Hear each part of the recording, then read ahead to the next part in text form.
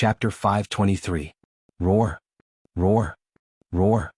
The demonic beasts seemed to be able to understand the voice coming from the sky. They roared angrily as they stared at the figure in the sky. Then, a dense wave of magic started spreading out from the demonic beasts. Magic skills rose from the bodies of the magical beasts. Flames, lightning, gales, rocks, ice, all kinds of magic filled the entire sky. Colorful halos reverberated, and under the gaze of everyone on the ground, they attacked the floating figure in the sky. Yen, Mikoto, Shokuho Misaki, Kinohara Sai, Frenda, and Takitsubu Riku couldn't help but yell out in worry when they saw Wu Yen being bombarded by so many powerful spells. Master. Ikaros and Astria took a step forward. They wanted to use their defensive equipment to block the spells and protect Wu Yen, but Wu Yen stopped them. Wu Yen calmly glanced at the barrage of spells. He could feel the power coming from the barrage. It was as if the barrage of spells didn't pose a threat to him. Just as the barrage of magic is about to hit him, Wu Yen lifted his head and pointed his finger forward. Territory, random territory. Expand. The airship shuddered and it started glowing with green light. It expanded and a hexagonal green barrier appeared around Fraxinus. The barrier enveloped Wu Yen, Ikaros, and Astria, who were flying at the front of the airship, and protected them inside. As the green barrier rose, the magic barrage bombarded the barrier and collided with it. A series of loud explosions sounded from the barrier. Smoke and dust shrouded the area where the magic barrage and the barrier collided, making it impossible for people to see the specific situation inside. The magic barrage continued to bombard the smoke and dust. The explosions became louder and louder, and the smoke and dust became thicker and thicker. When the magic barrage was exhausted and the smoke and dust dissipated, the intact green barrier reappeared in front of everyone's eyes without a trace of damage. The green barrier slowly retreated and released Wu Yen, Ikaros, and Astria. The moment they reappeared, Wu Yen pointed forward again. This time he pointed at the direction of the demonic beast army. After a series of kacha sounds, a series of continuous firing sounds could be heard. From the countless cannons, countless missiles were shot out from Fraxinus. The number of missiles was comparable to the previous magic barrage. They covered the sky and covered the earth like meteors crashing to the ground. Boom, boom, boom, boom, boom. In an instant, a thunderous roar resounded across the land. Every missile stirred up the howls of beasts and the sounds of rocks exploding. Flames flickered repeatedly on the ground below, destroying the surface of the earth as easily as crushing dry weeds and smashing rotten wood. The missiles continued to bombard the ground, causing the ground to shake. By the time all the missiles were fired, the ground was already riddled with holes. Holes were everywhere on the ground, and in each of the holes were the remains of some magic beasts. There was no doubt that these magic beasts were all dead. This is impossible. In the crowd, many people cried out involuntarily. Their faces were filled with disbelief as they looked at the miserable state of the magical beasts in the distance and the ruined ground. Their minds were buzzing and they were about to faint. And these people were all from those large families and great powers. It was not hard to understand why they would lose their composure like this. On one hand, they had risked their lives to deal with the magical beast army, which had almost been in danger, but now, almost half of them were dead or injured. This made them feel shocked and dispirited. On the other hand, they felt that the current situation brought about by the floating ship, flying in the air, was inconceivable. In the Spalier world, they have never heard of a floating ship being used in a battle, let alone one with such terrifying destructive power. Of course, they don't know that Wu Yan's Fraxinus is not a floating ship. Oh! The magical beasts that were lucky enough to avoid being hit by the missiles once again let out a howl. But this time, the sound was not like the howl of a fierce magical beast. Instead, it was like the whimpers of a puppy that was running away with its tail between its legs. The sound was full of fear. Demonic beasts don't have high intelligence, but no matter how low their intelligence is, they are definitely smarter than ordinary puppies. Even puppies know what is dangerous and can't be touched. These demonic beasts naturally know. Their wild instincts told them that the huge flying ship in the sky is something that can annihilate them all. Some of the demonic beasts were hit by the missiles and have some wounds on their bodies. These wounds made their bodies twitch in pain, but at the same time, it also made the demonic beasts look even more ferocious. Unfortunately, the culprit that caused them to fall into this state is in the sky where they can't reach. They can't vent their anger on the flying ship, so they can only turn their attention to the humans. Just as these demonic beasts were about to charge at the humans, the Fraxinus in the sky had its cannons retracted back into the body of the flying ship. Instead, they were replaced by small pipes that look like water pipes. When the entire flying ship was filled with small pipes, a burst of light energy gathered at the pipes. Then a laser beam that filled everyone's eyes fell from the sky. The demonic beasts on the ground stopped howling, the ferocious look in their eyes dissipated. Only fear remained in their eyes because they all sensed danger at this moment. The demonic beasts let out a wail that isn't any better than a scream. They all turned around trying to escape from this dangerous place, but it's too late. The laser beam that fell from the sky was like a bunch of arrows, shooting at the demonic beasts from afar. When the demonic beasts turned around to escape, the laser beam already arrived in front of them and pierced through their bodies, leaving a bloody hole in their huge and tough bodies. Huff, huff. Fresh blood dripped down from the bodies of the magical beasts that had been pierced through. The heavy blow to their bodies caused the bodies of the magical beasts that were just about to fly away to pause and stiffen on the spot. The eyes of the beasts trembled intensely and an unknown cry was emitted from their mouths. The blood at the corner of their mouths was like saliva as it flowed down. Together with the blood that flowed out from the bloody holes on their bodies, a small pool of blood formed on the ground. After a period of time, the laser beam attack also ended. At the scene, all of the magical beasts had a bloody hole on their bodies. When the laser beam attack ended, these magical beasts slowly fell to the ground, no longer able to move. The sound of magic beasts falling to the ground continued to resound, causing the ground to tremble. These tremors seemed to resonate directly in everyone's hearts, attacking their minds and causing their hearts to tremble as well. Looking at the corpses of the demonic beasts on the ground in a daze, everyone's eyes lost focus. They didn't come back to their senses for a long time. Front and back, 1 defense, 2 attacks, the demonic beast army is dead. Chapter 524. Wu Yin, who is floating in the sky, saw everything that happened on the ground. However, he didn't pay any attention to the performance of those who participated in the battle. He curled his lips and ignored them. In Wu Yan's opinion, these people's reactions were a bit exaggerated. Indeed, the effect of Fraxinus was shocking, but that was only based on the assumption that these people thought that Fraxinus was an airship. In fact, Fraxinus wasn't an airship at all. To be more precise, it was a large gold armament. Wu Yan can more or less guess why these people are so shocked. Fraxinus is a weapon that can be used in a large-scale war like this. Anyone with power or influence would want to get their hands on such a weapon. Think about it. When 2 forces clashed and fought each other to the point where it was either you die or I live, and one side had a weapon that was specially used for war. How terrifying would it be for the enemy? Perhaps with Fraxinus' strength, he wouldn't be able to do much against powerhouses of the 8th rank and above. However, would a faction have so many powerhouses of the 8th rank under them? Of course that's impossible. Most of their subordinates would be the weaker ones. Using Fraxinus to deal with an army made up of weaker people would be much more effective. Not to mention the peak fighting power, it could definitely wipe out an entire faction. If they had such a weapon of war, they'd be invincible in every battle. Plus, they're treating Fraxinus as a special airship. That's why they came up with this idea. Such a weapon of war could be mass-produced. These 2 reasons added together were the real reason why the members of the major factions were shocked. Wu Yan didn't care too much about what these people were thinking. He didn't care about what these people were thinking. If they were really greedy for Fraxinus, they could just come and take it. As long as someone can take away Fraxinus, Wu Yan wouldn't treat the person as an enemy. Instead, he would ask the person for advice before heading to the world of fate to rob the shiny gate of Babylon. Compared to these people, Wu Yan was more interested in the effects of Fraxinus. Fraxinus didn't disappoint him. No wonder the system rated it as a B-rank gold armament. In a one-on-one fight, Fraxinus couldn't compare to the Gate of Babylon. It couldn't even compare to the Shana. But in a war like this, it can be used as a fortress. No other armament can compare to it. At least, Wu Yan hasn't seen one yet. Especially Fraxinus, it even came with a territory defense type equipment.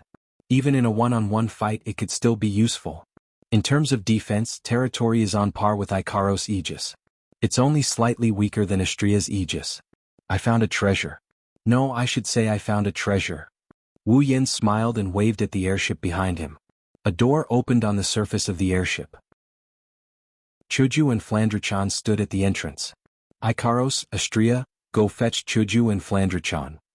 Yes, master. The 2 angelic girls flapped their wings and came in front of Hinajiku and Flandrachan, helping them down. Ikaros and Astria brought the 2 girls down. Wu Yan waved his hand and a crimson spatial ripple appeared behind Fraxinus. The ripple swallowed the entire airship. Everyone on the ground looked at each other in confusion as they watched the powerful floating ship vanish. It seemed like the floating ship had appeared out of thin air when it first appeared, and now it had vanished into thin air? After storing Fraxinus into the gate of Babylon, Wu Yin looked at the dead demonic beasts and licked his lips. Looks like I found a new item and ability point. Wu Yin flew down from the sky. Ikaros and Astria, who were carrying Chuju and Flandrichan, quickly followed after him. The 5 of them landed on the ground in front of everyone's eyes. Yeah. Mikoto, Shokuho Misaki, Kinohada Sayai, Frenda, and Takitsubu Riku squeezed through the crowd and ran towards Wu Yen. Mikoto was the first to speak when she saw Wu Yen. Yen, that airship just now. Oh, that's what I got from the other world. Wu Yen smiled at the girls. He sighed after looking at them for a bit. Although I've only been gone for less than half a day, I still want to say long time no see. Oh? Is that so? Shokuho Misaki covered her mouth and giggled. Her eyes narrowed into slits. It was obvious that she was teasing him. Haven't you ever thought that it would be best if you never saw us again? Wu Yen was confused by Shokuho Misaki's words. Why would I think that? I've never thought of it that way. Is that so? Shokuho Misaki looked at him suspiciously. Don't all men who have a new lover think that way? Wu Yen almost spat out a mouthful of saliva. The girls were shocked and turned to look at Wu Yen. Hey Yen. Kaishisama's smile was as beautiful as a flower. You didn't mess around in the dungeon world, right? He shook his head desperately. Hey Yen. Sis Cannon's smile was as beautiful as a flower, but there was a spark in her forehead. You didn't add any more companions for us, right? He shook his head stiffly. Hey Yen. Jusama's smile was as beautiful as a flower, but it was cold. You're not lying, are you? He shook his head stiffly. Under the girls' intense gazes, he nodded with difficulty. When they saw Wu Yen nodding, Chuju, Mikoto, and Shokuho Misaki's expressions darkened. Seeing the 3 girls' gloomy expressions, Wu Yen jumped in fright and quickly said, I'm not messing around really. The companions I found for us are all very obedient and easy to get along with. You girls will definitely like them. Like them? Mikoto was so angry that she laughed. Do you think that's realistic? Wu Yen smiled bitterly. I don't have enough summoning points for now, so I can't summon them. You'll know when you see them in person. I'm sure you'll get along well with them. Shokuho Misaki stared at Wu Yen for a while before she snorted and turned her head away. I hope you're telling the truth. Of course I'm telling the truth. Wu Yen said this with confidence. With Toka and Yashitomo's naive and innocent personalities, no one would hate them. Kotori's personality is a bit of a tsundere, but there's no shortage of tsundere girls here. As for Kurumi, other than the fact that she can go berserk at any moment, what's the difference between her and Jusama? Chapter 525. Seeing a man and 9 women flirting with each other in the center of the battlefield filled with corpses of magical beasts, the surrounding people who came to resist the magical beast army looked left and right. Their eyes and faces were filled with a strange taste, not knowing how to react. In the end, they all decided at the same time that it was better not to care so much. After temporarily solving the problem in his backyard, Wu Yen turned his head to look at the corpses of magical beasts that were piled up in 2s and 3s on the ground. His eyes turned and the corners of his mouth curled up. No matter how one looked at it, he was filled with joy. There was no way he could not be happy. The corpses of magical beasts were still very valuable to others, and it was even more so to Wu Yen. The torso of magical beasts could be turned over to the system to obtain item points, and the magic crystals could obtain ability points. The corpses on the ground were full of points. With a thought, Wu Yen lifted his foot in a small arc and quickly stepped down. Instantly, the corpses of magical beasts on the ground disappeared in front of everyone's eyes. Ding. Obtained 1375500 item points. Ding. Obtained 130,000 ability points. The system notification echoed in his mind. When he heard the numbers of the 2 types of points he had obtained, especially the item points, Wu Yan's face twitched a few times before returning to normal. However, his heart was in a mess, and he could not help but crazily laugh to the sky for 10 minutes. In the blink of an eye, the item points that were originally 0 had now jumped to 10 million. Wu Yen was still able to suppress his emotions, which was already a very difficult thing to do. After all, other than the time when he had obtained a huge item points in the sealed boundary of the world of the Whirlwind Butler, Wu Yen had never obtained more than 1 million item points. Moreover, there were even 130,000 ability points. How could this not make Wu Yen go wild with joy? Don't think that it's a loss to get so little ability points from such a large number of demonic beasts. That's right, the demonic beast army this time was huge, too many to count. Otherwise, Wu Yen wouldn't be able to get 13 million item points in one go. However, among so many demonic beasts, the highest level is only a dozen tier 7. The rest are all tier 7 and below. To be able to get 130,000 ability points is already pretty good. With such a harvest, although Wu Yen tried his best to suppress the joy in his heart, a faint smile involuntarily appeared on his face, telling others that he was in a very good mood. And in contrast to Wu Yen, the crowd who were just bystanders, were not happy in their hearts. Not only were they not happy in their hearts, they even had thoughts of cursing. Their eyes widened as they looked at the ground that was still littered with the corpses of magical beasts a second ago. Now only blood was left on the ground. They were stunned on the spot and then they started to clamor. Where are the magical beasts? Why are they all gone? Impossible, they were clearly just now. What the hell is going on? Everyone's eyes were fixed on the ground, as if they were trying to see through the invisibility of the magical beast's corpse. Their faces were filled with hysteria. The magical beast that charged out of the behemoth forest this time might not be high level, but the sheer number of magical beasts was enough to send chills down anyone's spine. If they could get a share of the magical beast's corpses, it would be a great harvest. But now the magical beast's corpses are all gone. It's no different from Dollar growing wings and flying away on his own. Chuju and the others were stunned for a moment. When they saw Wu Yan smile, they knew who the culprit is. Other than Ikaros and Flandra-chan, the girls rolled their eyes at Wu Yan, including Astria and Takitsubu Riku. Wu Yan glanced at the rowdy crowd and pursed his lips. He sneered in disdain. At least 70% of the magical beasts died under Fraxinus's bullet barrage. The remaining 30% came from Mikoto and the Misaka sisters. How dare they ask for a share of the loot? If I didn't come here, I don't know how many people would have died. Taking 10% of the magical beast corpses as compensation is letting you guys off easy. Thinking up to this point, he scanned the people around him. His eyes flashed with the light of the system's perceptive sense. When everyone entered his vision and their information was displayed, he couldn't help but frown in doubt. These people seemed to have formed a team spontaneously. However, a small part of them was obviously different from the rest. They were a team. This group of people was the most elite among the crowd. There were even a few of them who were at the 8th rank. Compared to the scattered teams, these teams seem more like they have a purpose. Wu Yen suddenly remembered that Mikoto and the others came to the behemoth forest to rescue the Misaka sisters. Why are they suddenly involved in this war? Also, the timing wasn't right, so he didn't think too much about it. Now that he thought about it, what's up with the magical beasts army?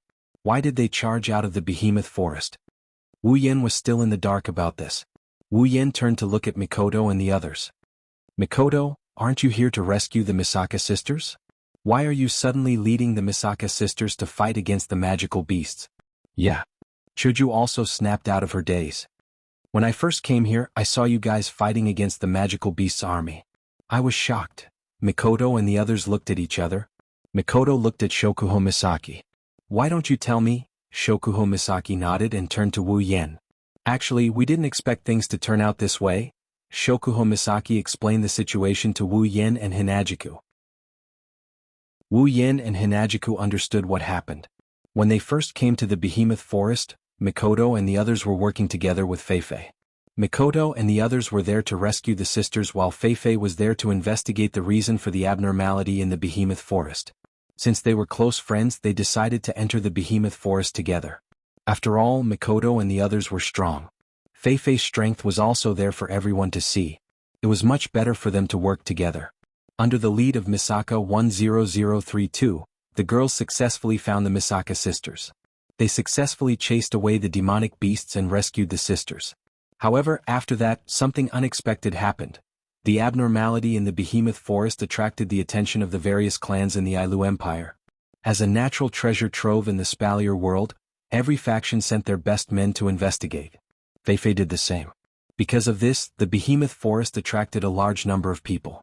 This is where the problem lies. No one knows why the behemoth forest is abnormal. However, since the magical beasts in the behemoth forest chased away the humans, they must be hoping that no one will enter the behemoth forest. However, as more and more people flocked to the behemoth forest, the number of humans increased. Most of them were at least tier 6. As a result, the magical beasts in the outer perimeter of the behemoth forest couldn't stop the humans from entering, let alone chase them away. Finally, the magical beasts in the behemoth forest went berserk. Chapter 526. Wu Yen and Chuju felt relieved after listening to Shokuho Misaki's explanation. Their brows furrowed even deeper. After Shokuho Misaki finished, Wu Yen pondered for a moment. So according to what you're saying, the reason why the demonic beasts rushed out of the behemoth forest is because of you? What do you mean it's because of us? Mikoto grumbled. It's obviously because of those bastards. Even if we didn't come, the demonic beasts would have gone berserk because they couldn't stop the humans from invading. Shokuho Misaki nodded in agreement. At the end of the day, it's because of those demonic beasts. If they didn't act strangely, no one would have come here to investigate and this wouldn't have happened. That's true? Wu Yen shrugged helplessly. Then where did Feifei go? Didn't you guys travel together? Why can't you find her? Hearing this, Mikoto and Shokuho Misaki bitterly smiled. Feifei went back to her family to ask for reinforcements. Not only did Feifei go back to her family to ask for reinforcements, many of the powerful families that were here also went back to report the situation. Ask for reinforcements? Wu Yen pulled a long face. Why would they ask for reinforcements? Distant water can't put out a nearby fire. Traveling from the behemoth forest to their family's base to ask for reinforcements. If something goes wrong, the demonic beast will kill everyone here and feed the town. You can't blame them? Shokuho Misaki smiled bitterly. You guys don't know this, but before this demonic beast army came out, there was another wave of demonic beasts. There's another wave? Wu Yen and Hinajiku gasped. Yes. Mikoto nodded. It was that wave of demonic beasts. They paid with their lives and forced everyone out of the behemoth forest. Because of that, there weren't many demonic beasts left after they rushed out of the behemoth forest. That's how we got rid of them. After that? Shokuho Misaki didn't want to be outdone.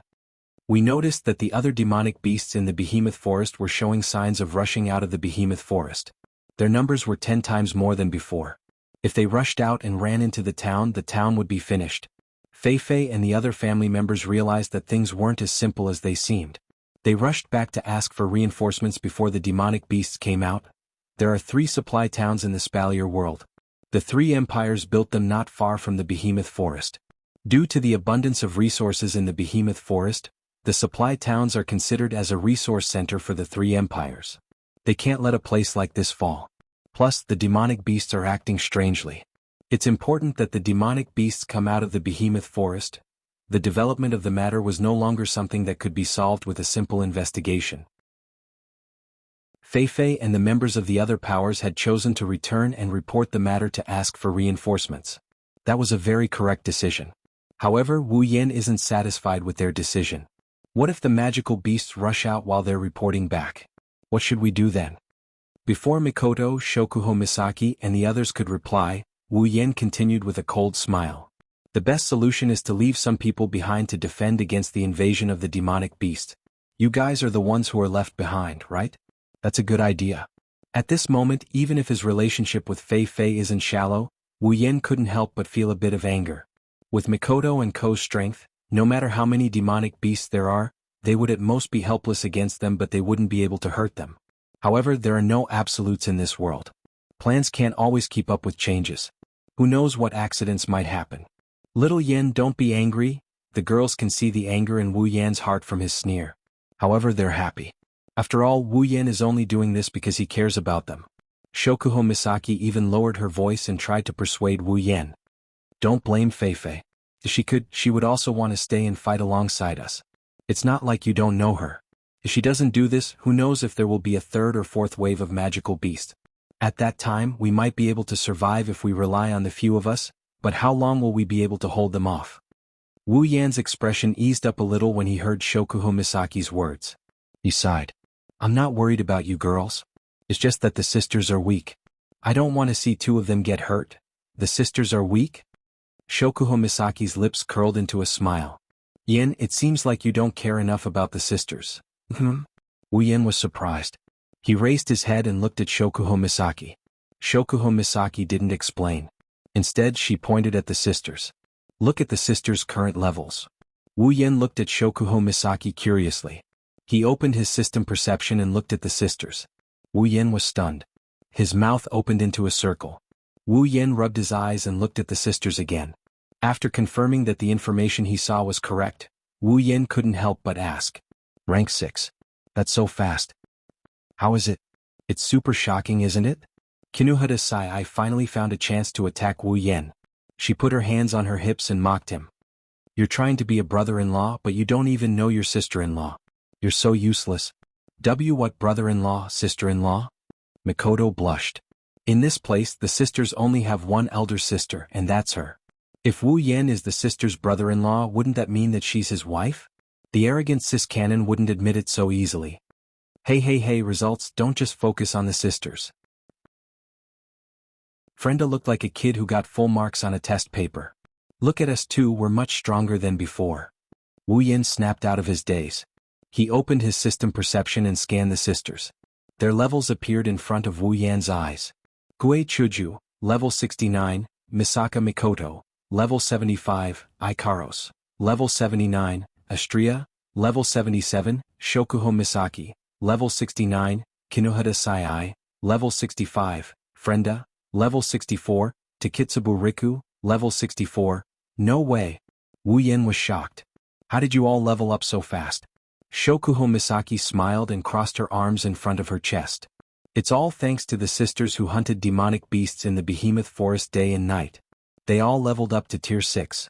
Even Kinuhata, Frenda, and Takitsubu leveled up to tier 7. We leveled up too.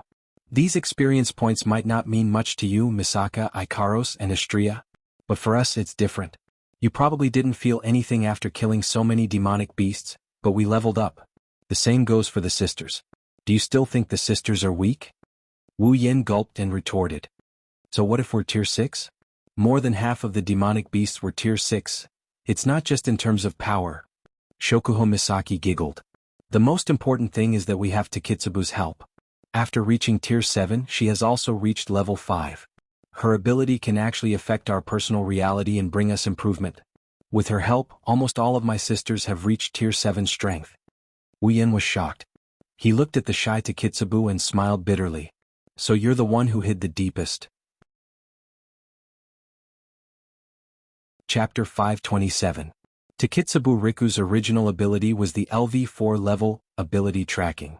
The effect of this ability was to search for and lock onto the location of an aptitude user who possessed an AIM diffusion force field based on her previous memories. Even if the opponent had fled to an area outside of the solar system, she would still be able to track down their location and capture their information. Ability tracking was powerful, but it didn't have any offensive capabilities. It was also wrong to say that it was weak, because without this ability the efficiency of the Academy City's Black Ops would be greatly reduced. Generally speaking, ability tracking was quite good in terms of support. However, after Takitsubu Riku reached LVL 5, ability tracking completely changed. Through the AIM diffusion field, she could freely manipulate other people's own reality. She could enhance, weaken, exchange and change other people's abilities at will. She could even create a multi-ability user. This was Takitsubu Riku's current ability. This ability was undoubtedly very powerful, so powerful that it made people envious. To put it bluntly, with this ability, Takitsubu Riku could even start her own Academy City. Moreover, it would be even more powerful than the original Academy City, because she could freely cultivate and create ability users, and even directly create an Esper that wasn't just a dream. It has to be said that the previous Takitsubu Riku was buried by the entire Academy City. Although Takitsubu Riku's ability could only be used for tracking before reaching LVL 5, after reaching LVL 5, it would definitely be more useful than any other ability user in Academy City. It's impossible that the people of Academy City didn't detect Takitsubu Riku's talent. Logically speaking, with Academy City's style, doing their best to nurture Takitsubu Riku would be the best choice. If that's the case, it would be of great help to Academy City. With such a talent, Takitsubu Riku was actually thrown into the Black Ops by the people of Academy City. They even made her use a body crystal, which was harmful to her body. It was as if there was something wrong with her head. Regarding this matter, the higher-ups of Academy City can't be blamed entirely. It's impossible for them not to covet such an ability. The main reason why Takitsubu Riku was reduced to this state was because it's extremely difficult to raise her ability to LV5. Originally, the higher-ups of Academy City had intended to raise Takitsubu Riku as the 8th person of Academy City. But later, according to the simulation of the tree diagram designer, the chances of Takitsubu Riku reaching level 5 and becoming the 8th person was infinitely close to 0. With regards to the results of the tree diagram designer simulation, the science-minded people of Academy City naturally wouldn't doubt it. Therefore, the higher-ups of Academy City could only focus on the body crystal, and have Takitsubu Riku consume the body crystal, to achieve a similar effect. Unfortunately, the simulation also failed. In the end, Takitsubu Riku, the most talented aptitude user, could only become a Black Ops member who assisted in tracking. The higher-ups of Academy City probably didn't expect that in this world, there would be an anomaly like Wu Yen who possessed such a heaven-defying system. In their eyes, Takitsubu Riku had completely given up on her, but when it came to Wu Yen, it blossomed successfully and became the LV5 that they thought was impossible. According to the simulation of the tree diagram designer, the chances of Takitsubu Riku reaching LV5 were infinitely close to 0. But with the system, chances and whatnot were just nonsense. To become Wu Yan's summon, aptitude and bottlenecks were non-existent. As long as there was experience, it was only a matter of time before one reached the pinnacle, let alone a LV5. In other words, Wu Yan had picked up a great bargain. An aptitude user that everyone coveted was turned into his wife by him. Should I say that he had good taste? No matter what, the result was good. His wives were finally able to show their prowess, and the Misaka sisters were all growing up. This was undoubtedly a joyous occasion. Now, even if Wu Yan wanted to establish his own faction in the Spalier world, it would be more than enough. He had 20,000 Misaka sisters with unlimited growth potential, as well as powerful pillars of support like the young girls, and a wise woman like Shokuho Misaki who was adept at managing her subordinates. What was impossible? Fortunately, Wu Yan didn't intend to establish his own faction in the Spalier world. Otherwise, the Spalier world would have gained another thug who would steal their rice bowls, and a very powerful one at that. To prevent any more demonic beasts from escaping the Behemoth Forest and entering the supply town, Wu Yan and the rest stayed behind to guard the entrance of the Behemoth Forest. Whether the demonic beasts in the Behemoth Forest would harm the human world or the supply town had nothing to do with them. However, Wu Yan knew that if the Spalier world was unlucky, they wouldn't be able to escape from this whirlpool. Rather than waiting for that to happen, they might as well put in some effort since it wouldn't be a problem anyway. Moreover, Wu Yan couldn't bear to watch so many innocent civilians die under the claws of the demonic beasts in the supply town. The kind Sis Cannon and the president wouldn't let it happen either. Plus, Fei still had a favor to ask of them, so they could only stay here for the time being. Demonic beasts appeared a few more times as expected. However, there weren't as many of them as before and none of them were above level 6. Wu Yan couldn't be bothered to do anything, so he let the Misaka sisters practice on their own. Needless to say, the combined strength of the Misaka sisters was off the charts. They killed the demonic beasts in a matter of seconds, leaving Wu Yan stunned. This time, Wu Yan didn't touch the corpses of the demonic beasts. If he ate the meat, he should at least let the others have the soup. Otherwise, what would happen if they ran away? Since there weren't many demonic beasts and their levels were low, they couldn't be exchanged for a lot of points. Wu Yan didn't mind. After waiting for about 3 to 4 hours, finally, another batch of demonic beasts fell under the swords of the human army. Reinforcements finally arrived. A large army that was several times larger than the number of people guarding the supply town, wearing armor, holding knight swords, long spears and other weapons, rushed from the direction of the supply town. They spread out and formed a human wall, protecting the entire supply town behind them.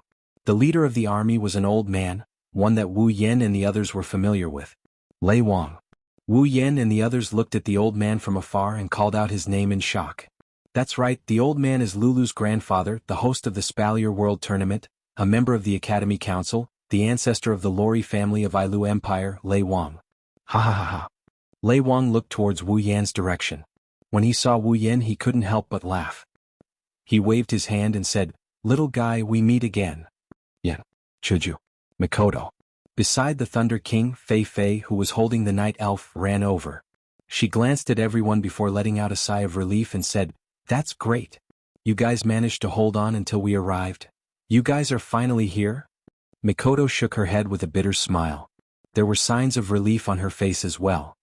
"I didn't expect you to come personally," Wu Yan said politely to Lei Wang, who also walked towards them.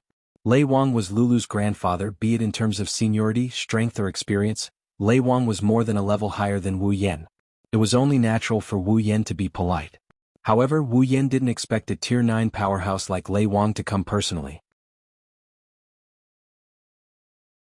Chapter 528. Lei Wang's smile widened at Wu Yan's courteous behavior.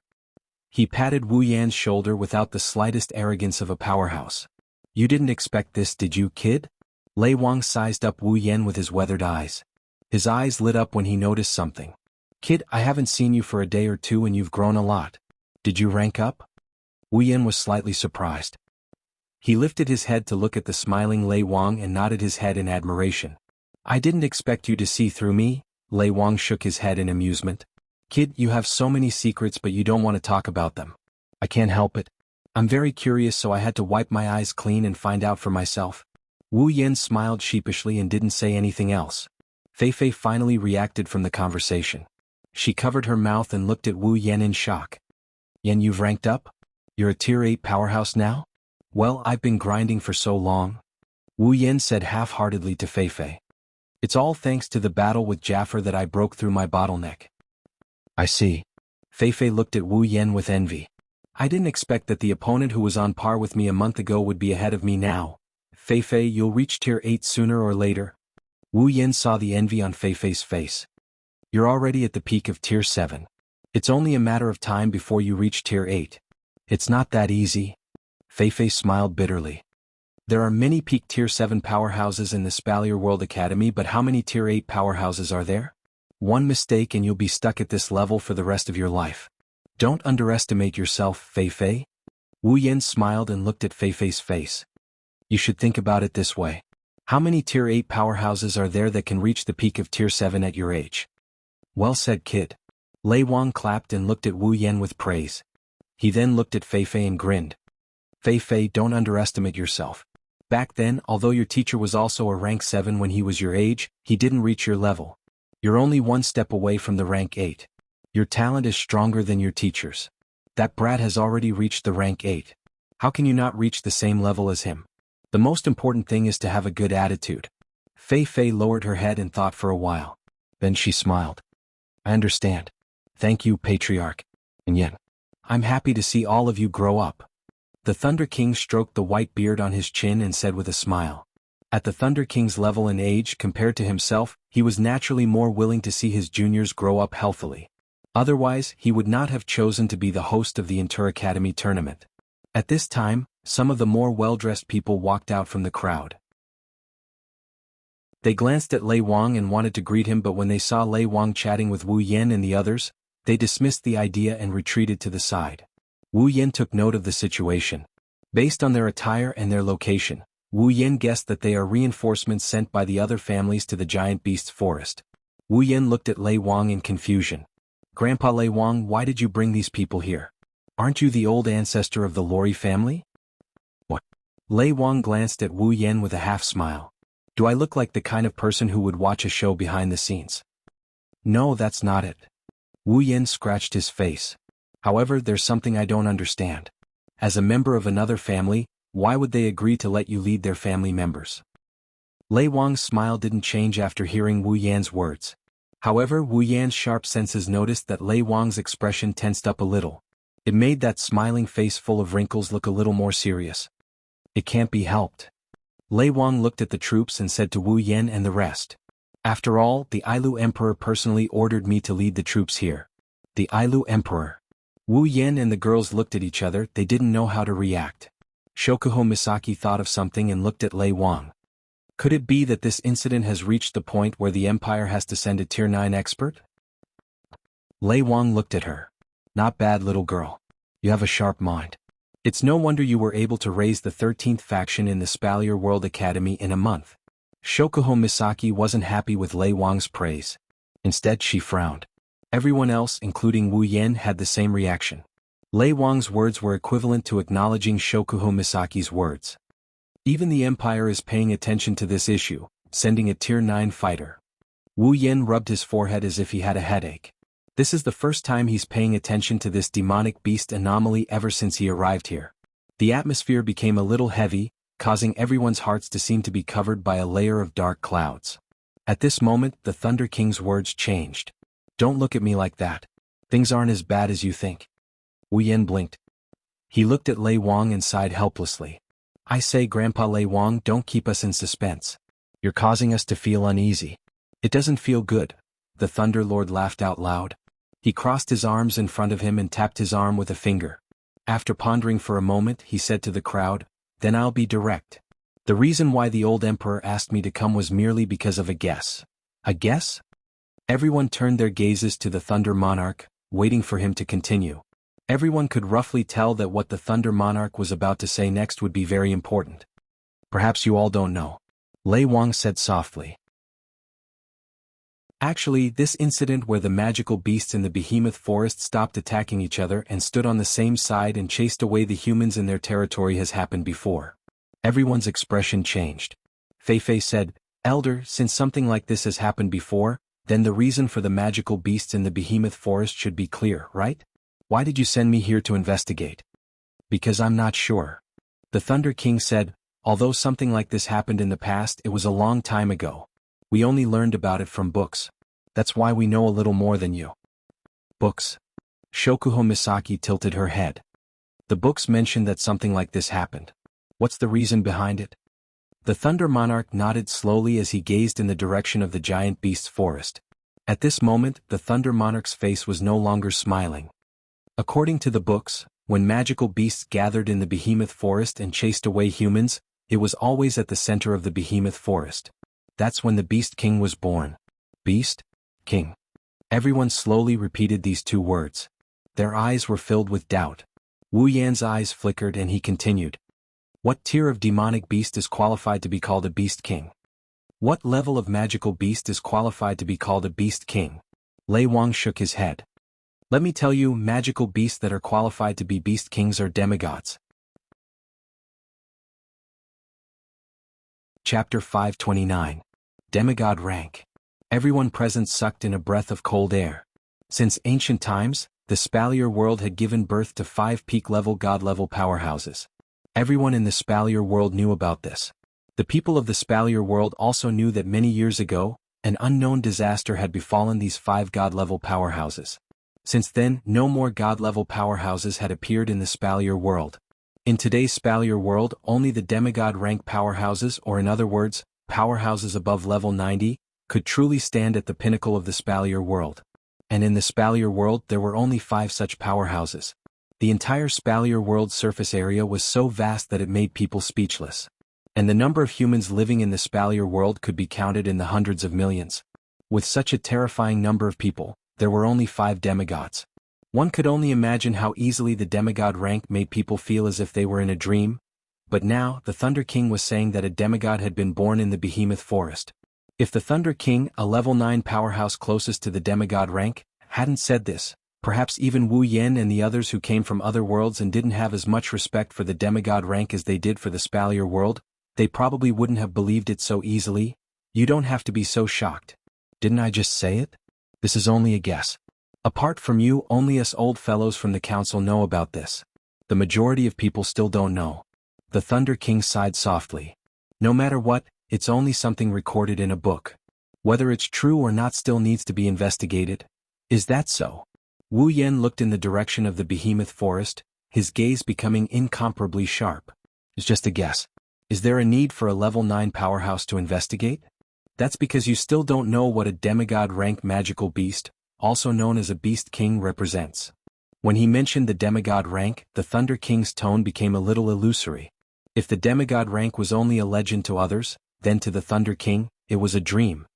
Do you know why the birth of a Beast King caused the magical beasts in the behemoth forest to abandon their former enmity, and gather together to fight against foreign enemies, and even chase the living people of the behemoth forest out of the behemoth forest? Wu Yan's Beast Kings in the Spalier world king's eyes, and they all shook their heads in unison. The Thunder King demigod rank. And demigod rank in the Beast King. The reason why demigod-level magical beasts are called Beast Kings is because demigod-level magical beasts are no less intelligent than humans. They can think and have their own ideas. At the same time, they have the ability to make all magical beasts obey them. The magical beasts will gather when a Beast King is born and chase away foreign enemies together. This is the Beast King's command. The Thunder King recalled the description of the Beast King that the 3 emperors of the 3 empires had about the Beast King during the council's meeting and said slowly, According to the records, when a peak level 9 magical beast successfully advances to become a demigod beast king, it will begin to transform its body, making its body more suitable for displaying the strength of a demigod and more suitable for growth. During this period of time, the beast king's strength will drop to an unprecedented low. In fact, it will be much weaker than before it advanced to the next level. Although it will not be completely defenseless, it will reach the point where even a level 9 powerhouse would be able to kill it. The Beast King has the ability to make magical beasts obey their commands. After advancing to the next level, due to the transformation of its body, its strength will drop even further. Shokuho Misaki's eyes trembled when she heard this. She had a rough idea of what was going on. Could it be that the reason the magical beasts gathered together to chase away foreign enemies in the Behemoth Forest was to protect the Beast King? Exactly. The Thunder King's voice was as loud as thunder. The current situation in the Behemoth Forest is exactly the same as what is recorded in the books. That is why we thought of the Beast King. As you all know, the Council of Silveria World Institute is made up of the 12 most powerful factions in the world. When they realized that the Beast King might have been born, the 3 chairmen of the council, who are also the emperors of the 3 empires, immediately called for a meeting and explained the situation to us.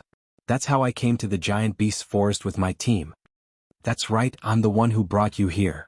Thunder King's gaze shot towards the Giant Beasts Forest like lightning. It was as if he could see through the forest's countless trees and reach the center. My main mission this time is to enter the Giant Beasts Forest. The moment I discover a Beast King, I will kill it. What? Everyone turned pale with fright. Feifei even shouted. Old Chief, you can't do this. It's too dangerous. You may be powerful, but there are definitely level 9 magical beasts in the depths of the Behemoth Forest. If you go alone, you may be in trouble. Even so, we cannot afford to fail in killing the Beast King. The Thunder King waved his hand and raised his voice. It wasn't hard to hear the determination in his voice. Old Chief, Feifei panicked. She took 2 steps forward and grabbed the Thunder King's sleeve. Her face was red from her agitation. It was easy to imagine how she was feeling. Grandpa Thunder King? Wu Yan's gaze swept over the Thunder King's aged face. Why must you kill the Beast King? Hearing Wu Yan's question, the Thunder King's dignified face crumbled. He smiled bitterly and shook his head. You don't know this, but the most frightening thing about the Beast King is not its demigod strength, but its ability to command magical beasts. The Thunder King looked around at everyone. After hesitating for a moment, he explained. The Behemoth Forest is a paradise for magical beasts. Magical beasts are everywhere in the forest. Not only are there many of them, but their reproductive abilities are also very strong. This is also why the Behemoth Forest, a natural treasure trove, is still full of vitality even after so many years of exploitation by humans. Due to the law of the jungle in the Behemoth Forest is a world where the strong preys on the weak. Therefore, low-level magical beasts are constantly hunted down in the Behemoth Forest, while high-level magical beasts are rarely hunted down. As a result, there are likely to be more level 9 magical beasts in the Behemoth Forest than humans. However, under such circumstances, there has never been any mention of a demigod or higher magical beast. The Thunder King sighed. That's because a long time ago, the demigod-level beast kings and even the divine-level beast gods of the Giant Beast Forest were all killed by the strongest humans. Hearing this, Wu Yan frowned. Why must we kill the demigod or higher magical beast? It's because of the Behemoth Forest. The Thunder King said. The Behemoth Forest is a treasure trove that we humans cannot do without. Without it, the strength of humans and even other aspects will drop to a frightening level. The resources in the Behemoth Forest are very important to us humans. However, the Beast King's existence can command all the magical beasts. Because it has intelligence comparable to humans, the Beast King will not be willing to let its own kind become prey for other races.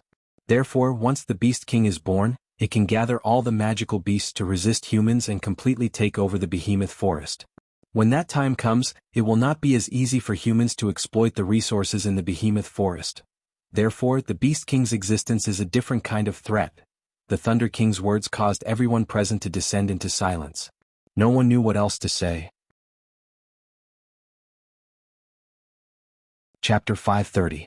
Night outside the Behemoth Forest. At this moment, a wooden fence had been erected in front of the supply town. Around the wooden fence, groups of knights were patrolling. It was obvious that they were patrolling to prevent the flow of people from entering the Behemoth Forest. After all, the current behemoth forest was no longer suitable for people to enter.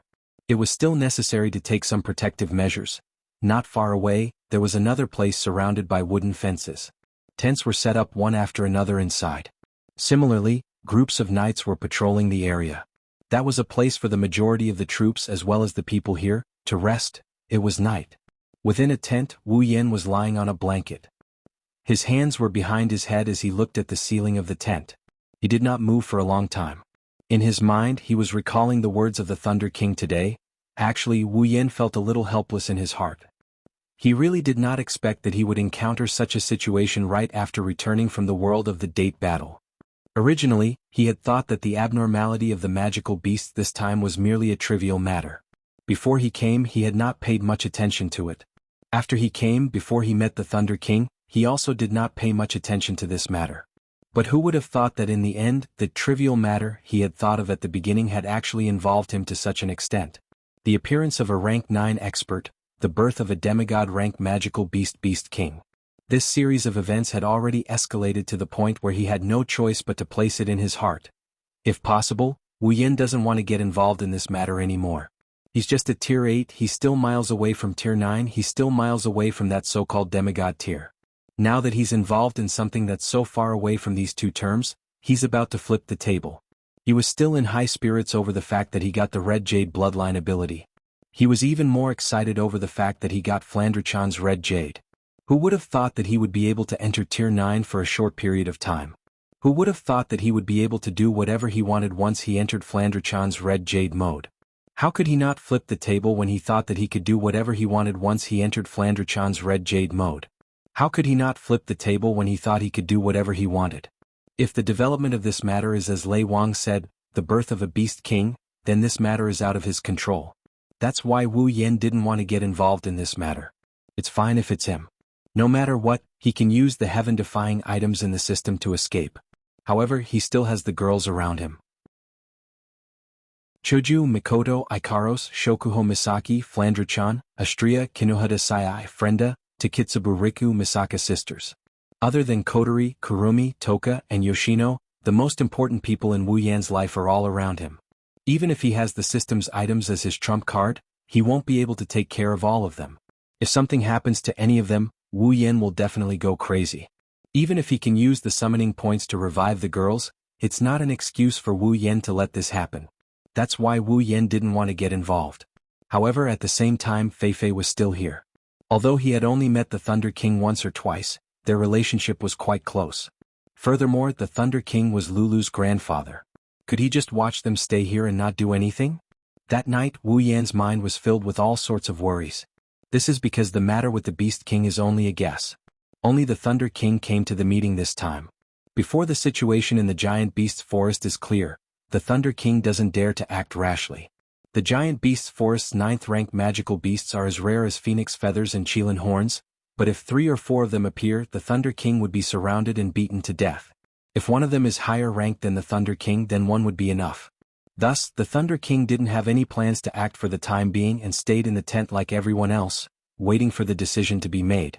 During the day, Lei Wang said that the Ailu Empire's royal family, first family Lori family, second family Saito family, and third family Ladine family will each send out an elite team to investigate the situation in the Behemoth Forest.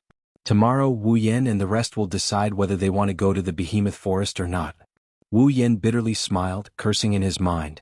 Tomorrow, the elite team that will go to the Behemoth Forest will be led by Fei, the Lori family's leader. If Fei is going, how can he and the rest stay here and watch? He might be able to harden his heart and not get involved, giving Fei something to save her life. But if Fei agrees, he agrees. But what about Choju? What about Mikoto? Will they agree? The answer of course is no.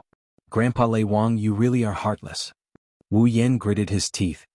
Aren't you afraid of burying Fei, the pearl of the Lori family, in the Behemoth Forest? These words had just sounded when the Thunder King's familiar voice rang out in the tent. No, it's the opposite, I'm very afraid. The sudden voice made Wu Yan's heart skip a beat, causing him to jump up from the blanket. When he recognized the owner of the voice, Wu Yan grumbled. Grandpa Lei Wang, eavesdropping is not a good habit. No, I've just arrived and I've already heard what you said. That's why I answered you in passing. Following the voice, a breeze blew into Wu Yan's tent and stopped in front of Wu Yan. When the breeze dissipated, Lei Wang's figure appeared. As expected of a ninth-stage powerhouse. Seeing the way Lei Wang made his entrance, Wu Yan, who didn't sense any intruders, couldn't help but sigh in admiration as he looked at Lei Wang in awe. "Little guy, it seems like you can't sleep either." Lei Wang chuckled and walked over to Wu Yan. He sat on the blanket facing Wu Yan. "You can't sleep either, can you?" Wu Yan scratched his cheeks and he grinned. "Grandpa Lei, you must have something to tell me for calling me this late at night, right?" Lei Wang nodded and looked at Wu Yan.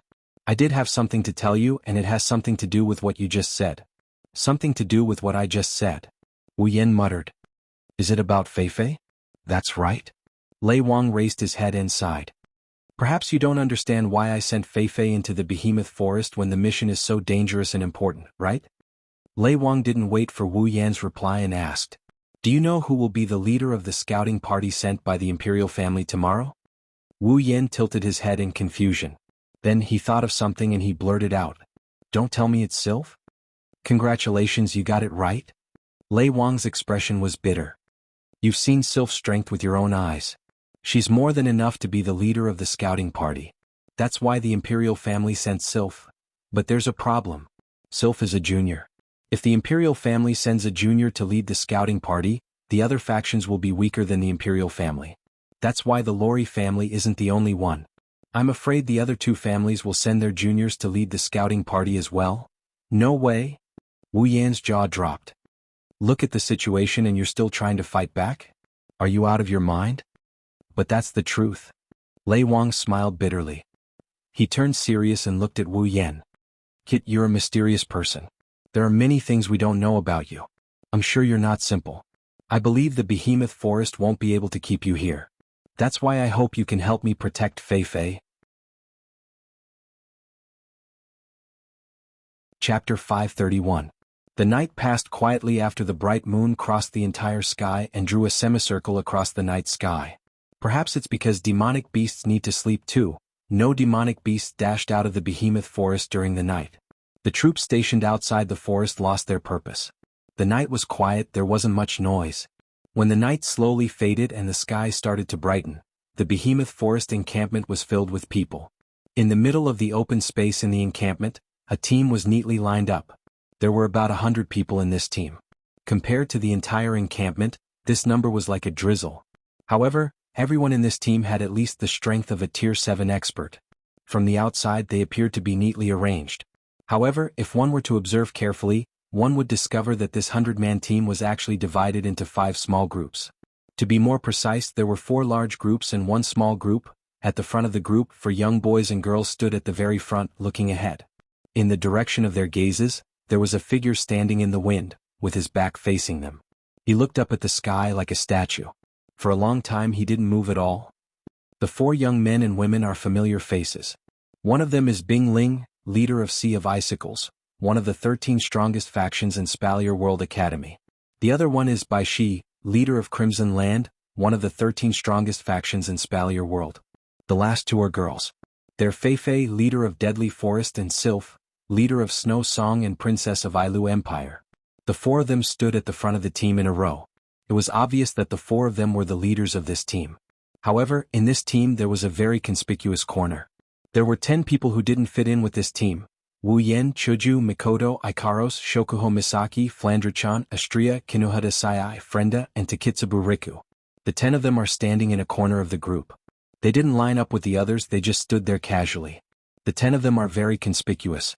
However, the person in question didn't care about it. He ignored everyone's gazes and looked at the figure with his back facing them. It's Lei Wang. Looking at the figure with her back facing him, Wu Yan acted the same as the others on the surface, but in his heart, his thoughts had already drifted away. Feeling the different auras of the 9 girls surrounding him, he felt extremely helpless. Last night, Wu Yan couldn't just sit by and watch Feifei enter the behemoth forest. Under Lei Wang's request, he agreed to follow Feifei and the others into the behemoth forest. Wu Yan didn't want to let Chuju and the others know about this. However, he knew they would find out sooner or later, so he didn't hide it from them. How should he put it? Well, the result was more or less what he expected. The girls all said they wanted to follow Wu Yan and Feifei into the behemoth forest. Wu Yan had expected this, but he couldn't do anything about it. After all, Wu Yen didn't want the girls to get involved in this even though he knew it was impossible. Not only that, if Wu Yen expected Chuju, Mikoto and the others' reaction, then when Flandre-chan made a big fuss and said she wanted to go with them, Wu Yen really didn't expect it. Everyone knows that Ikaros is the strongest in the group on the surface, but the real strongest is Flandre-chan. It's just that Flandre-chan's power was sealed and it hasn't been unsealed since.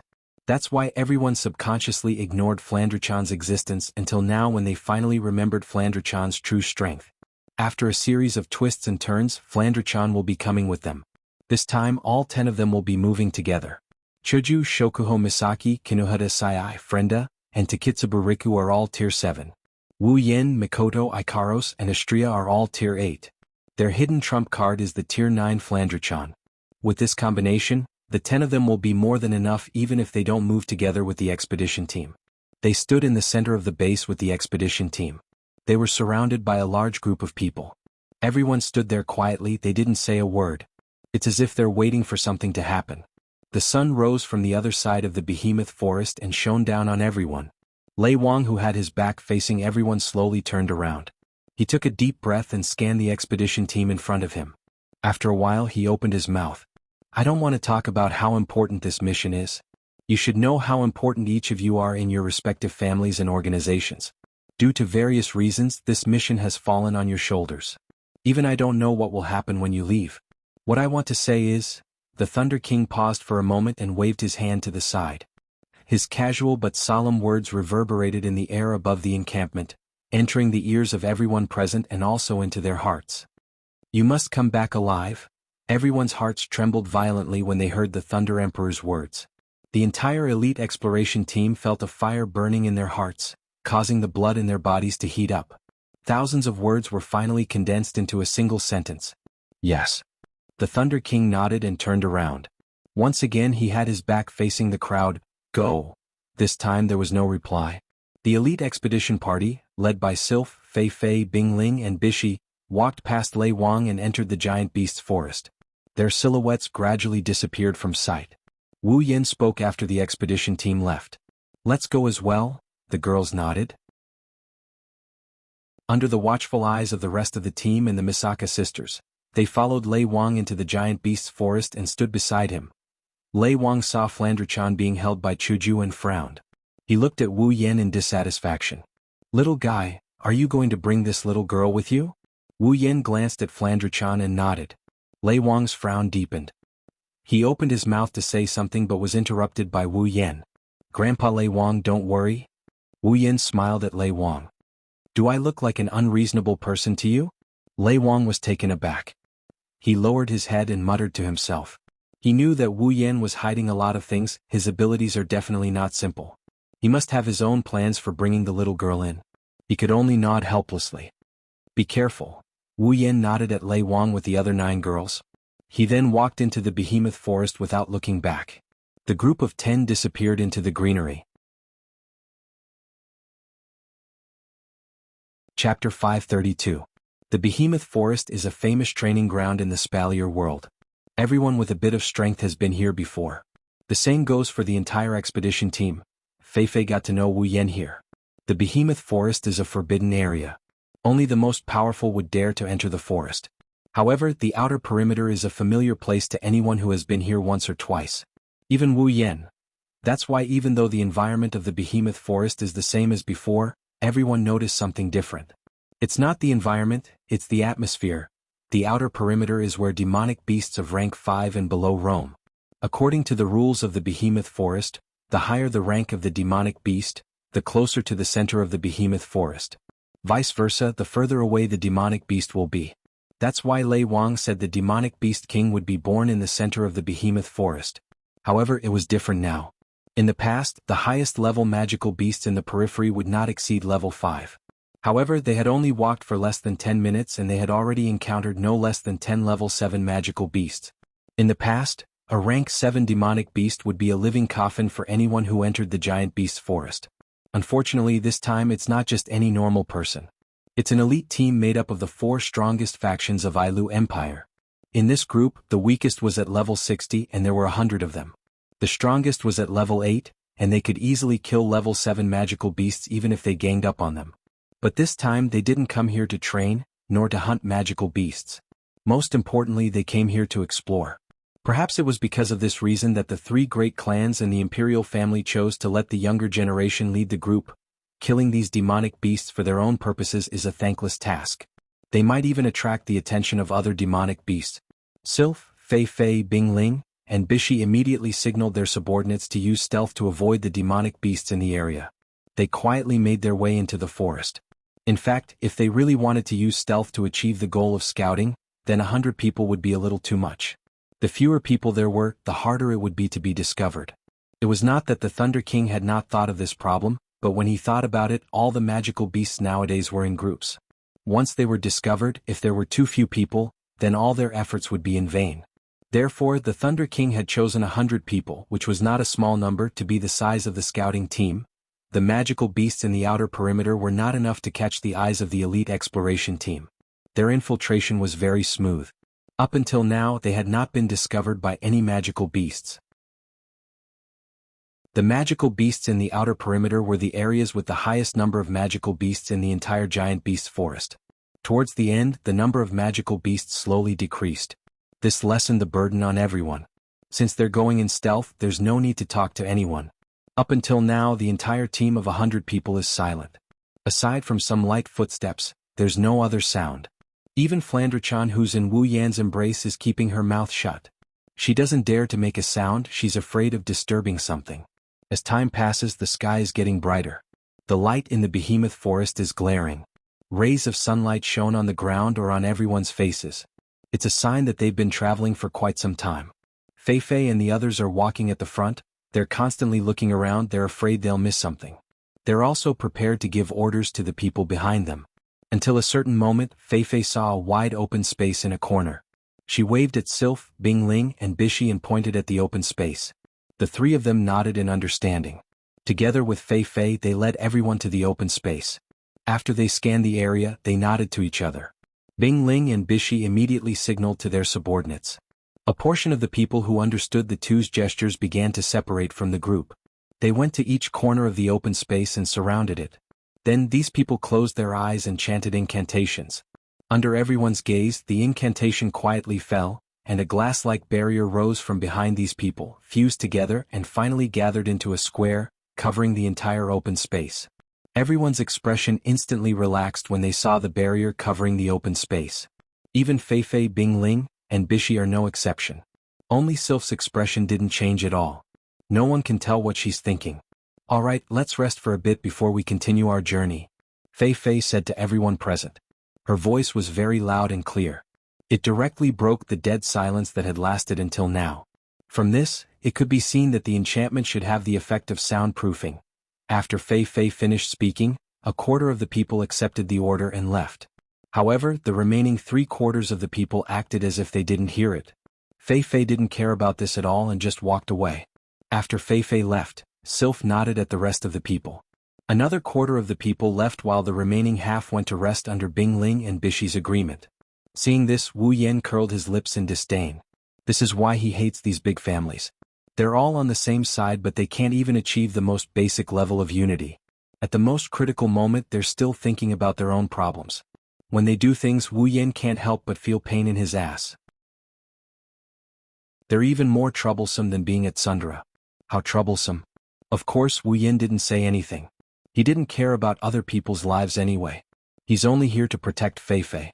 After Fei Fei gave her order, she walked towards Wu Yan and the others.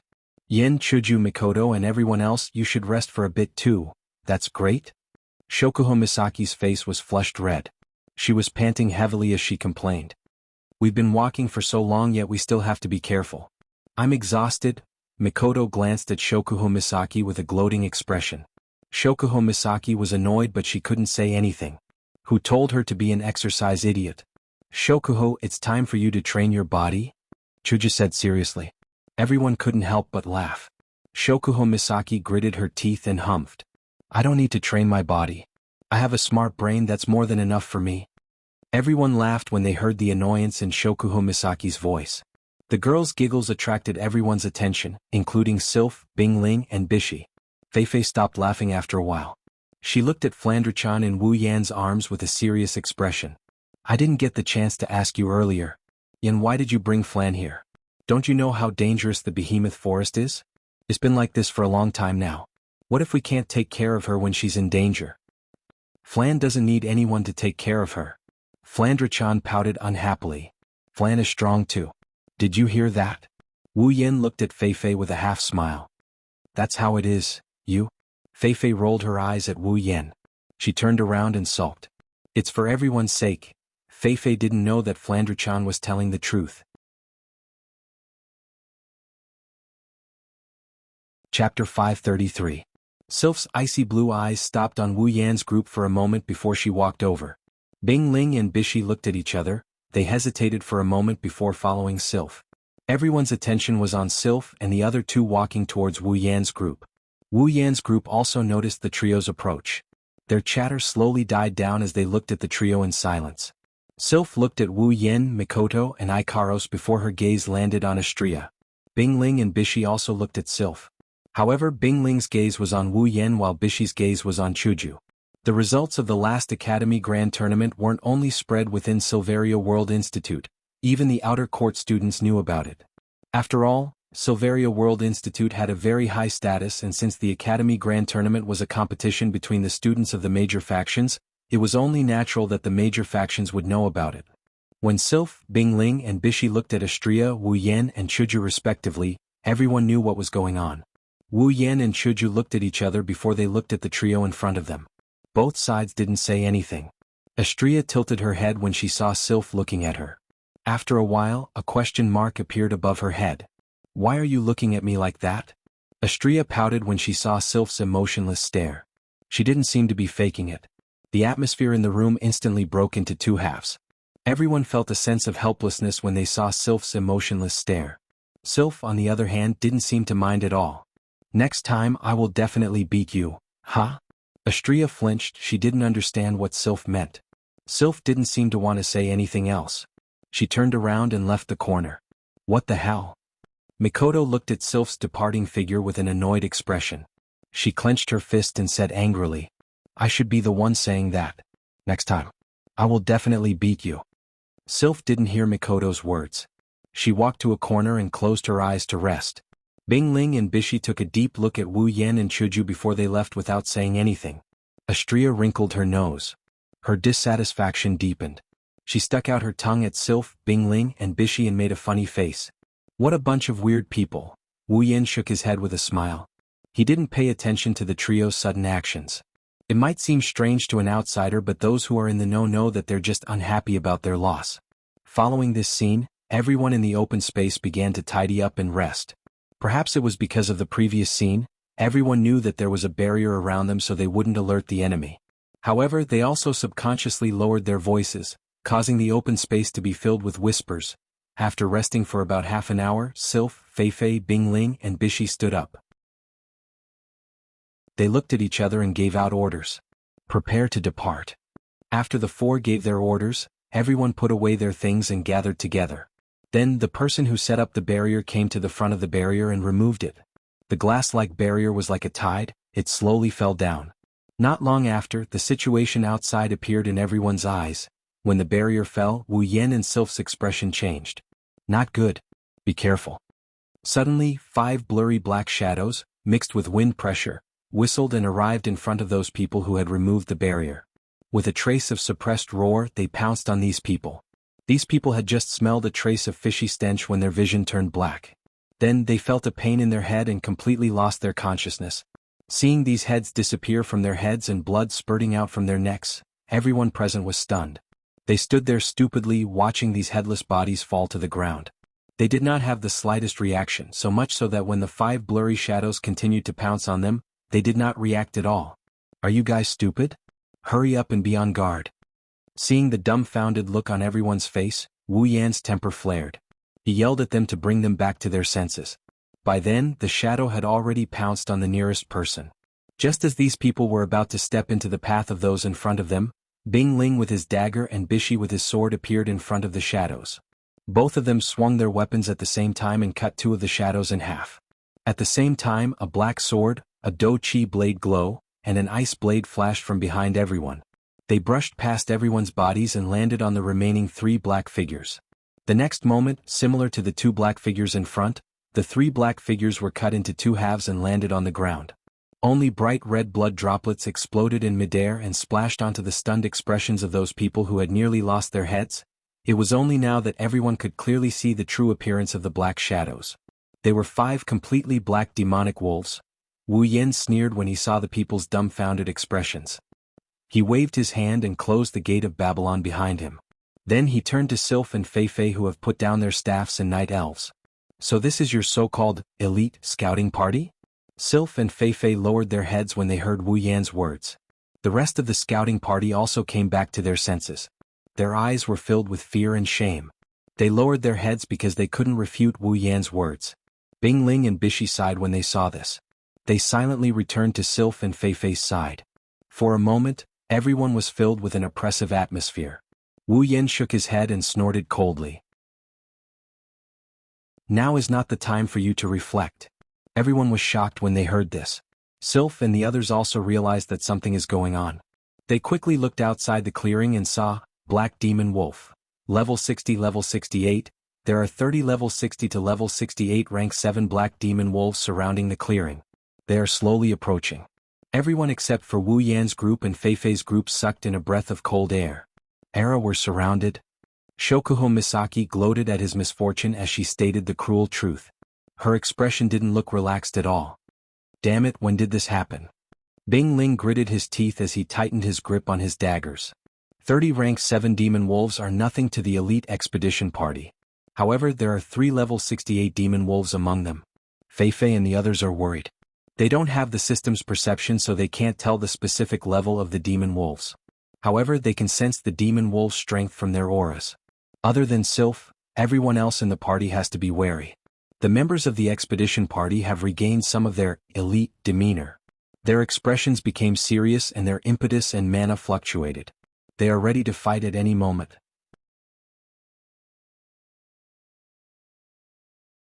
Chapter 534. As the Black Demon Wolf encirclement closed in, the members of the expedition team also retreated to the center of the clearing. After a while, less than 100 members of the expedition team were squeezed back to back in the center of the clearing. They watched as the Black Demon Wolf encircled them from all directions. Sweat began to form on their foreheads. Fei, Bing Ling, and Bishi looked at the 3 Black Demon Wolves that were slightly larger than the other Demon Wolves. However, their auras were much stronger than the other Black Demon Wolves. Their expressions were serious as they gripped their weapons. Everyone, get ready to break out. Following this command, the wolves seemed to have realized something. Their footsteps quickened. In the blink of an eye, the wolves arrived at the clearing.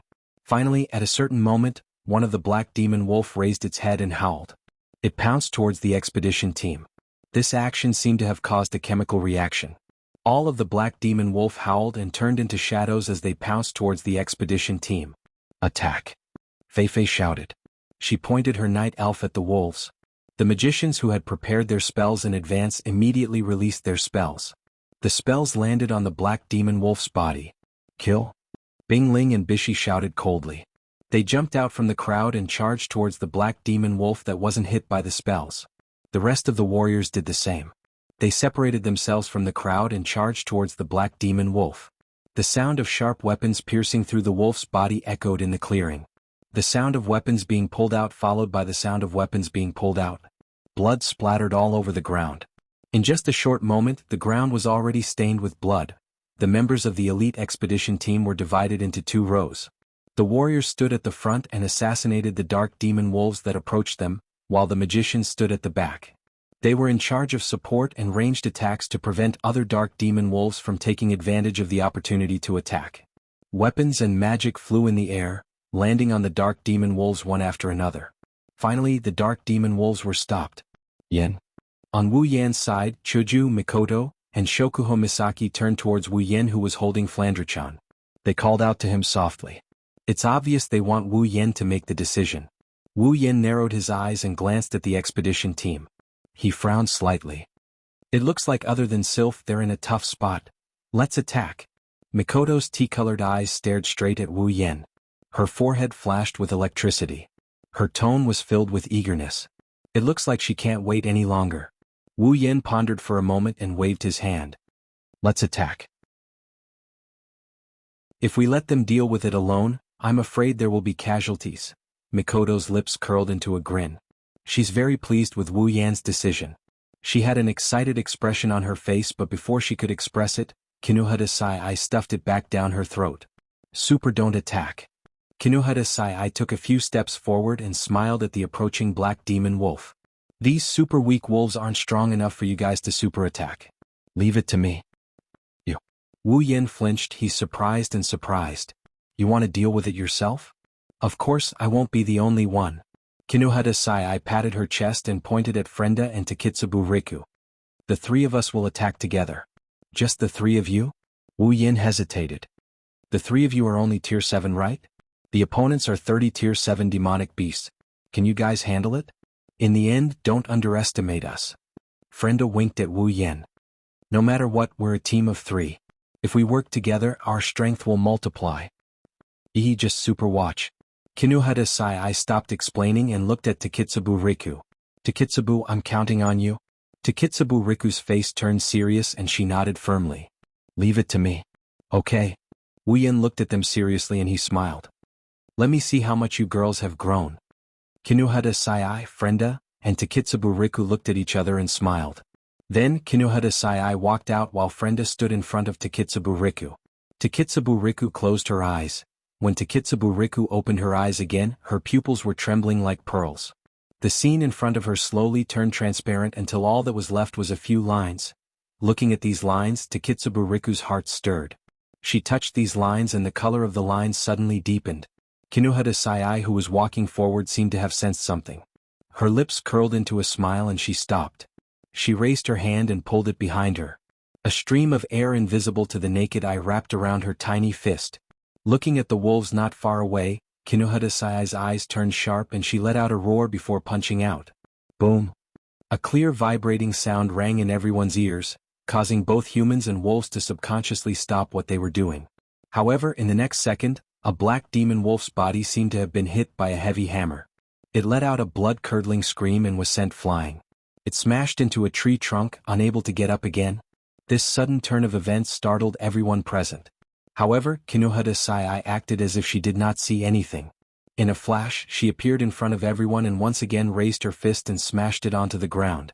Boom! The invisible force directly affected the ground, causing it to tremble and collapse. Cracks spread out like a spider web. Shortly after, the ground collapsed. Pieces of rocks protruded out and smashed into the pack of wolves. Many of the dark demon wolves were smashed into the cracks in the ground, causing their bodies to sway and fall into the cracks in the ground. What welcomed them was Dolly, whose body was swollen and twisted, appearing at the bottom of the crack. Boom, boom, boom, boom, boom. The series of unforeseen events stunned the members of the expedition team who were originally planning to fight to the death. Looking at the ruins not far away, they could only feel their heads spinning. Fei Fei, Bing Ling, and Bishi looked at each other and stared at the petite figure standing in front of them in shock. At this moment, the petite figure that was standing in front of them had a different kind of sturdiness to it. Fei Fei's beautiful eyes were half closed. She put down her night elf, and looked at Kinuhata Sai's back. She muttered softly, "So she's this strong. So this is the strength of an elder of Starlight Queen?" Bishi shook his head with a bitter smile. "Oh my god, how old is she? Even I have less than a 50% chance of winning against her." Kinuhata Sai.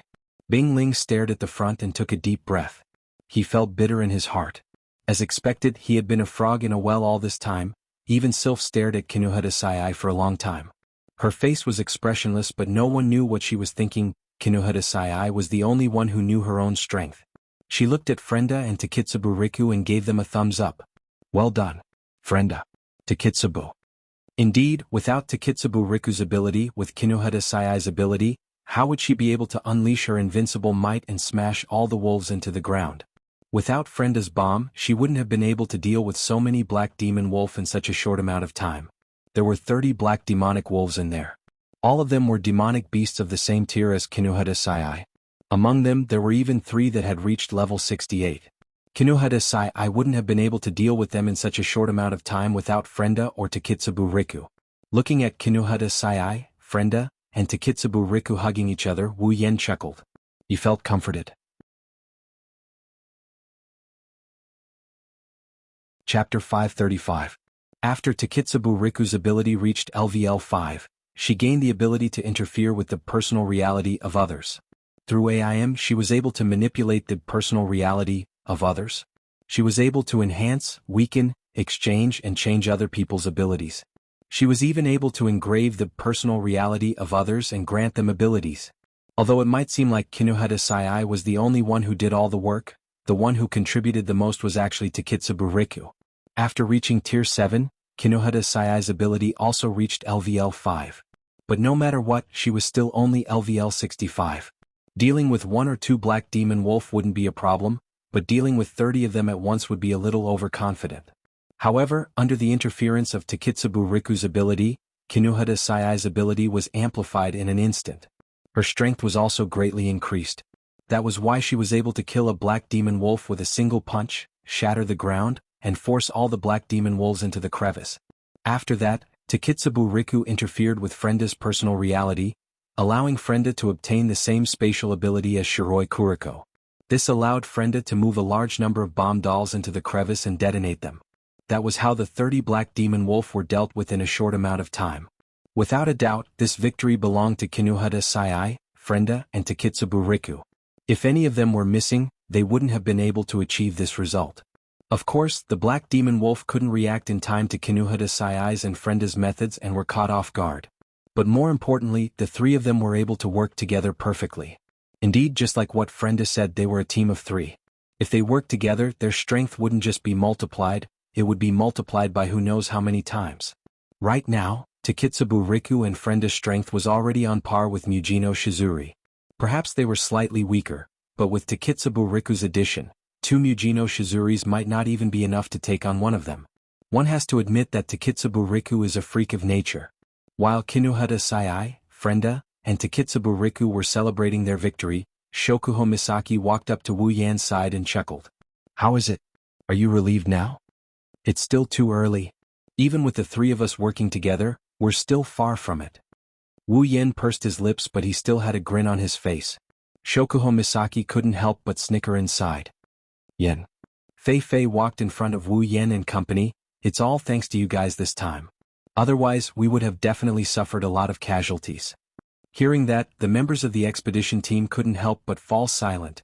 In terms of numbers and strength, they were no weaker than the Dark Demon Wolves. The Dark Demon Wolves had 3 peak Tier 7 existences, while they had Fei Fei, Bingling, Bishi, and Fei Fei who were peak Tier 7 existences. On top of that, they had Sylph who was a Tier 8 existence.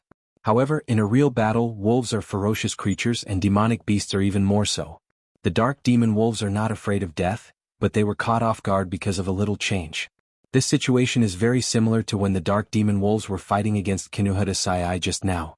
If the battle continues, victory is assured. However, just like what Fei Fei said, there will be a lot of casualties. "So this is your so-called elite expedition team?" These words filled with contempt and disdain kept ringing in the minds of the members of the elite exploration team, causing them to clench their fists tightly, their hearts filled with unwillingness. They are stronger and have more numbers than the Black Demon Wolf pack. Yet they ended up in such a state. Unwillingness is a given. Well, they can't be blamed for this. Only Wu Yan's group, Sylph, Fei Fei, Bingling, and Bishi know what they are supposed to investigate. Normal members like them don't have access to such important information. Even after they entered the Behemoth Forest and noticed that the Behemoth Forest is different from before, they didn't have a sense of danger. That's why they ended up in this mess. 30 Class 7 demonic beasts appearing at the outskirts of the Behemoth Forest is an impossible feat in the past. Plus, they didn't have a sense of danger and were caught off guard. Naturally, their practicality was reduced by more than one level. Looking at Fei Fei, who went over to thank Wu Yan, the members of the expedition team felt very aggrieved. After all, they didn't need to do something like this. At this moment, all of them repeatedly urged themselves in their hearts. They couldn't embarrass themselves anymore. Otherwise, they would end up like their comrade who had his head bitten off and fell to the ground. Bing Ling and Bishi finally laughed when they saw the changes in the expressions of the expedition team members. Sylph also nodded. This is exactly what they wanted to see. Wu Yan glanced at the people over there. He waved his hand at Fei Fei, who came over to thank him. "Don't thank me, I didn't do anything. If you want to thank someone, why don't you thank them?" "Thank them." Wu Yan then pointed at Kinohara Sai, Frenda, and Takitsubu Riku. Fei Fei also looked at them. At this point, how could Fei Fei not know that everything that happened just now was actually caused by the three of them? She said in a serious tone. Thank you. Super, you're welcome. Kinohata Sai straightened her back. Although she said that, her face was filled with pride. Frenda, who was standing by the side, grabbed her beret and exchanged glances with Takitsubu Riku. She felt a little embarrassed. Fei Fei saw the trio's reaction and felt happy. She secretly sighed. No matter how strong they are, they're still children. But Fei Fei looked at Kinohata Sai, Frenda, and Takitsubu Riku and shook her head with a bitter smile. I didn't expect you three to be so strong. Wu Yen smiled faintly and waved his hand at Fei Fei. Fei Fei, don't overestimate them. They're still far from it. Far from it? Fei Fei was stunned. She turned her body to the side and didn't know whether to laugh or cry. If this is called far from it, then wouldn't we have lived for nothing? Even I don't have the confidence to win against Sai. You don't expect too much. That's right, that's right. Kinohata Sai and Frenda nodded their heads. They didn't want their hard work to be erased by Wu Yan's words. You two still have the nerve to agree. Wu Yan stared at Kinohata Sai and Frenda fiercely. Do you think you've done well? You destroyed the ground and detonated the bombs. With such a big commotion, aren't you telling the demonic beasts in the behemoth forest that we're here? Kinohata Sai, Frenda, and Takitsubu Riku were stunned. Wu Yan didn't feel good about it. Don't tell me you've forgotten everything because you're too eager to perform? The three of them opened their mouths and laughed dryly. The answer was obvious. Wu Yan's mouth twitched. Indeed, this place is not suitable for us to stay any longer. Fei Fei nodded and looked at Sylph. Sylph and the rest nodded and turned towards the direction of the expedition team. We can't stay here any longer. We have to leave this place as soon as possible. Everyone quickly nodded their heads and gathered together. They immediately left the ruined land. Not long after they left, another wave of the magical beast army arrived. After learning their lesson, everyone in the expedition team was on high alert. They didn't dare to let their guard down. They carefully hid themselves in every corner of the behemoth forest. They were slower than when they came, but they were much more careful as they made their way deeper into the forest. At this point, there were no longer any magical beasts below grade 7. Moreover, they were all gathered together in groups of 2s and 3s. Their aura was incomparably terrifying. This caused the elite scouts to feel a chill in their hearts and become even more vigilant.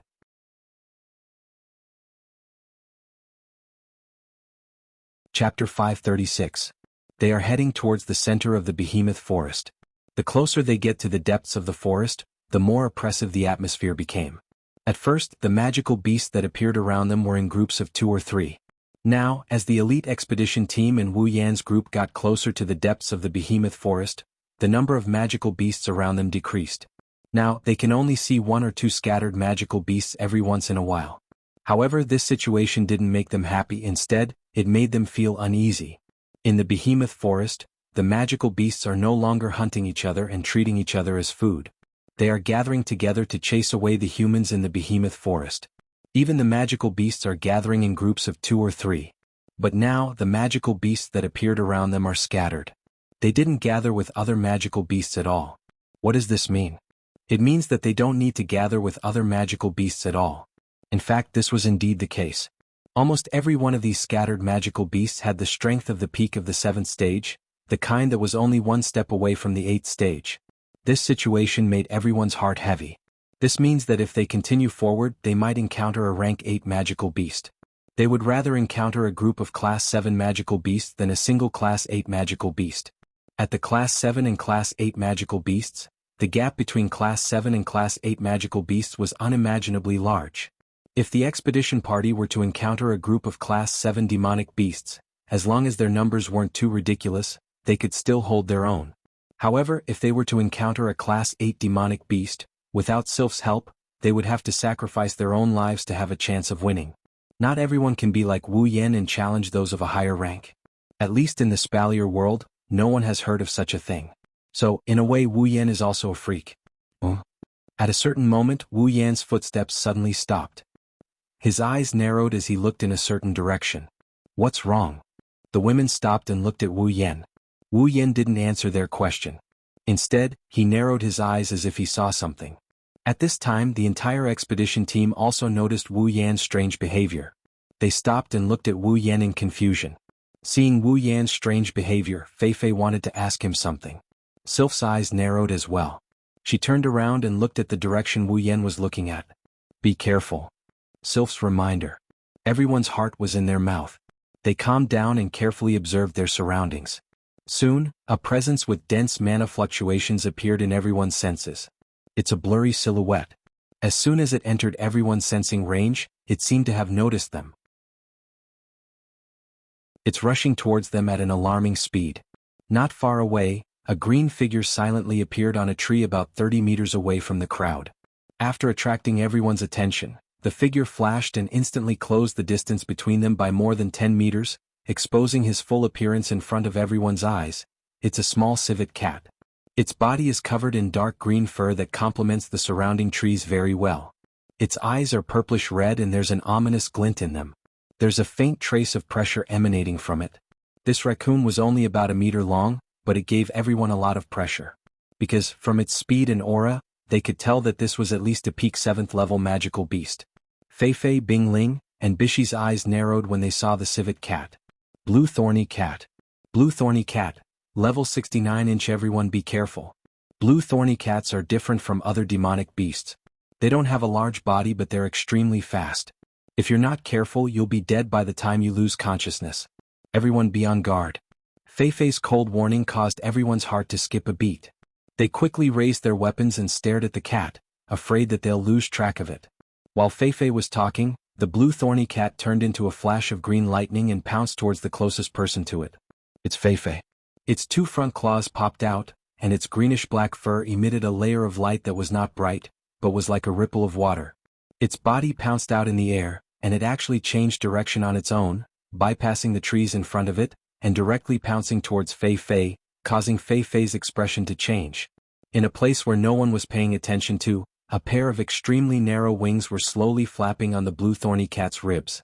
The wings were as small as a thumb and couldn't be used for flight. However, when the blue thorny cat moved at high speed, it could help it change direction in midair. Fei's night elf was already out of its sheath. Facing the blue thorny cat's attack, Fei didn't even try to dodge. Instead, she clasped her blade in front of her chest and a large amount of Do Chi light up. This is Fei's proudest skill, Do Chi Sword Ray. With a swing of her sword, the Do Chi Sword Ray pierced towards the side of the blue thorny cat. At the same time, the blue thorny cat changed direction in midair and met the Do Chi Sword Ray head-on. From the looks of it, it was as if the blue thorny cat was the one who sent itself to the door. Facing Fei's Do Chi Sword Ray, the blue thorny cat's eyes turned cold. It reached out one of its front paws and slapped the Do Chi Sword Ray into pieces. Shit! Bishi exclaimed. This blue thorny cat's strength is not inferior to its speed. Fei won't be able to win against it alone. Let's go together. We don't have time to waste here. Bing Ling said bluntly. A pair of daggers appeared in his hand. Bishi agreed with Bing Ling's idea. He gripped his knight's sword and the two of them charged towards Fei. Not far away, Wu Yen, Chuju, Mikoto, Ikaros, Shokuho Misaki, Flandra-chan, Astria, Kinohada Sai, Frenda, and Takitsubu Riku were standing around a tree. They were watching Fei, Bing Ling, and Bishi fight the blue thorny cat. Mikoto was the first to speak. Yen, are you not going to help? No need. Wu Yen rejected Mikoto's suggestion without hesitation. Mikoto was a little hesitant. But if that's the case, won't those people gossip? Wu Yen grinned and he gestured at Sylph with his lips. Look, Sylph didn't do anything either, right? Yeah. Chuju tilted her head in confusion. Why didn't Sylph do anything? Didn't she want to end this as soon as possible? I think. Shokuho Misaki stroked her blonde hair and smiled. Sylph is conserving her strength, right? That's right. That's right. Wu Yen nodded. His expression turned serious as he looked at the battle ahead. We'll be venturing deeper into the behemoth forest. There will definitely be powerful demonic beasts there, tier 8 at least. Under such circumstances, Sylph has to conserve her strength as long as she doesn't meet the toughest opponent. She can't waste her mana and stamina on these appetizers. Otherwise, when she meets an opponent that requires her full strength, she'll be in danger due to wasting her energy. If that happens, not only will Sylph die, the others will also die. Hinajiku and Mikoto both nodded in understanding. Does that mean we have to conserve our strength as well? It's more or less necessary. Wu Yen sighed. Even though we don't have mana to expend, we have to conserve our strength. Even if it's just a little bit. The girls nodded in understanding.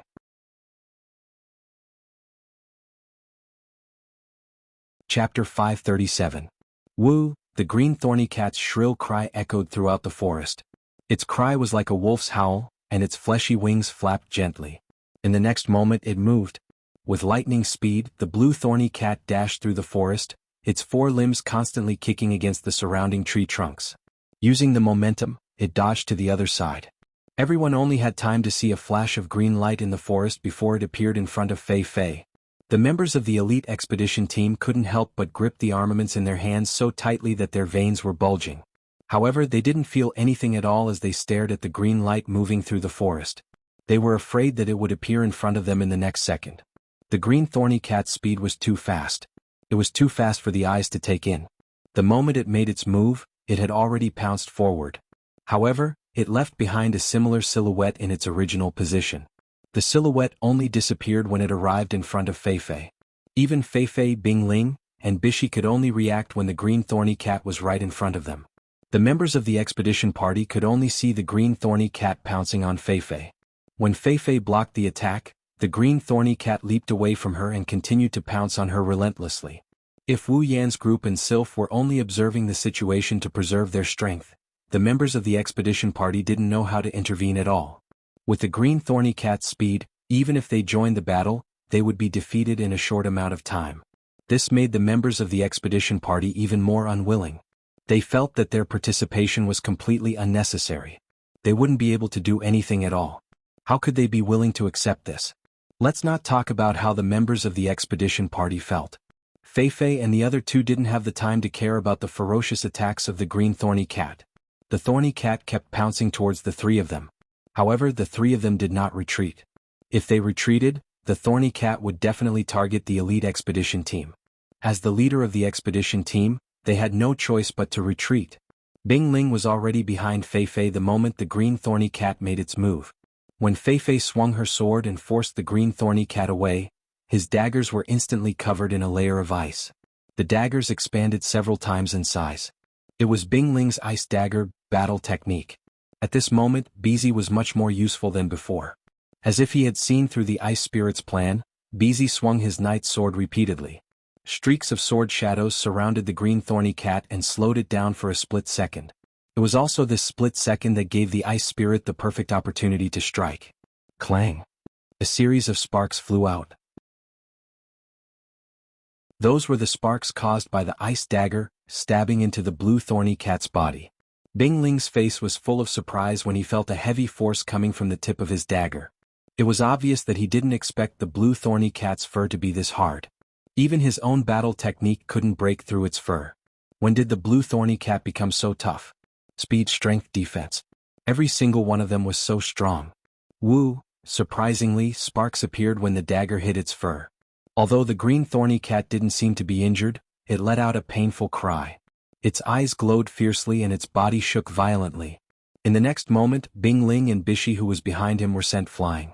They crashed into a big tree behind them and the tree snapped. Both of them fell to the ground. However, they immediately jumped up and stared at the green thorny cat. Everyone in the expedition team let out a sigh of relief. Bing Ling's face was expressionless, but his arms were trembling. He could feel a tearing pain coming from his palms. Although he managed to block the blue thorny cat's attack, his hands were still numb from the impact. However, at this moment he couldn't care less about his aching arms. He shouted anxiously, "Fei Fei, be careful." Yes, both of them were sent flying. The one closest to the green thorny cat was Fei Fei. The green thorny cat landed on the ground without making a single sound. It was like a soft cotton. It jumped up again and pounced towards Fei Fei. It swung its right paw and a dark green claw slashed towards Fei Fei's waist. If it was anyone else, they would have been slashed in half by the green thorny cat's attack. However, Fei Fei was different. She was level 69 and was only half a step away from reaching tier 8. She was undoubtedly the strongest among the three of them. Furthermore, Fei Fei had good battle awareness. Even though she couldn't keep up with the green thorny cat's speed, she could still see it clearly. The moment the thorny cat pounced, Fei Fei was already retreating. In the process of retreating, Fei Fei's body constantly changed positions. The moment the thorny cat's claws shot out, Fei found the right position and leaned her upper body backwards. Her entire body bent into the shape of a bow, narrowly dodging the attack. Looking at the scene behind her, Fei broke out in cold sweat. Fortunately, she did not choose to fight head-on. Otherwise, this attack would not be so easy to deal with. At the same time, the blue thorny cat followed the trajectory of the claw and arrived in front of Bing Ling and Bishi. Do-Chi radiated from their bodies. Bing Ling and Bishi exuded a majestic amount of Do-Chi. The thorny cat arrived in front of the two of them at lightning speed. However, what greeted it was a pair of daggers and a knight's sword. The blue thorny cat turned in the air and dodged the dagger and knight's sword. At the same time, Bing Ling and Bishi moved at the same time. Intense combat chi radiated from their bodies. The dazzling combat chi caused the blue thorny cat to squint its eyes as it closed in on them. Here's our chance. Bing Ling and Bishi's eyes lit up and they roared. Their ice daggers glowing with an icy blue light and their giant swords struck out at the same time. The blue thorny cat narrowed its eyes but it couldn't see what was going on in front of it. It slammed its head into the swords and let out a miserable shriek. The force of the collision sent the blue thorny cat flying into a cloud of dust. Great! Behind them, the members of the elite expedition team couldn't help but exclaim. Their faces were filled with excitement. In their opinion, the joint attack of the two leaders was definitely not something that a peak 7th order magical beast could escape unscathed. Even if the green thorn cat didn't die from this attack, it should be close to death. However, when the thorny cat jumped out of the cloud of dust, everyone's excitement froze on their faces. However, when they saw the thorny cat's condition, their expressions became much better. At this moment, the blue thorny cat was in a sorry state. There were many scorched black spots on its tough fur, and its aura had also weakened significantly. This told everyone that the joint attack just now was indeed effective. The blue thorny cat shook its head violently. After a few seconds it finally recovered. Feeling the pain in its body, the blue thorny cat was enraged. It raised its head and roared. Its blood-red eyes looked like they were going to bleed at any moment. It glared at Bing Ling and Bishi with bloodthirsty eyes. A murderous aura enveloped the entire area. The members of the expedition team couldn't help but feel suffocated. Their faces turned pale. As for Bing Ling and Bishi, they were at the center of the murderous aura. They could feel the murderous aura even more clearly. Although they didn't show it, their backs were cold and their hands were sweaty. At the same time, the blue thorny cat let out a whimper and leaped towards Bing Ling and Bishi. However, if you look closely, you'll notice that the blue thorny cat's speed is much slower than it was before.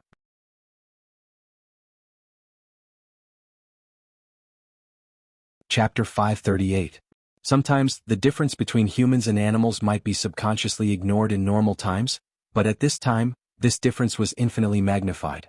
The blue thorny cat was injured by Bing Ling and Bishi's joint attack. This caused the blue thorny cat to be enraged.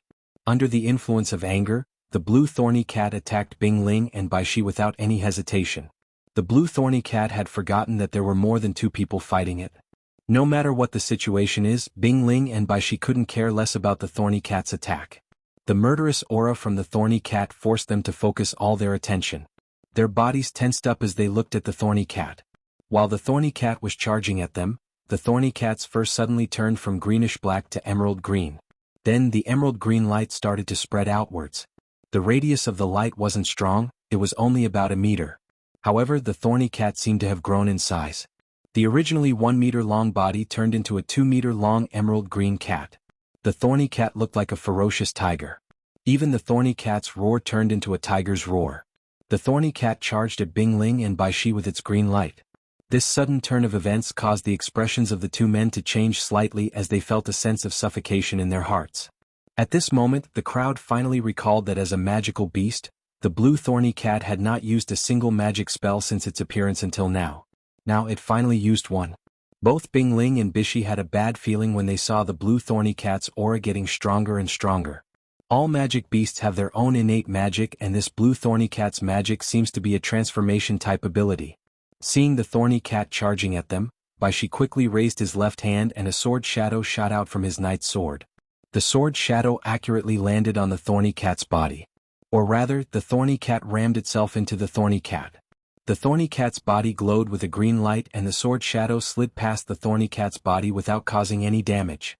The thorny cat bared its fangs and its body glowed with a green light. The thorny cat's speed increased exponentially. In a flash, the thorny cat appeared in front of Bing Ling and Bai Shi. "Let's fight." Bing Ling and Bishi clenched their teeth and ignored the blue thorny cat's attack. They immediately raised their weapons and enveloped the blue thorny cat's body with their combat chi. However, the blue thorny cat seemed to have become a lot stronger after casting magic. When the do chi got close to the blue thorny cat's body, the do chi instantly melted away. What? Bing Ling and Bishi were shocked. The duo's do chi was completely melted away by the blue thorny cat. The blue thorny cat's do chi was only slightly thinner than before. The blue thorny cat continued to glide through the air and pounced at the duo. The stench from its mouth had already entered their noses. It seemed like the blue thorn cat's magic was able to increase its attack, defense, and speed in all aspects. It had improved its already powerful body by a few notches. Of course, Bing Ling and Bishi's attacks were not completely ineffective. At the very least, the blue thorny cat and Bishi's do chi were in a stalemate for a while. It was enough for Bing Ling and Bishi to react. Bizi was the first to react. He quickly raised his right arm and pointed his sword at the green thorny cat. His entire knight's sword glowed brightly. A sharp aura gathered at the edge of the sword. Combat chi surged into the knight's sword. Bizi pressed his left hand on his right hand that was holding the sword. A golden light shot out from the tip of his sword. Golden sword flash. The golden light flashed rapidly. Before the blue thorny cat could completely melt the blue thorny cat's do chi, Bishi thrust his sword forward and a ray of light shot out towards the blue thorny cat's forehead. Chi! The ray of light ferociously pierced through the blue thorny cat's do chi. It was instantly met with a huge resistance. The blue thorny cat's do chi started to boil like boiling oil. All of the blue thorny cat's do chi rushed towards the blue thorny cat's do chi. As the ray of light penetrated deeper into the blue thorny cat's do chi, the blue thorny cat's do chi became more and more intense. In an instant, the blue thorny cat's do chi and the golden sword flash clashed against each other. The blue thorny cat's do chi was visibly weakening, but the golden sword flash was also gradually weakening. Even at this moment, Bing Ling and Bishi couldn't help but admire the blue thorny cat's do chi. Not only can it increase the blue thorny cat's do chi, it can also gather all of its energy to block an attack. Although the blue thorny cat didn't seem to be having an easy time, at least the blue thorny cat's do chi didn't manage to penetrate its head. At this crucial moment, a figure silently appeared beside the blue thorny cat. A pair of beautiful eyes turned extremely sharp. It was Feifei who was ignored by the blue thorny cat. In an instant, a nimble long sword floated out from Feifei's side. Feifei raised the sword in her hand. Feifei closed her eyes and with one hand holding the sword, she drew an arc in front of her with the other hand and lightly tiptoed.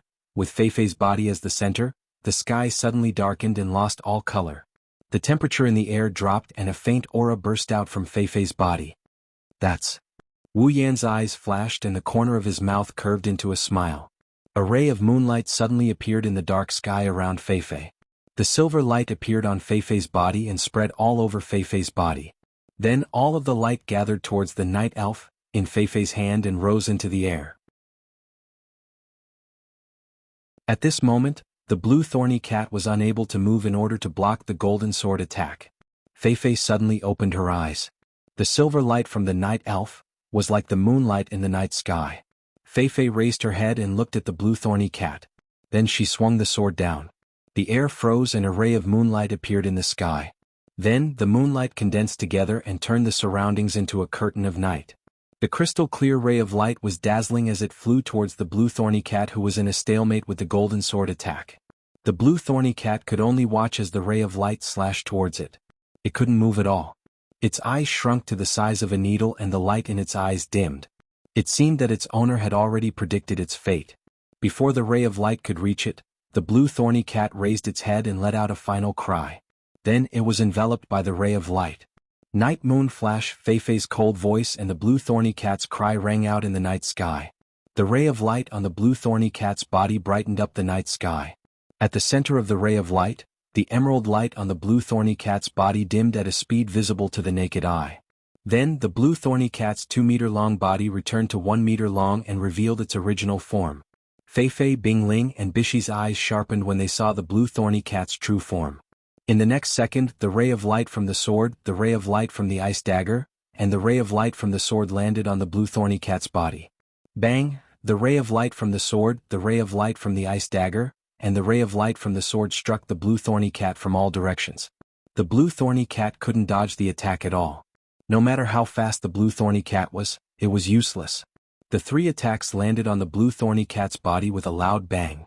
Everyone could only see that the blue thorny cat was blasted into the air by Fei Fei, Bing Ling, and Bishi's attacks. Its 1-meter-long body was thrown into the air and then it fell back to the ground. Under everyone's gaze, the blue thorny cat's body bounced off the ground a few times before it stopped moving. Fresh blood dripped from the blue thorny cat's body. Smoke was coming out of the cat's body. Its body was charred black and tattered. It couldn't be more dead.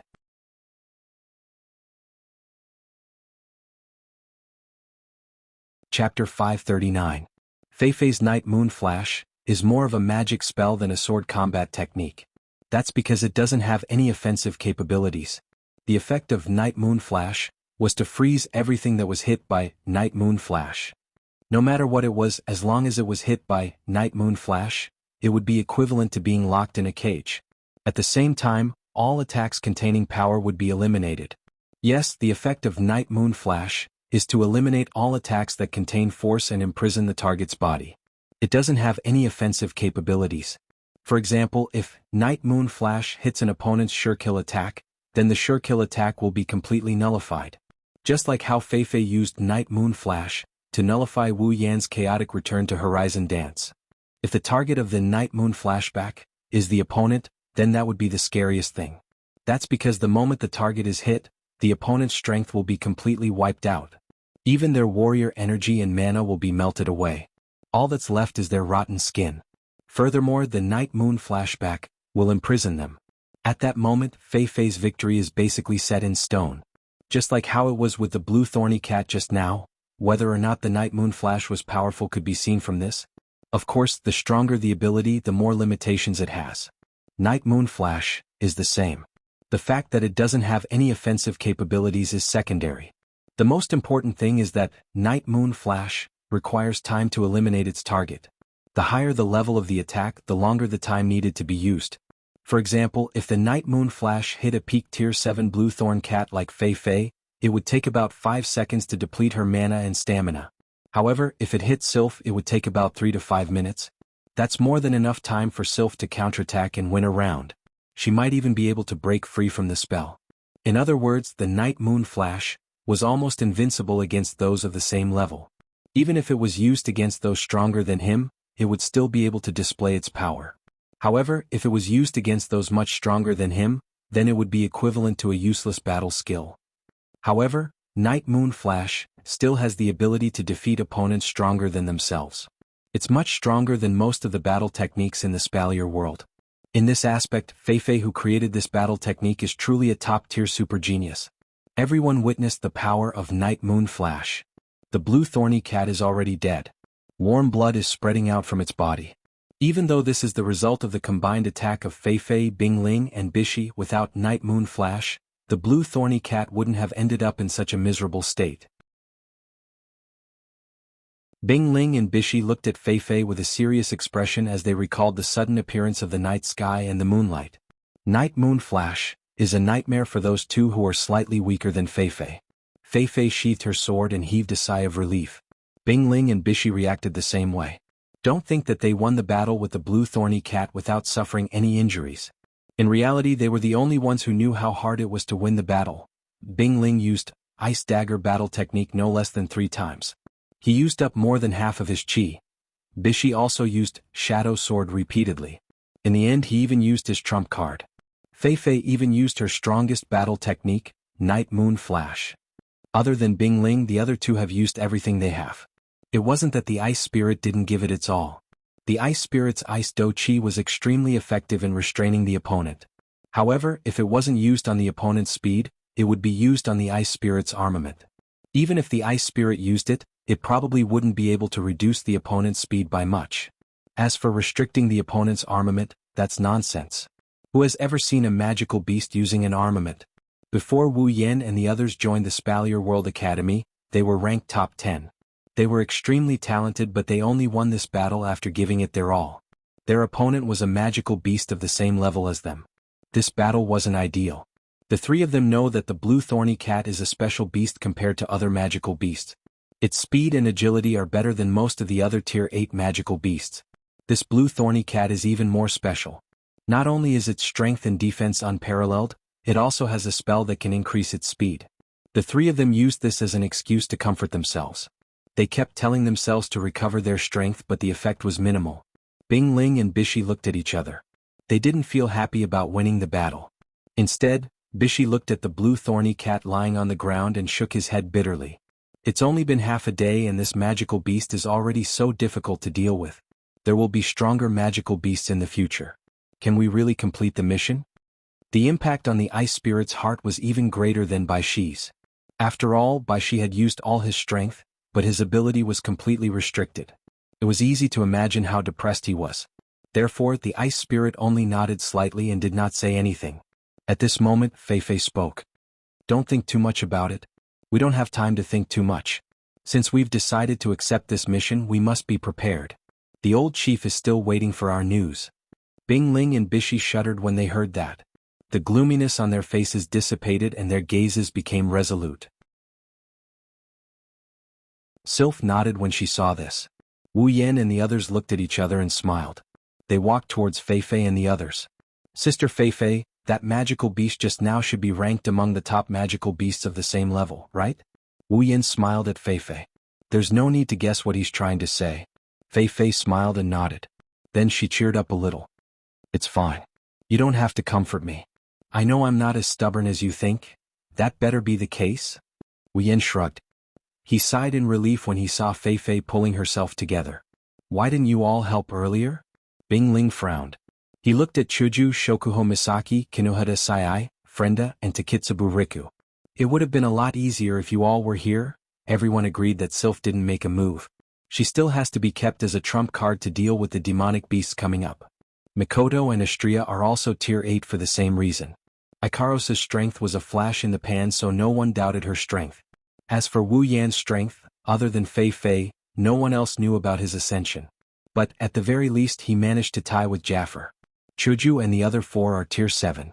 They're much stronger than the other expedition members. They can definitely fight alongside Bing Ling and the others. There's no need to preserve their strength since they haven't reached Tier 8 yet. That's why Bing Ling asked that question. However, Wu Yan's next sentence left him speechless. They didn't help because I ordered them to. Wu Yan smiled and looked at Feifei. Sister Feifei, you should quickly recover your Do Qi and leave this place before the sky turns completely dark. Before he could finish his sentence, a few whistling sounds came from above them, interrupting him. Everyone moved and looked around. Many of them were stunned by what they saw. Numerous greenish-black-green thorn cats stood on the surrounding trees. Their eyes flashed with a ferocious light as they looked down at the crowd below. This caused a wave of killing intent to sweep up in this area.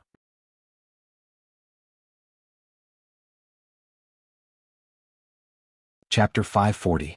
The green thorny cats that covered the branches were greenish-black in color. Unlike the previous green thorny cat, these green thorny cats had more black parts than green parts. They were not only a meter long, each one of them was close to 3 meters long. They were much larger than the previous green thorny cat. There were about 20 to 30 of them, all of them standing on top of the surrounding trees. Their cat eyes were fixed on the people below. Apart from their bodies that didn't look like cats, they were all real cats. Unfortunately, the smell of blood in the air and their teeth that were obviously sharper than a cat's told people that they were carnivores. Initially, when the 20 to 30 thorny cats arrived at the scene, they stopped on the tree and didn't do anything else. However, when they saw the thorny cat not far away, covered in blood and charred black, their eyes widened and their fur puffed up. Their faces were filled with rage. Woo! Woo! Woo! Woo! All of the green thorn cats roared as their bodies tensed up. Looking down at the people below, their eyes flickered with a faint bloody aura, causing the killing intent in the air to thicken even more. Thorny cat, level 62-65, oh my god! Some of the elite scouts couldn't believe what they saw. They looked up at the sky and felt dizzy. Even Feifei, Bing Ling and Bishi's faces turned ugly. One thorny cat was enough to make them send out 3 peak rank 7 fighters to deal with it. Now they are surrounded by thorny cats. There are about 20 to 30 of them. How are they going to fight them? Could it be that they were going to let the aces of the 8th stage take action here? Feifei and the other two clenched their fists. Their faces are slightly distorted. They haven't even entered the depths of the forest yet. They are only close to the inner area of the forest. If they already have rank 8 fighters, how are they going to deal with the stronger monsters when they enter the forest? Looking at everyone's reaction, Wu Yen glanced at the blue thorn cat that is still roaring at the top of the tree and said, "You don't have to worry too much. These blue thorny cats are different from the blue thorny cat from before." Wu Yen sighed when he saw everyone's expression. Wu Yen sighed when he saw everyone's expression. "You guys aren't calm at all. Take a good look at these thorny cats. They are much weaker than the previous one." Hearing this, everyone subconsciously lifted their heads to look at the blue thorny cats that were roaring at them. At this moment they could feel that the mana waves coming from these blue thorny cats were much weaker than the one from before. "Some monsters live in groups." Wu Yan's voice sounded. "If I'm not wrong, the blue thorny cat just now should be the king of the blue thorny cats. Of course, the blue thorny cat is the king of the blue thorny cats. No wonder." Fei Fei came to a realization. That would explain why the green thorn cat's strength and defense were so strong. Also, that magic that could buff its body should be unique to it, right? But, Frenda looked at the dead thorny cat and then at the thorny cats on the tree. She asked in confusion, "Why are these cats so much bigger than their king? What's so strange about being super?" Kinuhada Sai clapped her hands and casually explained, "For a monster like this which is known for its speed, its body size is small, so its speed is naturally fast. As for that super cat king, its body size is the smallest, so of course it's the strongest." "Is that so?" Takitsubu Riku mumbled in confusion. "That should be it." Hinajiku had a crystal sword in her hand out of nowhere. "So it's because their king died that they were so angry? Ah, king?" Shokuho Misaki tilted her body and chuckled. "How ironic. As the king of an entire pack he acted alone. Serves him right for being unlucky. That thorny cat's last cry, it should be calling for its companions, right?" Mikoto pursed her lips. "Even in death, it still wouldn't let us have a good time. As expected of a monster." Perhaps they understood Mikoto's words. The thorny cats on the tree started hissing. Their voices were filled with anger. They were dissatisfied with Mikoto's evaluation of their king. Unlike the thorny cats, the elite squad felt a weight lifted off their shoulders. Knowing that these thorny cats aren't as threatening as the previous one, they couldn't help but feel excited. Isn't this their turn to shine? They finally have a chance to shine. They've been idling around all this time, so it's only natural for them to be excited. Unfortunately, they're destined to be idling around. "Can you leave this place to me?" Just as the members of the elite expedition team were getting restless and were about to show off their prowess, a voice suddenly rang out and entered everyone's ears, causing their excited expressions to turn sluggish. Shokuho Misaki's golden eyes scanned the blue thorn cats on the tree. She smiled, her white-gloved hands crossed in front of her chest, and her white stocking feet stepped forward, walking in front of everyone. "Leave this place to me."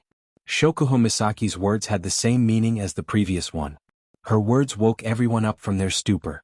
Everyone looked at Shokuho Misaki strangely. "You?" Bing Ling frowned. "Just you?" Bishi looked at her in surprise. "This isn't appropriate." Fei Fei looked at Wu Yen and the others. They seemed to have agreed with Shokuho Misaki's decision. Fei Fei hesitated. "Well?" Shokuho Misaki waved her hands without turning back. Her movements were elegant. "I need to let these demonic beasts know the price they have to pay for not following their king closely and causing her to lose her life. This is bad." Wu Yen covered his face and sighed. "The Queen-sama's prestige is off the charts.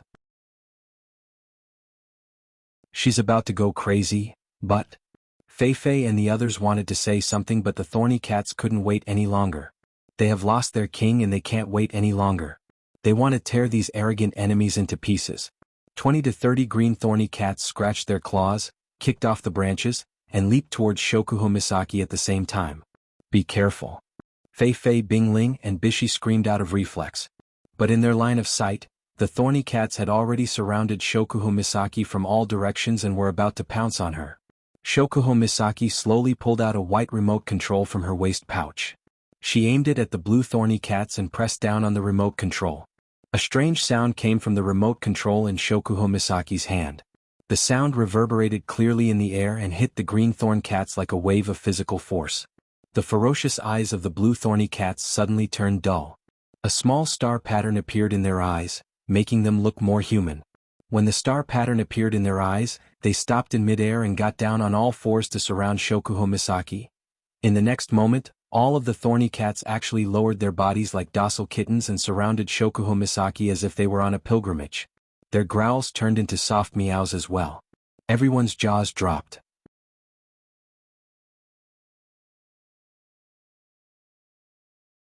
Chapter 541.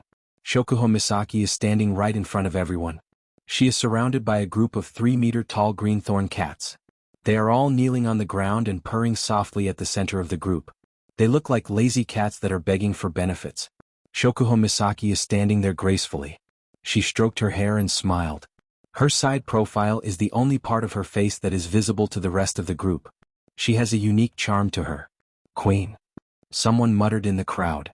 That was what everyone else was thinking. At this moment, Shokuho Misaki was a queen who accepted the worship of her subordinates. Bing Ling and Bishi stared at Shokuho Misaki, who was in the middle of the group of blue thorn cats. Their eyes were filled with envy and admiration. As men, especially men from a large family, they have dreamed of becoming the king of the world. Of course they have dreamed of becoming the king of the world. As long as one is a man, there is a desire to conquer. For Bing Ling and Bishi, Shokuho Misaki is the most dazzling existence in the world. Even Sylph has to admit that she is inferior to Shokuho Misaki in terms of temperament. If Shokuho Misaki was a tamed and respected queen, then Sylph was a pampered princess who lived under the glory of her ancestors. It was obvious who was born and who was loved by the people. Of course, Shokuho Misaki is only superior to Sylph in terms of temperament and methods. Sylph is the stronger one in terms of talent and strength. Of course that is only for now. Feifei was dazed for a moment. When she regained her senses, she sighed. Sometimes I wonder if she's even from the same world as us. Feifei didn't know that her words are the truth. Shokuho Misaki seemed satisfied with her performance as the queen of the academy. She turned around and walked towards Wu Yan. The blue thorn cats that surrounded her made way for her when she walked past them. If anyone else saw this, they would think that Shokuho Misaki is the new beast king. Mikoto pursed her lips in disdain when she saw Shokuho Misaki being escorted by the blue thorn beasts. This woman really likes to play this game. How childish, era Misaki-san. Shokuho Misaki rolled her eyes and smiled at Mikoto. You're wrong. I didn't go around looking for people to fight and I didn't send out lightning bolts all the time. How can you say that I'm playing? What? What do you mean by that? Mikoto clenched her teeth and turned around, huffing. Are you saying that I'm childish? I didn't say that. Shokuho Misaki's eyes, which were originally on Mikoto's face, moved down to Mikoto's chest. Her lips curled into a smirk that made Mikoto's blood boil. Anyone with a discerning eye could see what she meant by that. Mikoto closed her eyes, her small fists were clenched so tightly that they made cracking noises. Her petite body trembled non-stop. It's obvious that she's suppressing some sort of impulse. Others might not know what impulse it is, but Wu Yan can guess. It's definitely the impulse to release electricity. Wu Yan looked at the two girls who are fighting with each other. He didn't have much to say about this pair of rivals. He handed Flandre-chan to Chuju and turned to Feifei. Feifei, the blue thorn cat king's last screech might have attracted other demonic beasts. You two should hurry up and recover your do-chi so we can find a safe place to rest for the night. Then Feifei looked at the blue thorn cats that were still kneeling on the ground. Wu Yan smiled.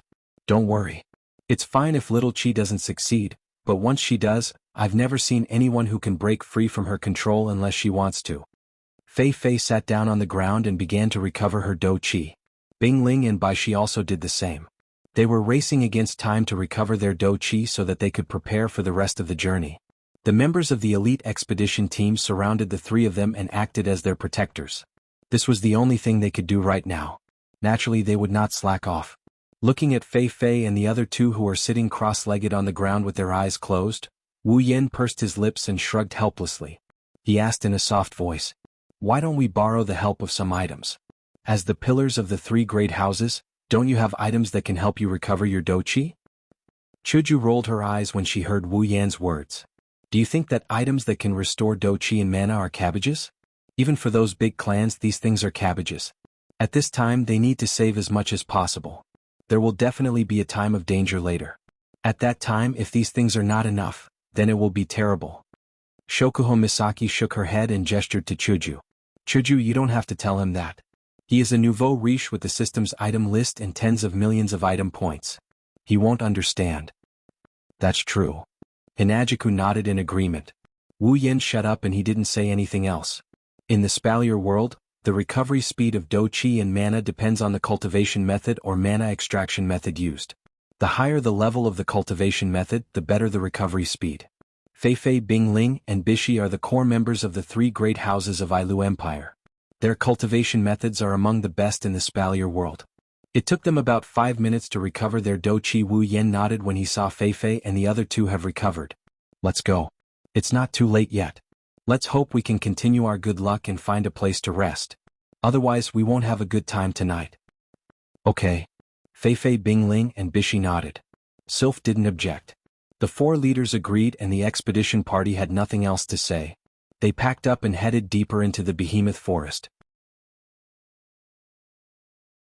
What they didn't notice is that with Wu Yen and Ko's outstanding performance, the people here are already subconsciously thinking of Wu Yen and Ko as their leader. A few dozen miles can be covered in the blink of an eye for those who are at least tier 7.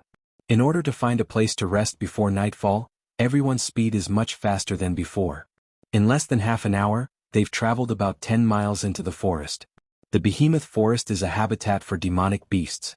There are very few places that are suitable for humans to rest in. It's fine when there are only a few people, they can just find a piece of land and occupy it. But when there are a lot of people, it's troublesome. Without a wide enough space, it's hard to move around in the forest. Although everyone knew that it wouldn't be easy to find a suitable place for nearly 100 people to stay, they didn't expect it to be so difficult. In the next hour, they circled around the area several times, but they still couldn't find a suitable place. During this time, they also encountered a lot of demonic beasts, but in order to avoid trouble, Shokuho Misaki immediately took out a remote control every time they encountered a demonic beast. This saved them a lot of time and effort.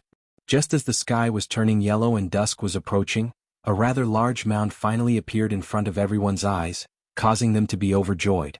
This is a good place. If we set up camp here, not only will we have a clear view of the surroundings, it's also easy to defend and hard to attack.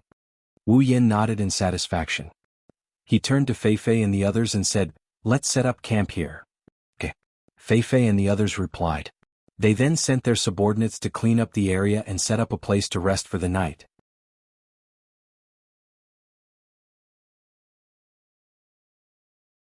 Chapter 542. The area of the mound is relatively wide. The top of the mound can accommodate no less than 100 people. The lower part of the mound is enough for people to rest. The height of the mound is also about 10 meters. Even if a demonic beast appears, it would be easy to spot it if they stood on top of it. If they set up camp here, they would be able to deal with almost any situation as long as some of them were on night watch.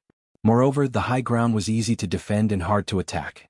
It was their luck to have found such a place. The elite expedition team patrolled around the mound and after finding no traces of demonic beasts, they set up their tents. At the highest point of the mound, the elite expedition team set up 10 tents. This was for Sylph, Feifei and Wu Yan's group to rest. Logically speaking, the highest point should be where the leaders of the expedition team rest. Wu Yan's group joined the expedition as outsiders. It was already good enough that they weren't allowed to set up their own tents, let alone share a place with the four leaders. That's how it should be. However, even though the 10 of them didn't all fight today, they still managed to impress the other members of the expedition team. There are also a few experts on the same level as Sylph in the expedition team. They will have to rely on this group for the upcoming battle. The elite expedition team thought for a bit before they decided to set up Wu Yen and Ko's tent at the highest point of the camp. The place slightly below the highest point was where the elite expedition team was supposed to be. Interestingly, during the process of setting up the tents, the members of the expedition team showed an unusual excitement. They seemed to have entered a strange state. Every one of them set up their tents with great speed and excitement. They were so happy that they almost started singing. This made Feifei, Sylph, and Wu Yan's group look at each other. After spending an entire day in the behemoth forest, the members of the expedition team were basically useless. They didn't need to fight, they couldn't join in the conversation, and even when they voted, they followed Feifei and the other three's lead. 100 powerhouses of the 7th Order were reduced to the point of idling. Only they themselves knew how sullen they felt. Now it's finally time for them to be put to use. That's why the expedition team was so excited. 100 7th Order powerhouses actually showed such a strong fighting spirit for something as simple as setting up a tent. It's unexpected, pity, however, It was precisely because of their unusual enthusiasm that all the tents were set up before the sun had completely set and the sky was completely dark. On the entire hill, the tents were set up in great numbers. It was quite a unique atmosphere. At this time, the curtain of night also slowly descended. In front of one of the tents on the mound, a bonfire was slowly burning, illuminating the tent. Wu Yen was sitting next to the bonfire, holding a few iron rods in his hand. On the iron rods were skewered pieces of meat. It's obvious that he's roasting meat. Skillfully twirling the iron rods in his hand, he sprinkled some seasoning on the meat. Wu Yen sighed sadly. I have so many wives, but all of them rely on me to cook. In this world, is there anyone sadder than me? If there is, please let me know so that I can worship you. Hearing Wu Yan's words, Ikaros, who was holding a bunch of seasoning, couldn't help but whisper. Master, I can do it too. You've said that no less than 10 times already, Ikaros? Wu Yen helplessly shook his head and smiled at Ikaros. Those fellows chased me out because they wanted to eat the food I cooked. If I let you cook, I might not even be able to enter the tent later. Ikaros fell silent. Actually, Ikaros' cooking skills are pretty good. After all, she received Wu Yan's teachings and she's often in charge of everyone's meals. Over time, her cooking skills soared to the sky. Unfortunately, no matter how much she improved, she can't compare to Wu Yan, who got the cooking mastery directly from the system. None of the girls are immune to Wu Yan's cooking skills. In this wilderness, there's no good cooking tools and limited ingredients. If they want to eat a good meal, other than Wu Yan, who else can satisfy them? That's why Wu Yan's tent was ransacked by the girls and taken over by force. They waited until Wu Yan satisfied their demands before returning it to them. Fortunately, Ikaros is very clingy, so he didn't end up barbecuing all by himself. Otherwise, this scene would be even sadder. No, other than Ikaros, there's someone else who's clingy to Wu Yan. Hey master, is it not done yet? Astria's crimson-red eyes stared at the barbecued meat on the iron stick. Saliva dripped down from the corner of her mouth. Wu Yan's heart ached at the sight. Can you keep your saliva to yourself? Oh? After that, the sound of someone sucking on water could be heard. Looking at the barbecued meat on the iron stick, Wu Yan lost all of his appetite. Sylph walked out of a tent not far away. Her long blue hair swayed as she walked. Her eyes were so cold that one could almost see ice in them. Coupled with her cold and delicate face, she looked like a girl born from ice. Sylph took a few steps forward and looked up at the night sky. Nobody knew what she was thinking until she heard some noise. She turned around and looked at the source of the noise. It was Wu Yan, Ikaros, and Astria. When she saw the three of them, Sylph's expression turned serious. After some hesitation, she walked towards Wu Yan's direction. Suddenly, Sylph stopped. Her icy blue eyes shrunk. Her expression that hasn't changed for thousands of years showed a hint of shock. She blinked in disbelief and stared at Wu Yan's direction. To be more precise, she was staring at Wu Yan's direction. Sylph's gaze landed on Wu Yan. She looked at Wu Yan's hand that was holding the iron stick. There's a pure white ring on that hand. It's one of the 3 rings that Wu Yan brought back from the treasure hunt. It's the white ring that represents authority. How can this be? Sylph frowned after she made sure she didn't see wrong. Sylph looked up at the night sky and she glanced at Wu Yan, who is still messing around with Astria. She lowered her head and she mumbled something before she slowly retreated. On the other hand, Wu Yan didn't know that Sylph's expression changed due to the ring he got from the treasure hunt. He didn't know whether to laugh or cry as he looked at the scene in front of him. Hey, it's not like there's nothing left. Eat slowly. Wu Yan found it funny when he saw the girls wolfing down the food. He didn't know if they could survive without him. It's been a long time since I last tasted it, of course I have to eat more. Mikoto's mouth didn't stop, her words were crooked and it took him a while to decipher what she was trying to say. I think it's been less than a day since I left. Wu Yan narrowed his eyes and sighed. Yeah, it's been less than a day for us, but you seem to be enjoying yourself. Shokuho Misaki looked at Wu Yan with a half smile. When are you going to introduce us to new sisters? The air suddenly froze. Pairs of dangerous gazes landed on Wu Yan. Wu Yan smiled awkwardly. He glanced at Shokuho Misaki, who was gloating at his misfortune. Wu Yan was furious. Shokuho Misaki, if I don't teach you a lesson, you won't know who's in charge.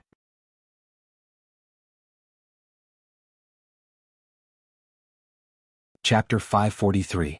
As time went by, it was already very late at night. On the small hill, everything gradually calmed down. Everyone went into their own tents and started to rest. Only the footsteps of the night watchers and the sound of the bonfire could be heard on the small hill. Unfortunately, the night watchers were too focused on guarding against external intruders that they forgot to guard against internal intruders. At the highest point of the small hill there were a few large tents. A black shadow suddenly flashed out from one of the tents. With extreme speed, it avoided all the eyes and shuttled back and forth in the dark night, bringing with it a gust of wind that blew towards the bonfire. In the end it entered another tent. That tent belongs to Shokuho Misaki. Wu Yen and Co. are staying at the top of a small hill. However, unlike Fei Fei, Sylph and the other girls, they didn't have their own tents. Other than Wu Yen, the other girls had their own tents and they slept in the same tents as them. The reason why I used the word almost was because among these girls, there was still one who insisted on sleeping alone in a tent. This person was of course our most prideful Her Highness the Queen. The wolf that just entered the tent let out an eerie chuckle when he saw Shokuho Misaki sleeping on her blanket. The chuckle wasn't loud but Shokuho Misaki heard it all. She frowned as if she was dissatisfied with the sound of the wolf's laughter. Her eyelids fluttered and she slowly opened her eyes. Shokuho Misaki realized something was amiss when she regained her consciousness. She quickly sat up and looked at the entrance of her tent. A black shadow entered her vision and she almost screamed in shock. You. Shokuho Misaki's eyes turned cold when she saw someone sneak into her tent. She was about to turn the intruder into an idiot when she heard the familiar voice. Shokuho Misaki's heart skipped a beat and her cold gaze disappeared. Aya, as expected of Jisama. Someone chuckled. Shouldn't a girl scream and shout something like, "There's a pervert," and then act out a scene of a girl chasing a guy and the guy running over the wall? Hearing this, Shokuho Misaki puffed up her chest in annoyance. Little Yen, do you really think I'm that kind of girl? Indeed. Wu Yen rubbed his chin and he mused. A normal girl would ask a stranger who barged into her room, "What are you doing here?" or something along those lines. After all, it's a man and a woman who are alone together. Shokuho Misaki had a bad feeling when she heard Wu Yan's weird explanation. She felt a bad premonition coming from her heart. Why are you looking for me? Shokuho Misaki had a bad feeling about this. Her instincts are telling her that this person doesn't come with good intentions. Wu Yan chuckled coldly. He looked at Shokuho Misaki and said angrily, "Jisama, it seems like you've been ruining my plans a lot lately." Shokuho Misaki was stunned. She was smart enough to understand why Wu Yan came looking for her. In other words, he's here to restore his position as her husband. Thinking of this, Shokuho Misaki's bad feeling intensified. Instinctively, Shokuho Misaki giggled to cover up the panic in her heart. I'm here because I miss you so much, I see." Wu Yan chuckled. It's obvious that he didn't listen to Shokuho Misaki's words. "But I didn't come here to listen to your explanation, Jisama?" Shokuho Misaki's smile froze on her face. Based on her understanding of Wu Yan, there's only one thing that can achieve his goal of reinstating her husband's authority. This is the right time, the right people, and the fact that he didn't care about the geographical advantage. There's only one thing that can achieve his goal of reinstating her husband's authority. Shokuho Misaki forced a smile that's uglier than crying. She weakly said, "Yen-sama, I know I was wrong. I know I was wrong." Since her Lady Queen had admitted her mistake so straightforwardly, it was only natural that she had guessed what a certain someone was planning to do here. Thus, she would rather put down her pride and beg for forgiveness from the man before her than let her pride be toyed with by a certain someone for an entire night. Furthermore, it was at this time and place. Unfortunately, her words still went in one ear and out the other. Wu Yan's face turned as dark as the bottom of a cauldron when he recalled how he almost ended up with a knife. He looked at Shokuho Misaki's panicked expression. Wu Yan pounced on her. Shokuho Misaki panicked. She tried to get up from the blanket in an attempt to avoid the hungry wolf. But before she could get up, she was pressed back down onto the blanket by a weight that came from above. Shokuho Misaki has a great body. Only Ikaros and Astria can surpass her. Wu Yan felt a soft sensation in his heart when he pinned her down. "You bastard. Let go of me." Shokuho Misaki panicked. She started squirming around in fear. However, her movements didn't manage to get her out of Wu Yan's grasp. Instead, Wu Yan reacted by pressing a hard object against her body. Shokuho Misaki froze up and didn't dare to move anymore. But just because Shokuho Misaki didn't move doesn't mean Wu Yan is going to let her go. "Yen-sama. We are in the wild, we are in the behemoth forest." Shokuho Misaki cried out in pain. "The wild isn't that bad, I've never tried the wild before." Wu Yen licked his lips and revealed a smile that made Shokuho Misaki shiver. We have to give it a try, right? Shokuho Misaki shook her head and she gulped. She forced herself to calm down. She tried to reason with Wu Yen. Little Yen, don't forget, we still have a very important matter to attend to. We still have to travel tomorrow and the matter of the Beast King hasn't been decided yet. We should focus on the bigger picture, we shouldn't be fooling around. Little Yen, you are a sensible person, I'm sure you wouldn't do something like this, right? Oh, I see. Wu Yen pretended to think for a bit. You're right, the matter of the Beast King is a big deal. Right? Shokuho Misaki seemed to have seen a glimmer of hope for survival. She spared no effort in trying to convince Kirito to stay alive. With our relationship, we still have a long way to go. We can do something private like this anytime. However, the matter of the Beast King is a big deal. We have to put off our private matters for now. This is what a man should do. So, Yen-sama, we should deal with the bigger picture first before we deal with our private matters, right? Shokuho Misaki flashed Wu Yen a charming smile. To protect her dignity and her pride, Shokuho Misaki used 120% of her ability to talk back to Wu Yen. They are currently in the middle of nowhere with patrols all around them. The only thing they can use to cover their private parts is a small tent. If Wu Yen were to do something to her here, knowing Jisama's personality, she would probably spend the whole night trying to please the werewolf in front of her. Shokuho Misaki also knew the shameless bastard on top of her. She knew that if she couldn't escape from him tonight, he would use all sorts of methods to humiliate her. For example, he would make her moan loudly, make her moan with all her might. When that happens, there will be patrols around and she will be tortured. Shokuho Misaki had no choice but to give up her dignity and beg for mercy. Otherwise, she would have to give up even more dignity.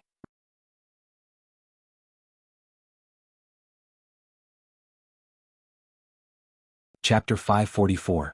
One has to admit that Shokuho Misaki's thinking is very good, and she's also very eloquent. She's able to come up with such a good reason in such a short time. However, Shokuho Misaki seems to have forgotten a crucial factor. The person she is in close contact with is not easy to fool, especially when there are benefits to be had. Jisama. Just when Shokuho Misaki thought she could get away with it, Wu Yen mercilessly shattered her delusions. I think that compared to the so-called big matter, it's better to solve this private matter as soon as possible. Otherwise, it's not a good feeling to be kicked in the back by your own wife every time. That's right, I don't think so. Shokuho Misaki's body trembled as she begged. There won't be a next time, so please forgive me this time. Wu Yen smiled. It was a bright smile, but it made Shokuho Misaki's heart sink. Looking at Shokuho Misaki's beautiful face, Wu Yen's smile turned cold. Do you think I'll believe your nonsense? Every single time, it was at this moment that you were willing to beg for mercy, but afterwards, you didn't hesitate to hit me when I was down. Anyway, with your personality, you will definitely try to take revenge on me. Why don't I teach you a lesson right now? Wu Yen didn't want to listen to her anymore. He placed her hands on top of her head and grabbed one of her boobs with his other hand. The next moment, the softness that countless men dream of spread from Wu Yan's palm. Ah, no. Amidst a gasp of surprise, Wu Yan's hand came in contact with those plump and bouncy peaks. Those huge peaks that he couldn't grasp with one hand fell gently into his palm. Firm and soft, it's infinitely beautiful. Wu Yen, who hasn't felt Jisama's body for a long time, narrowed his eyes in pleasure. After the scream, Shokuho Misaki let out a soft moan. Her voice weakened as she felt her breasts in Wu Yan's hand. Shokuho Misaki's expression changed, her body became hotter and weaker. All her strength was drained away. Shokuho Misaki's moans were like the prelude to everything. Wu Yan's blood started boiling and he started rubbing her plump breasts with all his might. Ah! Shokuho Misaki moaned when Wu Yen toyed with the most sensitive part of her upper body. Her eyes were so moist that they looked like they could drip water at any moment. She stared at Wu Yan's face with a blank expression. No, not here. I beg you, Yen-chan. Shokuho Misaki sobbed as she begged Wu Yen for mercy. Her chest is her weakness. If Wu Yen can get his hands on her weakness, Shokuho Misaki wouldn't be able to fight back. She had no choice but to beg for mercy. At this moment, Shokuho Misaki regretted it. She regretted teasing Wu Yen. In the end, Wu Yen only got the cold shoulder while she was punished. Outside the tent, the bonfire was still burning brightly. It dyed the tent red. Under the red light, Shokuho Misaki's beautiful face exuded an enchanting charm. Her delicate skin, soft lips, and firm breasts made Wu Yan unable to stop himself. His hands started to rub her breasts even more. However, things have to be done step by step. It's not good to rush things. Otherwise, Wu Yan will die of depression before he reaches the final step. As if he's exploring something, his palm gently traced the shape of those towering peaks. The fullness that can't be grasped with one hand morphed into all sorts of shapes as he needed. His fingers carelessly glided over the peaks as he slowly climbed up to the peak. Then he grabbed the softness that can move one's heart as he lightly pressed and pinched. Ah! Shokuho Misaki couldn't help but let out a sweet moan. Her body seemed to be several times more sensitive than usual, causing her mind to go blank. Her body and mind were assaulted by an inexplicable sense of excitement and shame. Shokuho Misaki could see the patrolling figures outside the tent. She knew that if she made too much noise and they heard her, they would most likely barge in. When that time comes, Shokuho Misaki's eyes trembled. She didn't dare to think about it anymore. She begged for mercy even though she knew her efforts were futile. She begged for mercy, but the softness from the deepest part of her body was quickly eroding her will to resist. She knew she didn't want to do this, she knew her body shouldn't be doing this, but she couldn't stop. Her last bit of strength dissipated in an instant. In front of Wu Yan, not only did it have no effect, it was like he was teasing her and encouraging her to continue. Why is it always like this? Shokuho Misaki's face was covered in tears. Slowly, Shokuho Misaki's eyes turned watery. She couldn't even complete her sentence. Her voice was monotonous as she collapsed under Wu Yan's body. Her face was flushed red and her skin was dyed a beautiful crimson. She had no other choice. As the most rational girl in Wu Yan's crystal palace, she has lost all of her luxuries. No, not only her rationality, even her strength to resist is almost gone. Shokuho Misaki couldn't resist any of Wu Yan's actions. Ugh. A sudden stimulation made Shokuho Misaki moan. That's because Wu Yan's hands were on her breasts. Under Wu Yan's guidance, a pair of big hands started rubbing her boobs. Shokuho Misaki's breathing quickened as the hands rubbed against her breasts. Ugh. Shokuho Misaki tried to hold her breath, but when she opened her mouth, it was like a rabbit that just broke free. Shokuho Misaki used her last bit of consciousness to clench her teeth. She tried her best not to be too loud. Ah! Suddenly, Shokuho Misaki screamed. Following her scream, a piece of clothing that was supposed to be on her body flew into the air and landed on the ground. Shokuho Misaki's clothes left her body and she felt a chill in her head. She regained some of her consciousness and her body trembled as she moaned. Arg. Let me go this time. Wu Yan looked at Shokuho Misaki in shock. He continued to rub her breasts and said, You still haven't given up? Shokuho Misaki whimpered a few times and said with a red face. Then at least wait until we get back. I say, Jisama? Wu Yan sighed and shook his head. Do you think you've ever succeeded in resisting me? Shokuho Misaki froze. She recalled that ever since she met Wu Yan, she has never succeeded in resisting him. Even when they first met, she was led by the nose. Shokuho Misaki's face was covered in tears again. It turned out that the brilliance of his entire life had all been ruined here. No. I am the queen. The queen of Tokuwadai. The queen of Spalier World Academy. How can I admit defeat like this? At least let me succeed in resisting him once, Shokuho Misaki screamed in her heart, but soon she screamed again. This time it was accompanied by 2 pieces of clothing.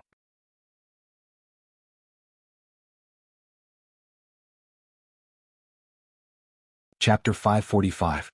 Gazing at her perky breasts, they're lying flat on the ground but they're perky and firm. Maybe it's due to the intense stimulation, they're glowing with a beautiful red hue. Wu Yan's wine-red eyes gradually turned heated as he stared at her. Shokuho Misaki's resistance was completely destroyed by this sudden stimulation. She didn't even have the chance to think twice before she died. Ah! Ah! Ah! Ah! Ah! Ah!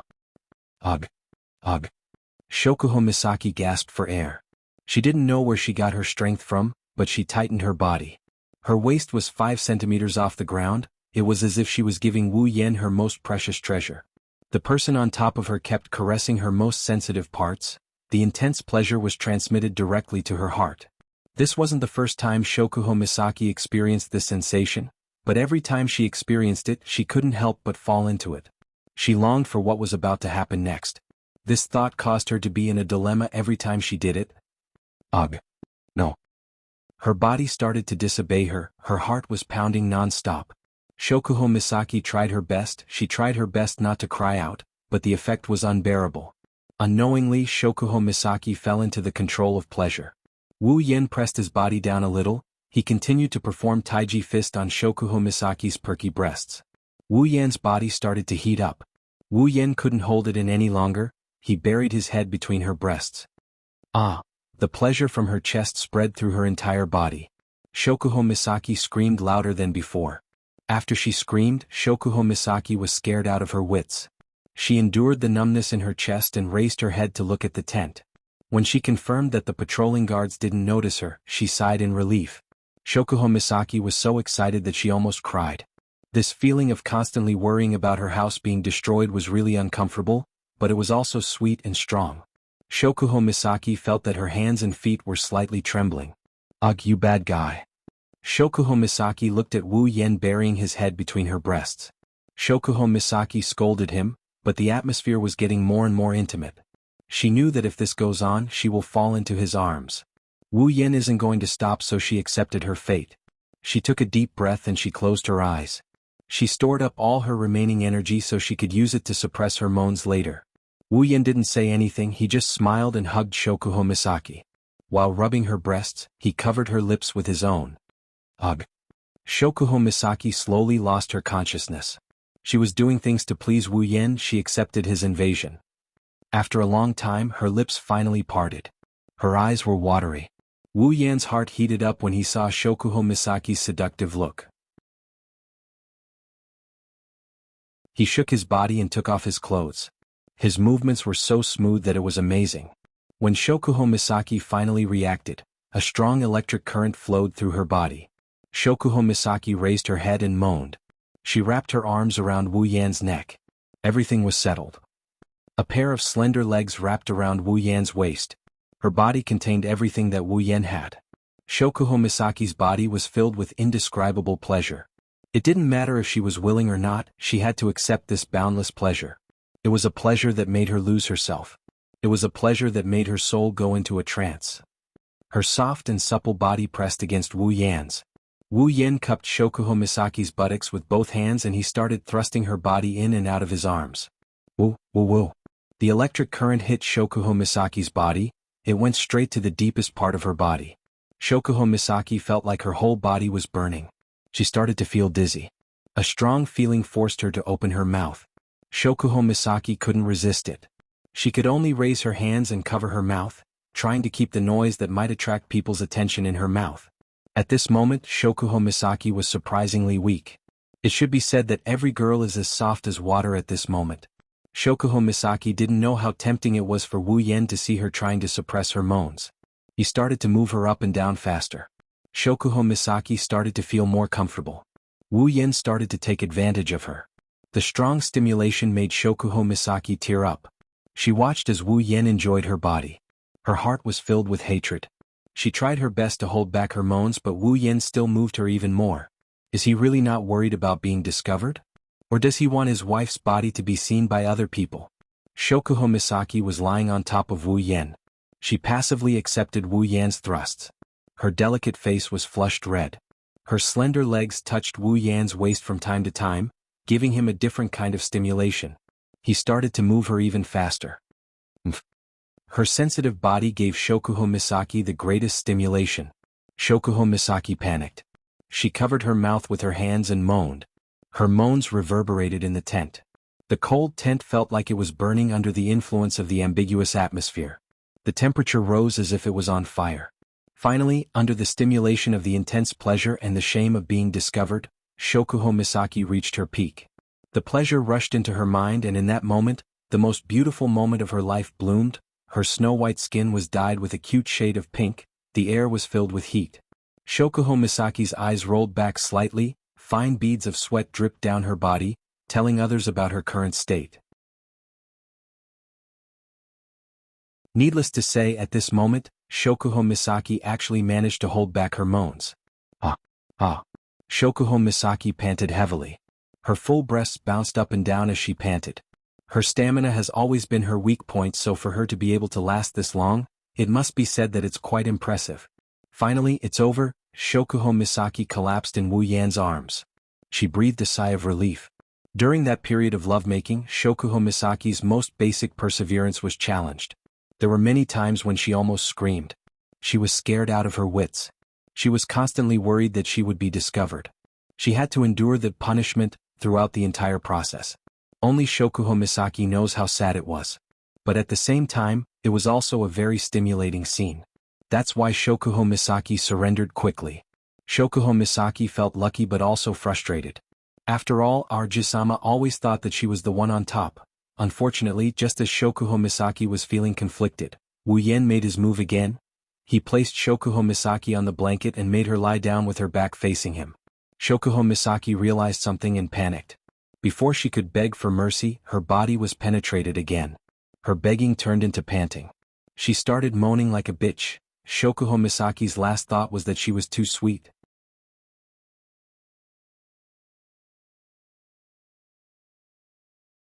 Chapter 546. The next day, the sunlight shone into the small hill and onto the tents. The people who had rested here for the night came out of their tents one after another. They packed up their things and extinguished the bonfire. They were ready to continue on their journey. Feifei, Sylph, Bing Ling, and Bishi came out of their tents early in the morning. They gathered together to discuss their next course of action. Chuju, Mikoto, Ikaros, Flandra-chan, Astria, Kinohada Sai, Frenda, and Takitsubu Riku are having fun with each other to pass the time. They are probably the only ones who can have fun in this kind of environment. The elite expedition team members are constantly worrying about when they will die in the jaws of demonic beasts. Feifei and the others are also thinking about whether they can complete the mission and whether there will be any danger ahead. They are not like Chuju and the others who are here for a field trip. It is fortunate that Chuju and the others aren't members of the elite expedition team. They were asked to tag along. Otherwise, Feifei and the others would have a headache. Even the elite expedition team members would be dissatisfied. Of course, if it wasn't for the fact that they are strong enough, these people would definitely protest and not allow anyone to drag them down. While everyone else is busy with their own tasks, Chuju and the others are bored to death. They don't know why, but they are usually having fun fooling around with each other. Whenever they know someone is nearby and hasn't shown up, they would feel annoyed no matter how much fun they are having. Why hasn't Oniai-chan come out yet? Flandra-chan laid on top of Hinajiku's body listlessly. She called out weakly, completely different from her usual lively self.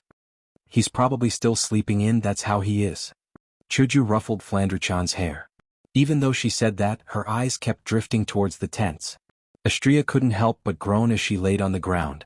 Master, please come out, I'm hungry. Don't you think it's super dirty? Kinohada Sai was speechless when she saw Astria sprawled on the ground. She was obviously talking to a cow. Astria didn't care about her image at all. She continued sprawling on the ground. Perhaps in Astria's worldview, food is always the most important thing. In the end, you better get up quickly, this is too much. Frenda said. Her gaze landed on Astria's oval breasts that were exposed from lying on the ground. Her eyes flashed with envy, jealousy, and hatred. Unlike the other girls who were chatting, Ikaros and Takitsubu Riku didn't take the initiative to speak. They only answered a question or two when Chuju and they spent the rest of their time staring at the tents, hoping to see a familiar figure walk out. As time passed, the most impatient Mikoto finally couldn't wait any longer and stood up. I'll go wake up that lazy bastard. Can't you just super ignore him? Kinohada Sai waved her hand nonchalantly. It's not like he'll be super tired if he doesn't super wake up naturally. Might as well super sleep him to death. Frenda shook her head when she heard Kinohada Sai's malicious words. She glanced at Wu Yan's tent and turned to look at the other tent. She scratched her beret in confusion. It's fine if that guy isn't awake, but why isn't Shokuho awake yet? She should be drinking tea by now. Frenda's words caused all the girls present to react, and a thought flashed through their minds. It's fine if Yen isn't awake, but Shokuho Misaki isn't awake either. Mikoto narrowed her eyes. Something's not right, it's not like that woman. Even Mikoto, who hated Shokuho Misaki the most, felt the same way, let alone Astria, Kinohada Sai, Frenda, and Takitsubu Riku, who spent a lot of time with Shokuho Misaki at the Spalier World Academy. Frenda touched her face, tilted her head, and suddenly said something shocking. Say, Shokuho didn't get up, could it be because of that guy? Or could it be that the two of them were in the same tent? The girl's expression froze. Other than Flandra-chan, 7 pairs of eyes looked at the two tents. Those are Wu Yen and Shokuho Misaki's tents. Takitsubu Riku hesitated for a moment. She looked like she was struggling with something. It didn't take long before she weakly defended Wu Yen. I don't think so, this is the wilderness and we have important things to do. Even if it's him, he wouldn't choose to do it at this time. Takitsubu Riku's face blushed. Combined with the fact that she might say choose to do it at this time, it's hard to imagine. However, Mikoto's lips curled into a cold smile when she heard Takitsubu Riku's words. Do you really think he wouldn't choose to do it at this time? With his personality?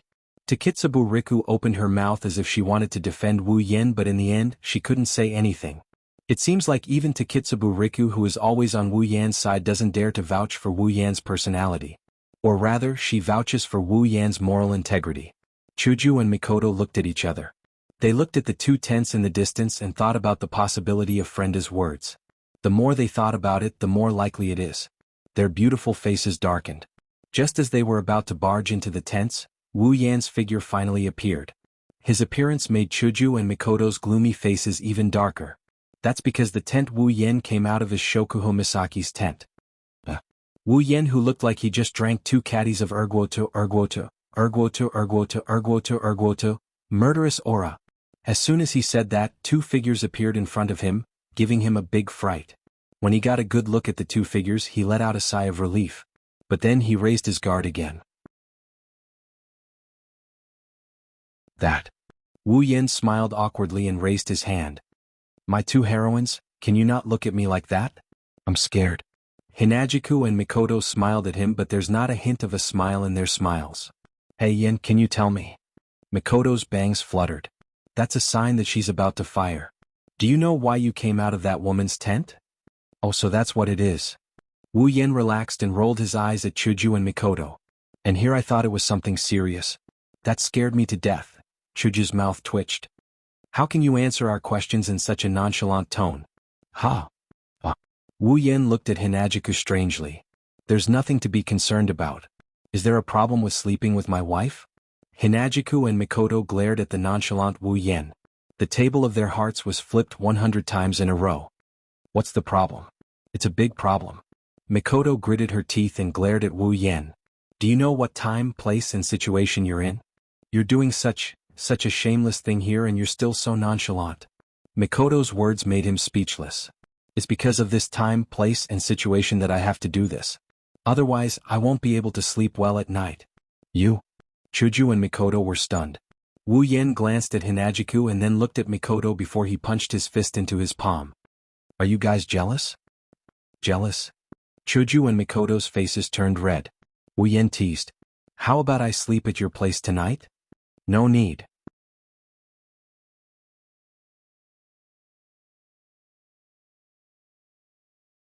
Chapter 547.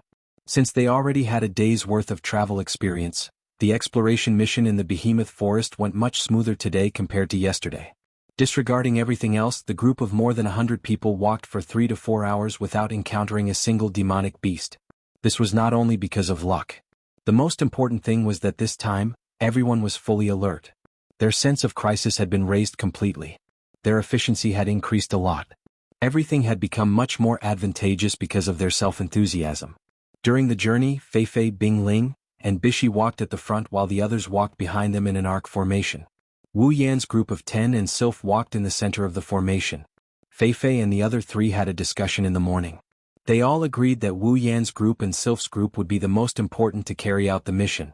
Without them, they would have a hard time moving forward when encountering demonic beasts in the depths of the Behemoth Forest. That's why Wu Yan's group and Sylph's group must be in perfect condition before encountering any demonic beasts. Therefore, the group of 11 people, including Sylph, entered the protection zone of the expedition team. They are conserving their energy for the upcoming battle. After an unknown amount of time and avoiding countless demonic beasts, Feifei and the other 2 who were walking at the front suddenly stopped. The rest of the group also stopped and looked ahead. The forest in front of them is still the same as the surroundings. However, the people present aren't just there to make up the numbers. They can feel that even though the forest in front of them doesn't look any different from the surroundings, they can feel a very oppressive aura coming from within. There's also a dense and powerful mana fluctuation coming from within. Feifei, Bingling, and Bishi's expression turned serious. They turned around and looked at the rest of the group. We are about to enter the depths of the behemoth forest. Everyone's expression changed when they heard this. Fei and the others' expressions turned serious. Wu Yan's group, on the other hand, had a sudden realization. No wonder the oppressive aura is so intense. It turns out that the depths of the behemoth forest are right in front of them. After countless years of exploration by the people of the Spalier world, the behemoth forest is divided into 3 regions based on the rank of demonic beasts. The outermost region is generally inhabited by demonic beasts that are rank 5 and below. Demonic beasts that are rank 5 and above rarely appear in the outermost region. Therefore, the region where rank 5 demonic beasts reside is the outermost region of the behemoth forest. Next is the inner region. The inner region is mainly inhabited by rank 6 and rank 7 demonic beasts. Rank 8 demonic beasts rarely appear in the inner region. Demonic beasts that are rank 5 and below are reduced to food. Therefore, the inner region of the behemoth forest is where Wu Yan and the others encountered the blue thorn cats and the small hill. The remaining core region is the deepest region of the behemoth forest. The deepest region of the behemoth forest is much smaller than the inner region. It's even smaller than the outer region. Even the demonic beasts that live here are the least. However, the demonic beasts that can live here are all extremely powerful soul beasts. Demonic beasts that are rank 7 and below are almost extinct. Peak rank 7 demonic beasts are the bottom line here. Only rank 8 demonic beasts can occupy this region. Demonic beasts that can occupy this region are rank 9 demonic beasts. Here, I would like to remind everyone. Bing Ling looked at everyone and continued Fei-Fei's words. We can encounter anything in the deepest region of the behemoth forest. It's no longer a game like before. There are almost no rank 7 demonic beasts in there because they don't have the qualifications to stay there. In the depths of the giant beast forest, the weakest magical beasts we encounter are at least at the peak of the 7th rank. 8th rank magical beasts might not be everywhere, but there are definitely more of them than here. If we aren't careful. Bing Ling went silent and didn't say anything else. However, everyone's heart felt heavy. There's no need to think about what rank demonic beasts are stronger than rank 8 demonic beasts. Even Wu Yan and Ko, as well as Sylph, didn't look as nonchalant as they were before. Bishi took a few steps forward and said to everyone, "We have to be extra careful from now on. This is the only thing we can do." Wait a moment. The 3 of us will continue to lead the way. Everyone gather behind us and monitor the surroundings. Wu Yan and Sylph, you 2 will be in the center. Be ready to support us at any time. Yes. The members of the expedition team replied in unison. Wu Yan and Sylph also nodded in agreement. Fei-Fei, Bing Ling, and Bishi turned around and walked into the forest. They looked like they were ready to throw caution to the wind. The others followed closely behind them. After entering the deepest region of the behemoth forest, everyone slowed down their pace and increased their vigilance. This place is completely different from before. Rank 8 demonic beasts might appear at any time. Everyone has to be on high alert. That's why they would rather slow down than get into trouble for no reason and end up in hell. The surrounding trees were constantly moving backwards as the group moved forward. The atmosphere was so quiet that it was frightening. There wasn't even the slightest cry of a magical beast. This caused most of the people present to have goosebumps. Chills flowed through their hearts and they couldn't help but move closer to each other. The girls are no exception. Or rather, they aren't from this world, so they are more sensitive to this atmosphere compared to the others. Hinajiku and Mikoto are already holding each other's hands tightly. Kinuhata Sai, Frenda, and Takitsubu Riku couldn't help but get closer to each other. Even Shokuho Misaki, who held a grudge against Wu Yan, grabbed Wu Yan's arm. It's not hard to imagine how deadly this environment is to a girl. Ikaros, Astria, and Flandra-chan were the only ones who didn't seem to have any changes in their behavior. Of course, they are nothing compared to the 3 of them. One of them is a natural-born vampire, one of them is an idiot, and one of them is a vampire. They are like fish in water in a quiet environment. They are completely unaffected by the environment. As they walked, traces of fog suddenly appeared around them, causing their expressions to change. "Everyone be careful," Fei-Fei whispered. The further they walked, the thicker the mist got. It didn't take long for the mist to thicken. They couldn't even see the trees around them. The white mist filled everyone's vision, causing them to feel nervous. The fog in front of them was still spreading. It was like a silk thread spreading out. After it floated out, it spread very far.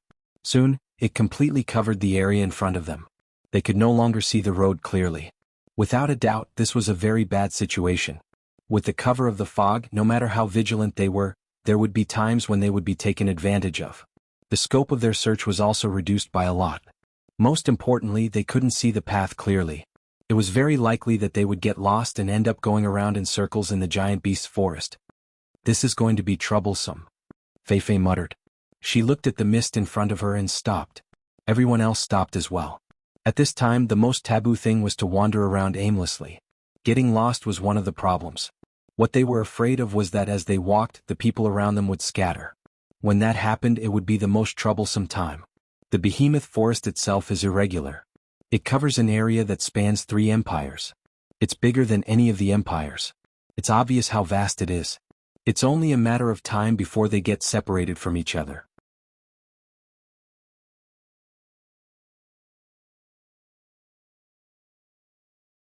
Chapter 548. The fog in the forest did not stop spreading even though everyone had stopped moving. Everyone stood at the same spot and only exchanged 1 or 2 sentences. During these 1 or 2 sentences, the fog became a little thicker. Now, even some people felt a little lost when they looked at their companions who were a little further away from them. What should we do? Should we wait for the fog to disperse or? Fei Fei turned to look at Bing Ling and Bai Shi, asking for their opinion. Bing Ling and Bai Shi smiled bitterly and shook their heads. They didn't say anything. It seems like even they couldn't make up their minds. None of the people present had anticipated the arrival of this fog, so they all chose to bide their time. In this kind of unknown situation, recklessly making a decision was a foolish thing to do. Fei Fei and the others had already decided to gather together and discuss it. Wu Yin clicked his tongue in boredom when he saw Fei Fei, Sylph, and the other 2 gathered together. He clicked his tongue in a bored manner. He wanted to borrow the power of the system item to get through this foggy weather.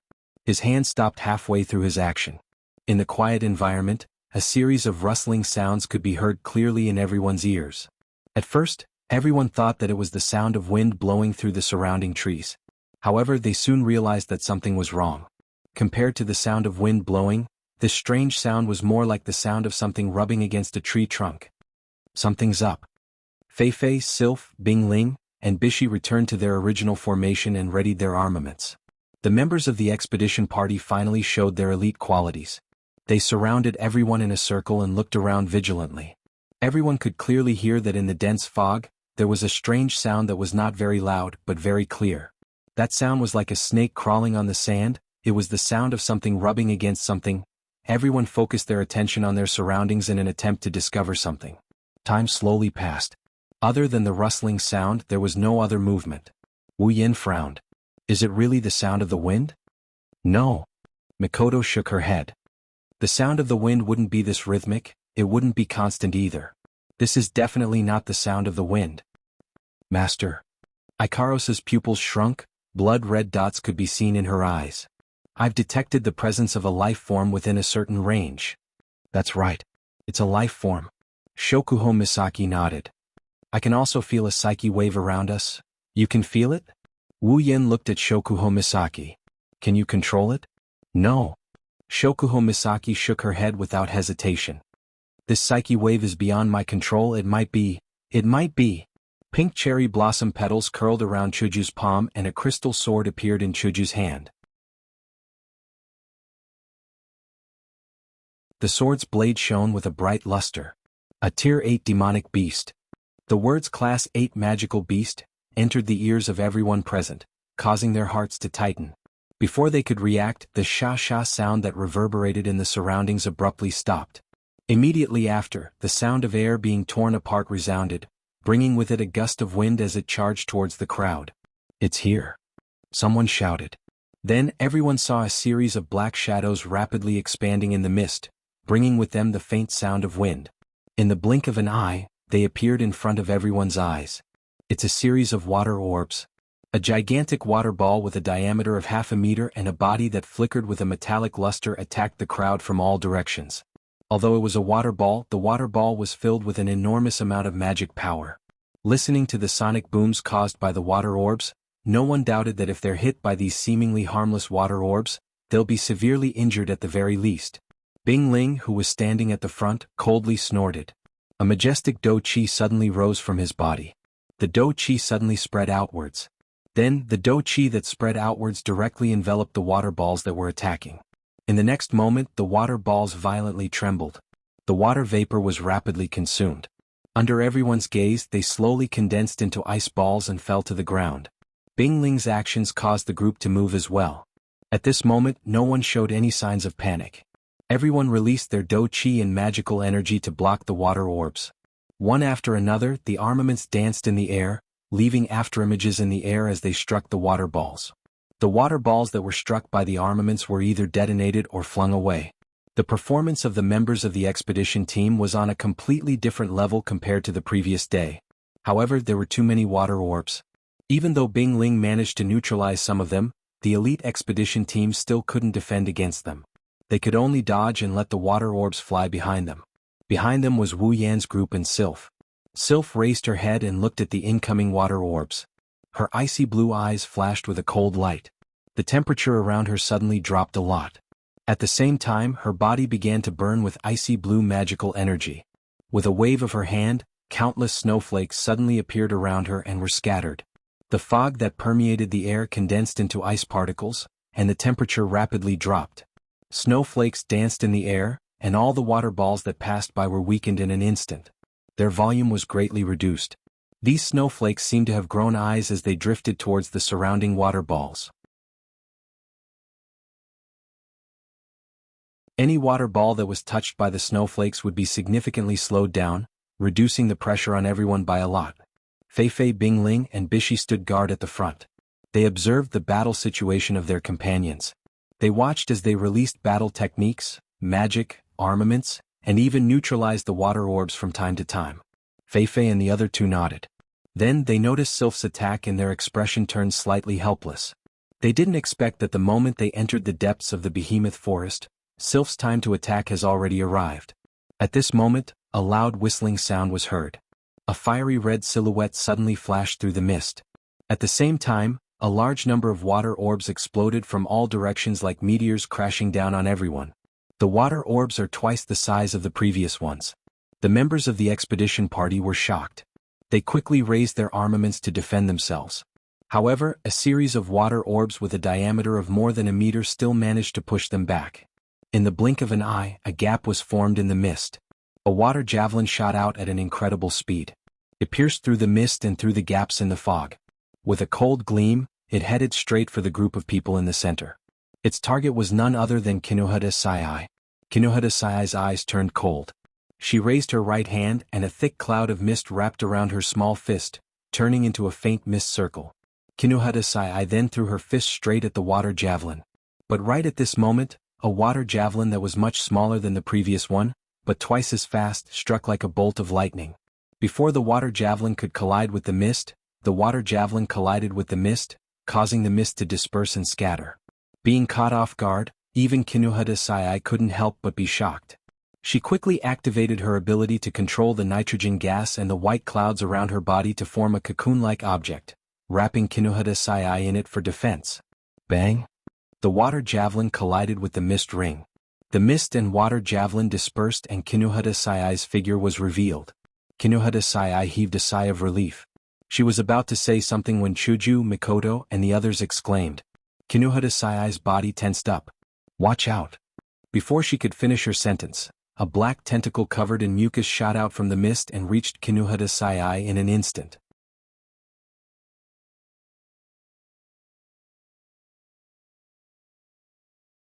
Chapter 549. Everything happened too quickly. No one expected something like this to be hidden behind the water ball and water javelin. When the black tentacle reached Kinuhada Sai, everyone in the expedition team, including Fei and the other two, couldn't react in time. Frenda was the closest to Kinuhada Sai, but Frenda's strength was weaker than Kinuhada Sai's. If Kinuhada Sai couldn't handle the tentacle, there's no need to mention her. Wu Yan's group reacted quickly, but it was too late for them to come to Kinuhada Sai's rescue. Seeing that Kinuhada Sai was about to be attacked, even Kinuhada Sai herself tried her best to thicken her nitrogen armor, in order to minimize the damage from the tentacle. She gave up on resisting. At this moment, an icy blue light appeared in front of Kinuhada Sai without any warning. In an instant, an ice cube with a diameter of 1 meter appeared between Kinuhada Sai and the black tentacle. The icy blue light expanded outwards and the ice cube spun in a circle at an extremely fast speed. Then, the black tentacle crashed into the spinning ice cube and was repelled by a huge force. Due to the huge force, the black tentacle retracted in midair and continued its attack on Kinuhata Sai. The ice cube that appeared out of nowhere only blocked the black tentacle's attack for a second, but that 1 second was enough to change the tide of the battle. From the appearance of the black tentacle to the removal of the ice cube and the attack of the black tentacle, the entire process took less than 3 seconds. Because of the black tentacle, Wu Yan's group finally reacted. Realizing that their stupor almost caused Kinuhata Sai to be injured, other than Ikaros and Flandre-chan, Wu Yan's group was enraged. In the next moment, 2 flashes of blue and white lightning flashed from Wu Yan and Mikoto's body. The 2 flashes of lightning danced around each other and with an unstoppable force, they struck the black tentacle. The dense blue and white electric light illuminated the entire area. Caught off guard, everyone was secretly shocked. However, before they could recover from their shock, the black tentacle was wrapped up by the electric light. In the blink of an eye, the electric light flowed out of the black tentacle, crawled into the fog along the tentacle, and hit the tentacle's owner. Hiss! A strange cry of pain rang out from the fog that had been struck by the electric current. The voice was not loud, but a powerful aura swept out along with the sound, causing a huge gust of wind to blow in the middle of the field. The elite expedition team was blown all over the place, their faces filled with shock. Fei Fei, Bingling and Bishi were shocked. They raised their heads and looked in the direction of the voice, their eyes solemn. This aura, it's not something a peak tier 7 beast can release. Bingling's face sank. Even Wu Yan, who can challenge those of a higher tier, cannot release this aura. Bishi said bitterly. It seems like a tier 8 magical beast has really appeared. Fei Fei sighed as she looked at the mist in front of her. They had just entered the depths of the behemoth forest. No matter what Fei Fei and the other 2 were thinking, Wu Yan wouldn't know. Even if he did, he probably wouldn't say anything because he's in a bad mood right now. 2 crimson spatial ripples appeared and a pair of black iron sand swords shot out from the ripples. They pierced through the black tentacle that was paralyzed by the lightning for a dozen times. The black tentacle was cut into a dozen pieces and fell to the ground. Hiss! A painful hiss was heard as the black tentacle disintegrated. However, the pain was much more intense than before. Even so, it didn't affect Wu Yan at all. He waved his hand and put away the iron sand swords and gate of Babylon. His wine-red eyes were terrifyingly cold. Strands of golden light flashed through his eyes, revealing his inner emotions. Wu Yan took a deep breath to calm his anger. He walked up to Kinuhata Sai, who was still in a daze. "Koei, are you alright?" Kinuhata Sai patted her chest and waved her hand. Her breathing was a little hurried. "I'm super fine. Fortunately, I had that block of ice to block it for me. Otherwise, I would have been injured a little." Chuju, Mikoto, and the others quickly surrounded Kinuhata Sai. They pulled her up and down as if they were checking if she was injured. Kinuhata Sai didn't know whether to laugh or cry. Wu Yan looked at Sylph. "Thank you for saving Koei." Sylph shook her head and didn't say anything. However, it's already good that she responded to Wu Yan. Wu Yan was a little confused. After all, Sylph has never looked at him in the eye since the first time they met. It's not that Sylph looks down on Wu Yan. It's just that she was born this way. She won't pay attention to anyone she doesn't like. Even Astria only caught Sylph's attention after she defeated Sylph. Wu Yan didn't even pique Sylph's interest. However, Wu Yan didn't know if it's just his imagination. He felt like Sylph's attitude towards him has improved since they left the hill. Wu Yan recalled everything he did since he returned to the Spalier world. After confirming that he didn't do anything that Sylph would pay attention to, he became even more confused. Wu Yan couldn't figure out why Sylph is acting this way. He has something else he needs to do. "You all." Wu Yan took a few steps forward and looked around the foggy surroundings. His voice echoed in everyone's ears. "Everyone stop. Leave the rest to me." Wu Yan's tone turned cold. Unfortunately, his cold tone couldn't hide his volcanic rage. Fei Fei and the others who wanted to say something choked on their words. Ever since they entered the behemoth forest, Wu Yan's emotions haven't been affected by the presence of demonic beasts. Even if he knew he might encounter a tier 9 demonic beast, he would at most get serious for a moment. Now Wu Yan's heart is filled with rage. Because he and the others were stunned for a moment, Kinuhata Sai almost got hurt. Wu Yan felt a little guilty and at the same time, his anger rose to the point of exploding. However, the culprit in the mist seemed to be enraged by the electric current and the disintegration of its tentacles. Therefore, at the moment when its anger rose, the culprit made the first move. Whoosh whoosh whoosh whoosh whoosh, continuous flying sounds came from the fog. Then hundreds of water javelins appeared from the fog. In the most violent way, they broke through the elite expedition team's protective circle and flew towards Wu Yan. Wu Yan lifted his head and the crimson ripples in the air started to ripple. The ripples reverberated in the air like a curtain of water. Hundreds of black lights shot out from the ripples and collided with the water javelins. The water javelins were shattered into pieces and scattered into the air like water droplets. The black lights that came out from the gate of Babylon are naturally the iron sand sword. How dare you hurt the people around me?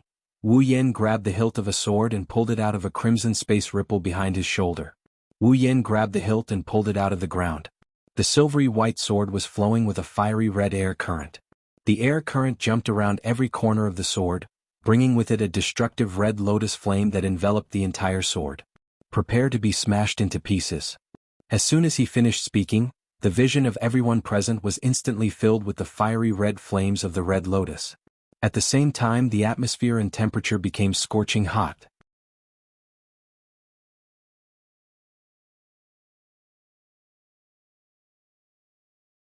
Chapter 550. In the middle of the misty forest, the crimson lotus flame shot up into the sky. The heat from the flames blew across the entire area. In the blink of an eye, a pillar of red flame covered the entire area. It's like a red lotus hell or a volcano erupting. It's a terrifying sight to behold. The red lotus flames rushed into the sky and dispersed the surrounding white fog. Under the heat of the flames, the fog was torn apart and slowly dispersed to the surroundings and the sky. The originally shrouded trees gradually appeared in front of everyone's eyes.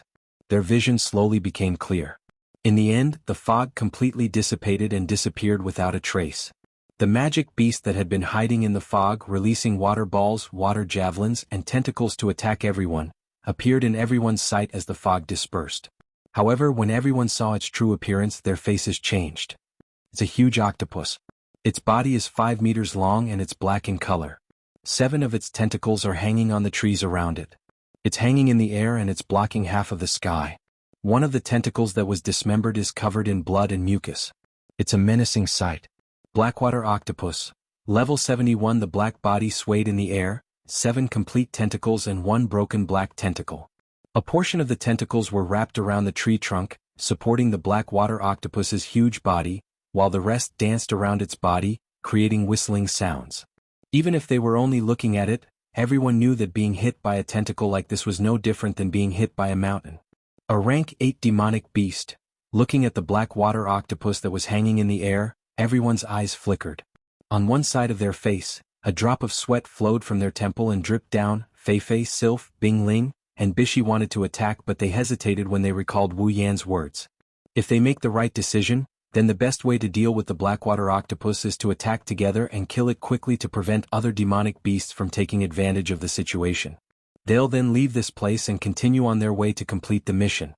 Even though their opponent this time around was a rank 8 magical beast, it was easy for the people present to intervene. This large blackwater octopus definitely did not possess the same speed as the green thorny cat from before. Instead, it was more like a live target. If that was the case, it would be possible for them to surround and attack it. With Fei-Fei, Bing Ling, and Bishi around, they should be able to deal with the fast magic and tentacles for now. As for the other members of the expedition team, they only need to attack the tentacles. This way, the blackwater octopus will be much easier to deal with. Unfortunately, Wu Yan doesn't seem to appreciate their help. Wu Yan didn't look back as if he saw through Fei-Fei and the others' thoughts. He raised his Nyang Temple Shana. Don't worry.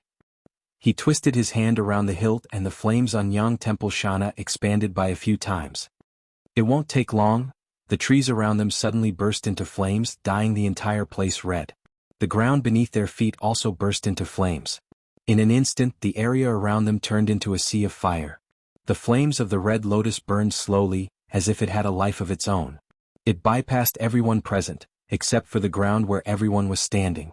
The flames had already filled the entire space, including the trees that the dark water octopus tentacles were wrapped around. Fei-Fei, Bing Ling, and Bishi were shocked when they saw the sea of fire. Sylph frowned and Bing Ling cried out. A gold armament. No, that's impossible. The ice spirit immediately denied her own theory after losing her voice. The last time you fought with me, your armament was still a rare armament. How did it suddenly become a gold armament? But this power? Bishi looked at Nyang Temple Shana. This power is definitely not something that a rare armament can achieve. Furthermore, the aura that the armament is emitting is indeed that of a gold armament. How can this be? Bing Ling still couldn't believe it. Is it possible that the armament can evolve? Bing Ling guessed it right.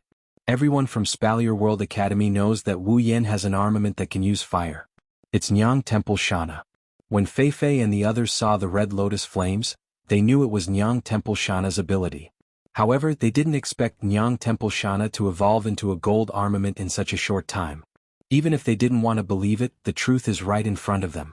Be it the power or the aura emanating from Nyang Temple Shana, it's a gold armament. Maybe, Sylph spoke for the first time. He's much stronger than we thought. Hearing this, Fei Fei and the other two looked at the figure bathed in the sea of fire and became silent. The blackwater octopus on the tree let out a hissing sound. It twisted its body uneasily. It's a water-type demonic beast that can use water magic. It's a demonic beast that lives in water. Now that it's on land, water is its origin. As a water-type magical beast, the red lotus fire around it naturally made it uncomfortable for a while. In addition, the red lotus fire of Niao Dian Shana was not a normal fire. Not only could the water not suppress it, it could even suppress it. That was why the black water octopus felt extremely uncomfortable. A few tentacles whizzed towards the surrounding trees. The trees that were burning with red lotus flames were sent flying. After clearing out a fire-free area, the black water octopus calmed down a little. Wu Yan's eyes flashed and he waved Niatono no Shana. The red lotus flames on the ground and trees not far away floated up into the air and flew towards the black water stamp. The tentacles of the black water octopus paused for a moment, then began to dance crazily, forming a windmill around the octopus to protect its body. The red lotus flames sprinkled on the windmill, but was blown away by the wind created by the dancing tentacles, falling to the ground nearby. Wu Yan frowned. He didn't expect the octopus to use such a method to deal with the red lotus flames. It's obvious that the octopus has a certain level of intelligence. Generally speaking, if one were to disregard other factors and only consider pure strength, when two parties of the same level and level, one was a human and the other was a magical beast, although their strength was the same, the winner would definitely be the human. This was because humans knew how to use their brains to think and use various fighting methods to maximize the outcome of the battle. On the other hand, magical beasts were not very intelligent and their attacks were straightforward. Therefore, even if their strength was the same, humans would be able to suppress magical beasts in battle. Against demonic beasts, as long as the disparity in strength isn't too great, it shouldn't be too difficult for humans to emerge victorious. However, the higher the rank of a demonic beast, the more intelligent it will be. Once a demonic beast advances, its combat ability will also increase very quickly. Just as the Thunder Emperor said, demigod beast kings have the same level of intelligence as humans. That's why they're such a threat to humans. The black water octopus in front of him already possessed a certain level of thinking ability. It knew how to fight in order to display its strength. From this, it could be seen that the intelligence of a Class 8 magical beast was gradually breaking away from the range of a normal wild beast. If a rank 8 demonic beast is already like this, then what about a rank 9 demonic beast? It shouldn't be too far from a human. Of course, if it's only at this level, it won't be a problem for Wu Yan. When he was at the peak of rank 7, Wu Yan was already at rank 8. His strength can't be compared to the past. He pointed Nyang Temple Shana at the ground and the red lotus flames surged. Looks like it's going to be a little troublesome.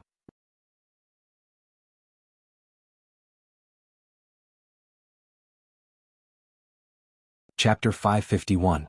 The red lotus flames rising from the opposite side caused the black water octopus's twisted body to squirm uneasily. It let out threatening cries as if it was trying to calm the uncomfortable feeling. The 8 tentacles, along with the broken one, vibrated together. As they danced and swung, the terrifying power contained within caused the flames on the ground to distort. In response, Wu Yan held the blade with one hand. The blade trembled slightly as flames burst out from the blade. In the blink of an eye, the entire area was completely shrouded in hot air. In the sky, the red lotus flames gently drifted down, depicting the scene of a rain of fire. Suddenly, the wind howled. The falling flames paused for a moment, then began to swirl. Entangling with the howling wind, they gradually condensed into a whirlpool and then spread out. A long while later, a red flaming tornado covered in dense flames appeared in front of Wu Yan. The black water octopus seemed to feel threatened. It let out a low cry, looking like it was trying to bluff. This caused Wu Yan's lips to curl into a cold arc. With a wave of the Enaidian Shana in his hand, the huge flaming tornado howled towards the black water octopus with a sharp wind-breaking sound and a slow burning sound. The black water octopus let out a loud cry when it saw the flaming tornado. Its huge body swayed and a large amount of black liquid suddenly gushed out from its body. The black liquid continuously flowed out and condensed into an equally large black water snake above its huge head. A tentacle suddenly stretched out and swung on top of the black water snake. The black water snake, which was completely condensed from the strange unknown black liquid, shot out. It was mixed with a force like rotten wood, and faced the red flaming storm. Bang! One red, one black, one storm and one water snake collided. They were in a deadlock for a moment before exploding with a loud bang. The violent explosion caused a piercing pain in the ears of the people who were on guard not far away. It was extremely uncomfortable. At the moment of the explosion, a circle of strong wind rippled out from the explosion site, causing the surrounding trees to collapse one after another. They fell into the burning red lotus flames on the ground, causing the scope of the sea of fire to expand by a few degrees. The black water octopus's huge body shrunk, its sticky body strangely contracting. A layer of faint black liquid seeped out from under its body and quickly enveloped the black water octopus's huge body. Wu Yan's figure suddenly appeared beside the black water octopus.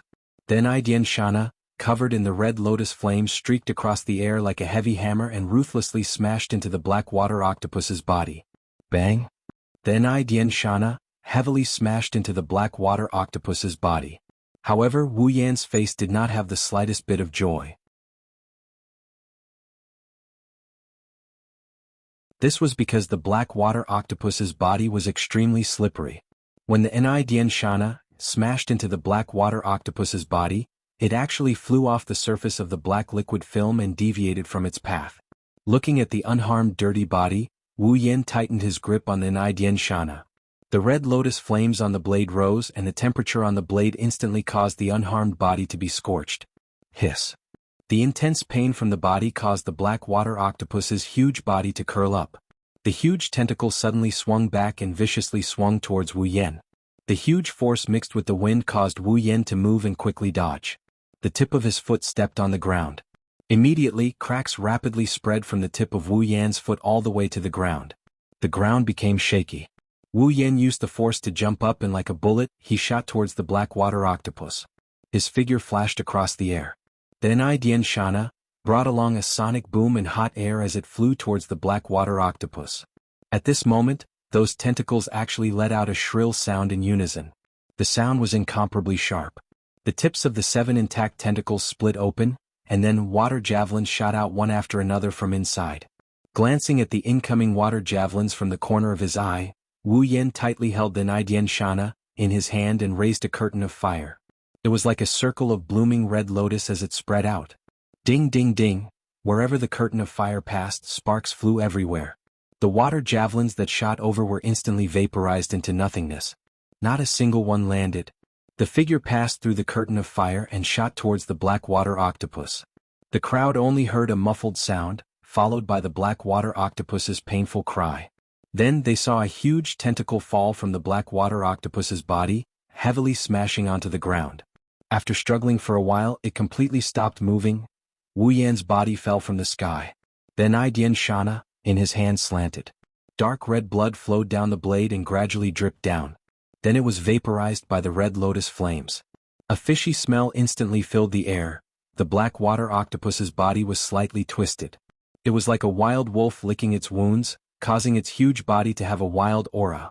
The tentacle closest to Wu Yan shuddered, and like an arrow released from a bow, it danced in front of Wu Yan in an instant. It tore through the air with a sharp sound. It lashed down with great force, thick viscous liquid intertwined and splattered all over the place. It's extremely disgusting.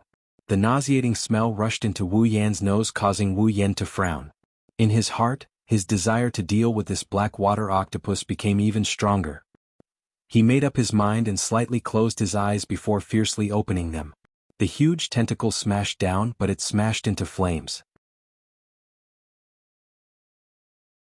The red lotus flames burned from the bottom of the tentacle. The momentum was like an explosion and the tentacle was charred black. Hiss! The black water octopus let out a sorrowful cry. 3 of its tentacles were destroyed in a row. Even with its tenacious vitality, it still suffered quite a bit of damage. However, it didn't know that the real damage was yet to come. A strange vibrating sound reverberated in the air. The strange vibrating sound caused the burning red lotus flame to pause for a moment. That was the sound of the gate of Babylon being activated. A large amount of red spatial ripples spread out around the black water octopus. It was like a battery of cannons surrounding the black water octopus. In the middle of the red spatial ripples, the black water octopus instinctively felt a sense of danger. It let out a roar and frantically waved its remaining 5 tentacles around, attempting to shatter the red spatial ripples that gave it a sense of danger. Unfortunately, the gate of Babylon was intangible and couldn't be attacked at all.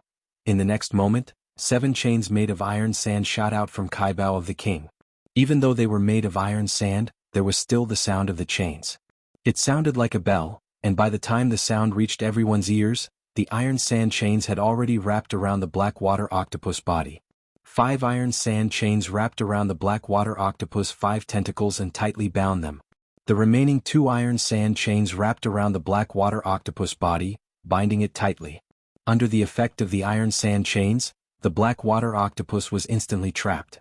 Its slippery body couldn't help but break free of the iron sand chains. Its huge body struggled, dragging the iron sand chains with clanking sounds. It's time to end this. Wu Yen grinned. He waved his hand and the iron sand sword shot out from the crimson space ripples. It circled around the black water octopus's head before it slashed down on its head. The iron sand swords cut through the remaining 5 tentacles of the dark water octopus. The 5 tentacles left the octopus body and hung on the iron sand chains. Before the octopus could make a sound, countless iron sand swords descended on its body. They streaked across the octopus body at an extremely fast speed. After maintaining this state for a long time, they finally stopped.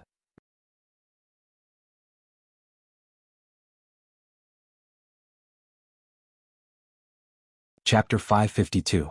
5 tentacles that were nearly 10 meters long were tied up by iron sand chains, hanging in the air. There were 2 more on the ground, and there was another tentacle dismembered not far away.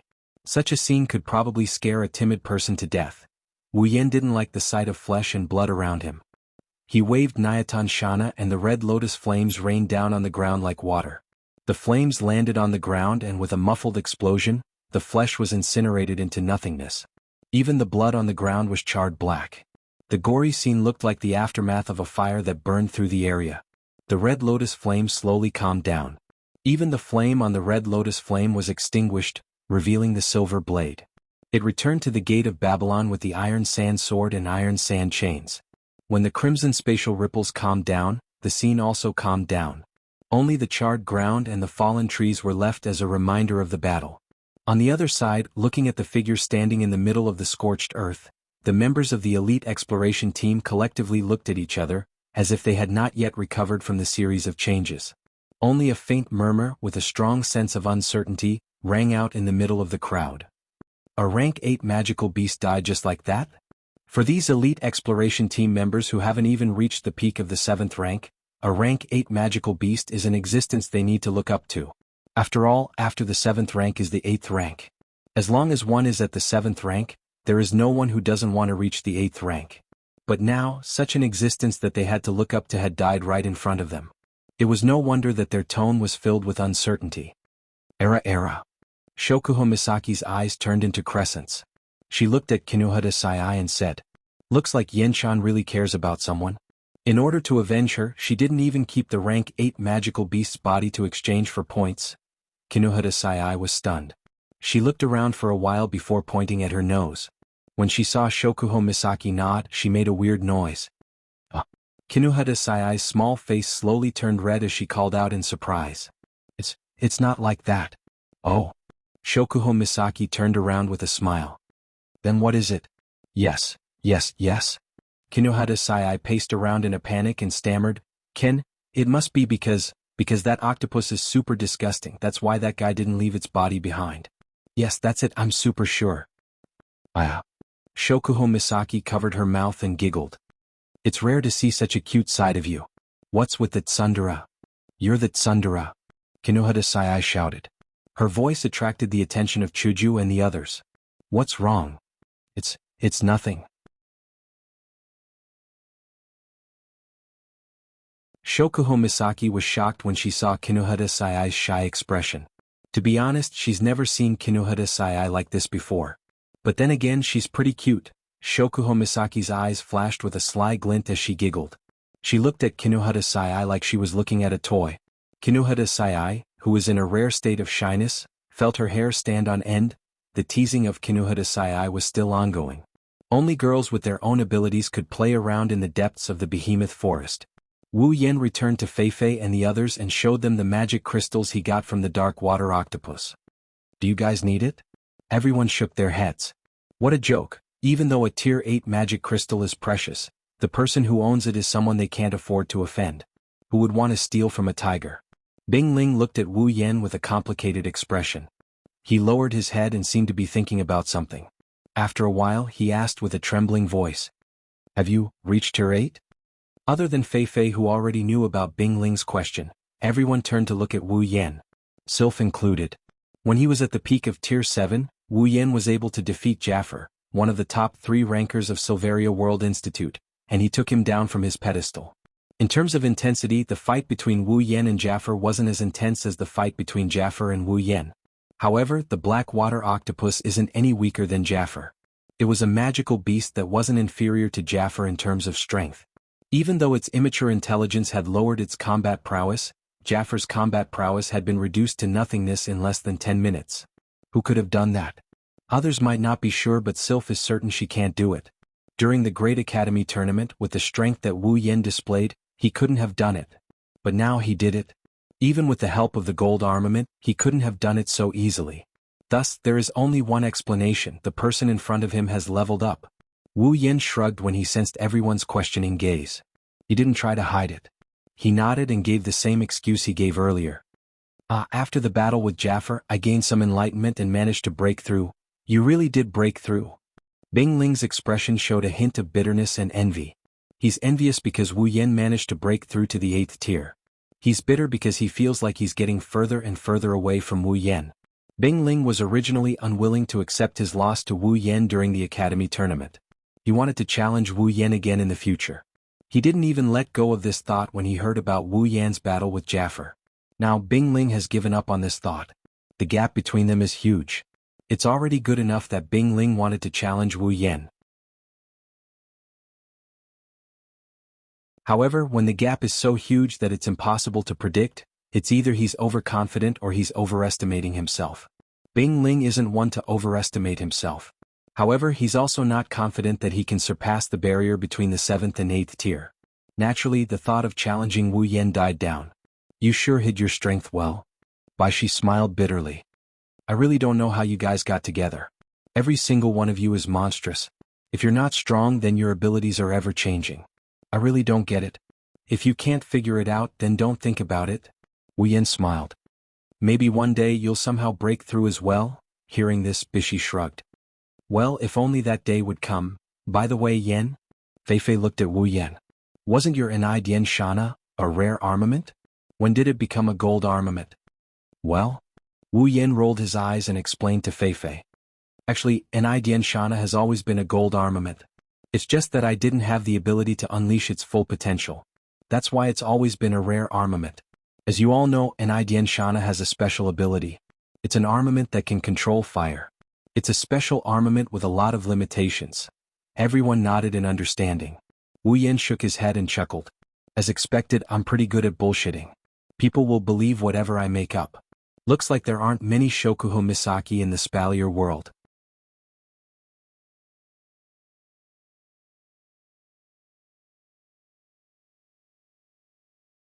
Chapter 553. With a gold armament, Wu Yan's strength is on par with Sylph's in the eyes of the others. Normally they would think that Wu Yan's strength is on par with Sylph's. Now that they're all in the same boat, the stronger Wu Yan is, the higher their chances of completing the mission and the higher their chances of survival. Unfortunately, they only know the surface. Wu Yen does have 3 gold armaments and Wu Yen has reached tier 8. Even so, he's still stronger than Sylph. After all, Sylph doesn't have as many abilities as he does. In terms of equipment, Wu Yen has 3 gold armaments: Shana of the Enai Temple, Babylon of Kings, and Meteor Shower. He also has a storage full of rare armaments. In terms of abilities, he has the True Ancestor Bloodline, Electrocaster LVL5, Infinite Armaments, and his level 70 strength. Wu Yin would have no trouble defeating Sylph. On top of that, Wu Yin also has a heaven-defying bloodline ability. Including Crimson Jade, Wu Yin wouldn't lose to Flandre-chan when Crimson Jade mode is in effect, let alone Sylph. After all, the strongest Crimson Jade mode came from Flandre-chan. Wu Yin didn't hide the fact that he leveled up and I know Shana's level. However, he also didn't want to reveal everything about himself. He didn't want to reveal too much about himself. Still, it's enough. At least, the expedition team thinks that they have another trump card on their side. Yen? Fei muttered to herself. She looked at Wu Yen with a solemn expression. I might need you guys to take action next. Fei's tone was solemn and helpless. Fei doesn't want Wu Yen, Sylph, and the others to take action. If they do, there's a high chance that they won't be able to do anything. Fei doesn't like this situation, but she can't do anything about it. They've only been in the Behemoth Forest for a short time and they've already encountered a Tier 8 monster. Fei felt helpless just thinking about it. That's why she has no choice but to accept it. Fei understands that they won't be able to complete the mission with just her group. The key lies with Wu Yen, Sylph, Mikoto, and the others. Ever since they entered the Behemoth Forest, they rarely let Wu Yen, Sylph, and the others take action. Isn't this the reason they're waiting for? Although it's a little early for Fei, Bingling, and Bishi, Bingling and Bishi looked helpless when they heard Fei's words. However, they didn't say anything. As direct descendants of large clans, they knew that they had to look at the bigger picture. If they tried to be brave, they would only be courting death. Sylph didn't have any objections. If it wasn't for Fei and the others' request, she wouldn't have held back. Dealing with a monster that isn't even a Tier 8 monster won't take much of her mana. As for Wu Yin, he gave it some thought and nodded helplessly. Unlike Sylph, Wu Yin didn't really want to take action. It would be best if they could solve the problem without him and the others taking action. Unfortunately, it seems like this idea isn't realistic at all. Of course, Wu Yin was helpless, but Chuju, Mikoto, and the others were excited. They're all competitive people. Ever since they entered the Behemoth Forest, other than Shokuho Misaki, Kinuhata Sai, Frenda, and Takitsubu Riku, they've been doing nothing. Even Chuju didn't feel good about this feeling, let alone Mikoto, who loves to fight. Now that they don't have to do anything, they're more excited than anything else. Apart from Ikaros and Takitsubu Riku, the other girls are smiling happily. They once again set foot on the path to the center of the Behemoth Forest. This time their formation changed a little. Originally, because of Fei and the others' request, Wu Yan's group of 10 plus Sylph and Fei's group are now walking together. The three of them are at the front while Wu Yan's group is at the back. The other members of the expedition team are grouped together to take care of each other. After a short rest, the group changed their direction. They're no longer moving in a straight line. Instead, they're moving horizontally and horizontally. Although their speed didn't change, their efficiency is much lower than before. This is common knowledge when entering the Behemoth Forest. Every time you encounter a demonic beast, you have to change your direction or you'll be discovered by demonic beasts. That's not going to be easy. This time Wu Yan's group didn't do nothing. Since Fei has compromised, they're not going to stay idle either. With Fei and the other two leading the way, they don't feel any pressure. Thus, Shokuho Misaki used her mind control ability to sense their surroundings. As long as a life form enters her effective range, she'll be able to sense their psyche waves. Ikaros also activated her detection system to monitor their surroundings. Wu Yen, Mikoto, Chuju, Kinuhata Sai, Frenda, and Takitsubu Riku also activated their system perception. Even though it can't detect anything, it's still capable of detecting things that can't be seen with the naked eye.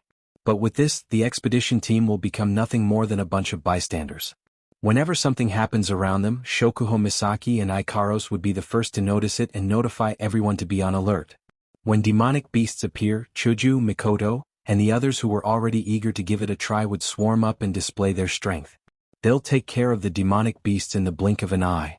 Along the way, the demonic beasts that came to attack them were either controlled by Shokuho Misaki or knocked down by Mikoto's taser gun. Hinajiku, Astria, Kinuhata Sai, and Frenda expressed their dissatisfaction with the two girls' kill-stealing behavior. However, their abilities and attack speed weren't as good as the two girls, so they could only express their dissatisfaction. This made the onlookers feel ashamed. They're hoping that the demonic beasts don't appear so they can ensure their own safety. But looking at Chuju and the others, it's as if they want all the demonic beasts to attack. How can they not feel embarrassed? Even Feifei, Bingling, and Bishi are speechless. That's not the most speechless part. The most speechless part is that there's a rank 8 demonic beast among the demonic beasts. This rank 8 demonic beast isn't any weaker than the black water octopus, but it's a lot more tragic than the black water octopus. The moment it appeared, it didn't even have time to roar. Electric current, crystal sword, mental attack, cherry-colored missile, blue lightsaber, shockwave, bombs, all of these things landed on its body without even saying a word. In an instant, the rank 8 demonic beast was drowned by the girl's attacks. Other than a magic crystal, nothing was left of it. This caused the expedition team members to sweat profusely. For the first time in their lives, they sympathized with the demonic beasts. Of course, this only works on demonic beasts that aren't too troublesome to deal with. If the demonic beasts in the depths of the behemoth forest are only at this level, it wouldn't be a forbidden area for humans. As more than 100 people continued to move forward, finally, when it was close to night, a truly troublesome situation appeared in front of everyone's eyes.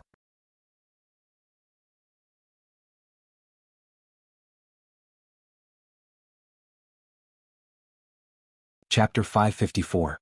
Inside the giant beast's forest, although the terrain was not very complicated, it was still quite winding. Walking in an environment full of trees, it was not much different from walking into a maze. Everywhere was the same type of trees, some stood on the side of the road, some reached deep into the sky. Such a lively environment, but rippled with a gloomy, deathly stillness. Under the deathly stillness, even the air seemed to have solidified, and such an environment brought about a bad situation for the group of more than 100 people. At this moment, Wu Yan's group and the members of the elite exploration team were all hiding behind the trees. They didn't even dare to breathe too loudly. Their breathing had become extremely weak. The members of the elite exploration team were all holding their breaths, their foreheads were covered in sweat. In front of them, there was an undulating terrain that resembled a hill.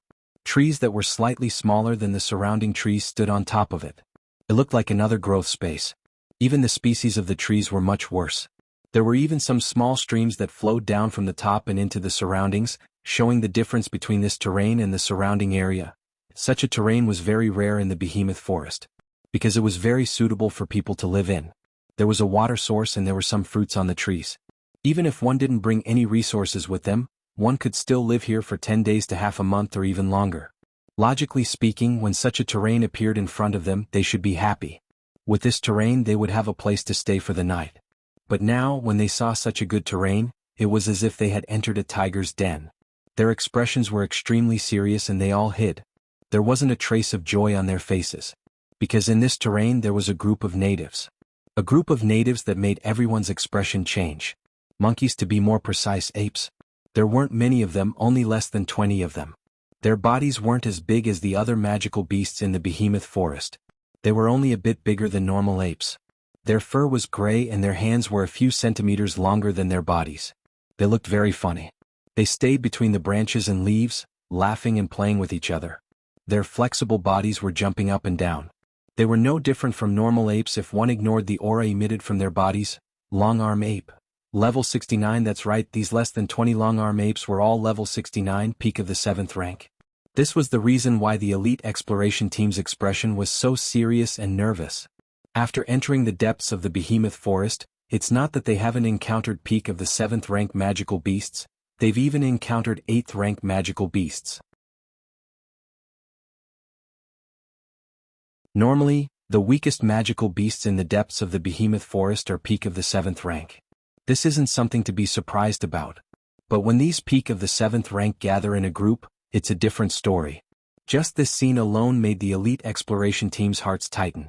When they first saw this scene, they almost cried out in alarm. Wu Yen and Ko and Sylph are far from intimidating them. The real reason why Wu Yen and Ko chose to remain hidden is because of the golden hairs on the back of one of the 20 long-arm apes. Among the group of long-arm apes, there is one particular individual with golden fur standing at the top of a tree.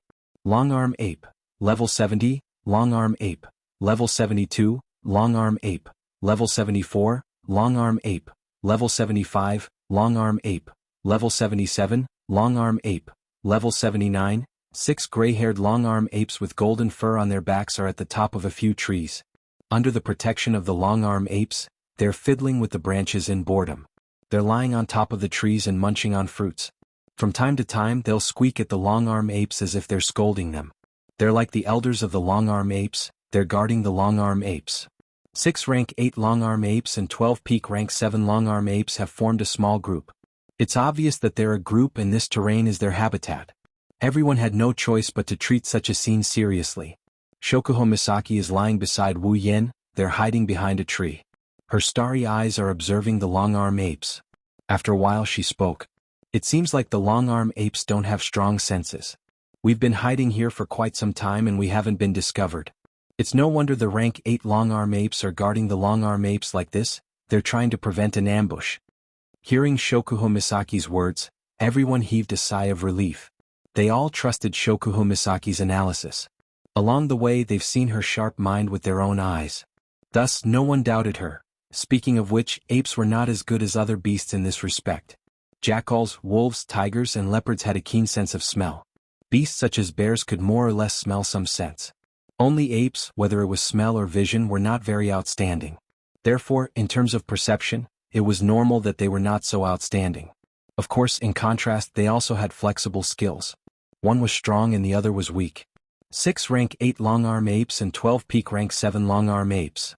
Feifei's eyes glimmered. This kind of fighting strength is not just a little bit strong. It's better for us to leave this place before they discover us. Yeah, that's true. Shokuho Misaki's expression turned serious. Otherwise, if we are discovered later, I'm afraid that all of us will be buried here. Who knows? Everyone who was about to retreat froze when they heard that. Everyone including Wu Yen, Chuju, Sylph, and Feifei looked at Shokuho Misaki in shock.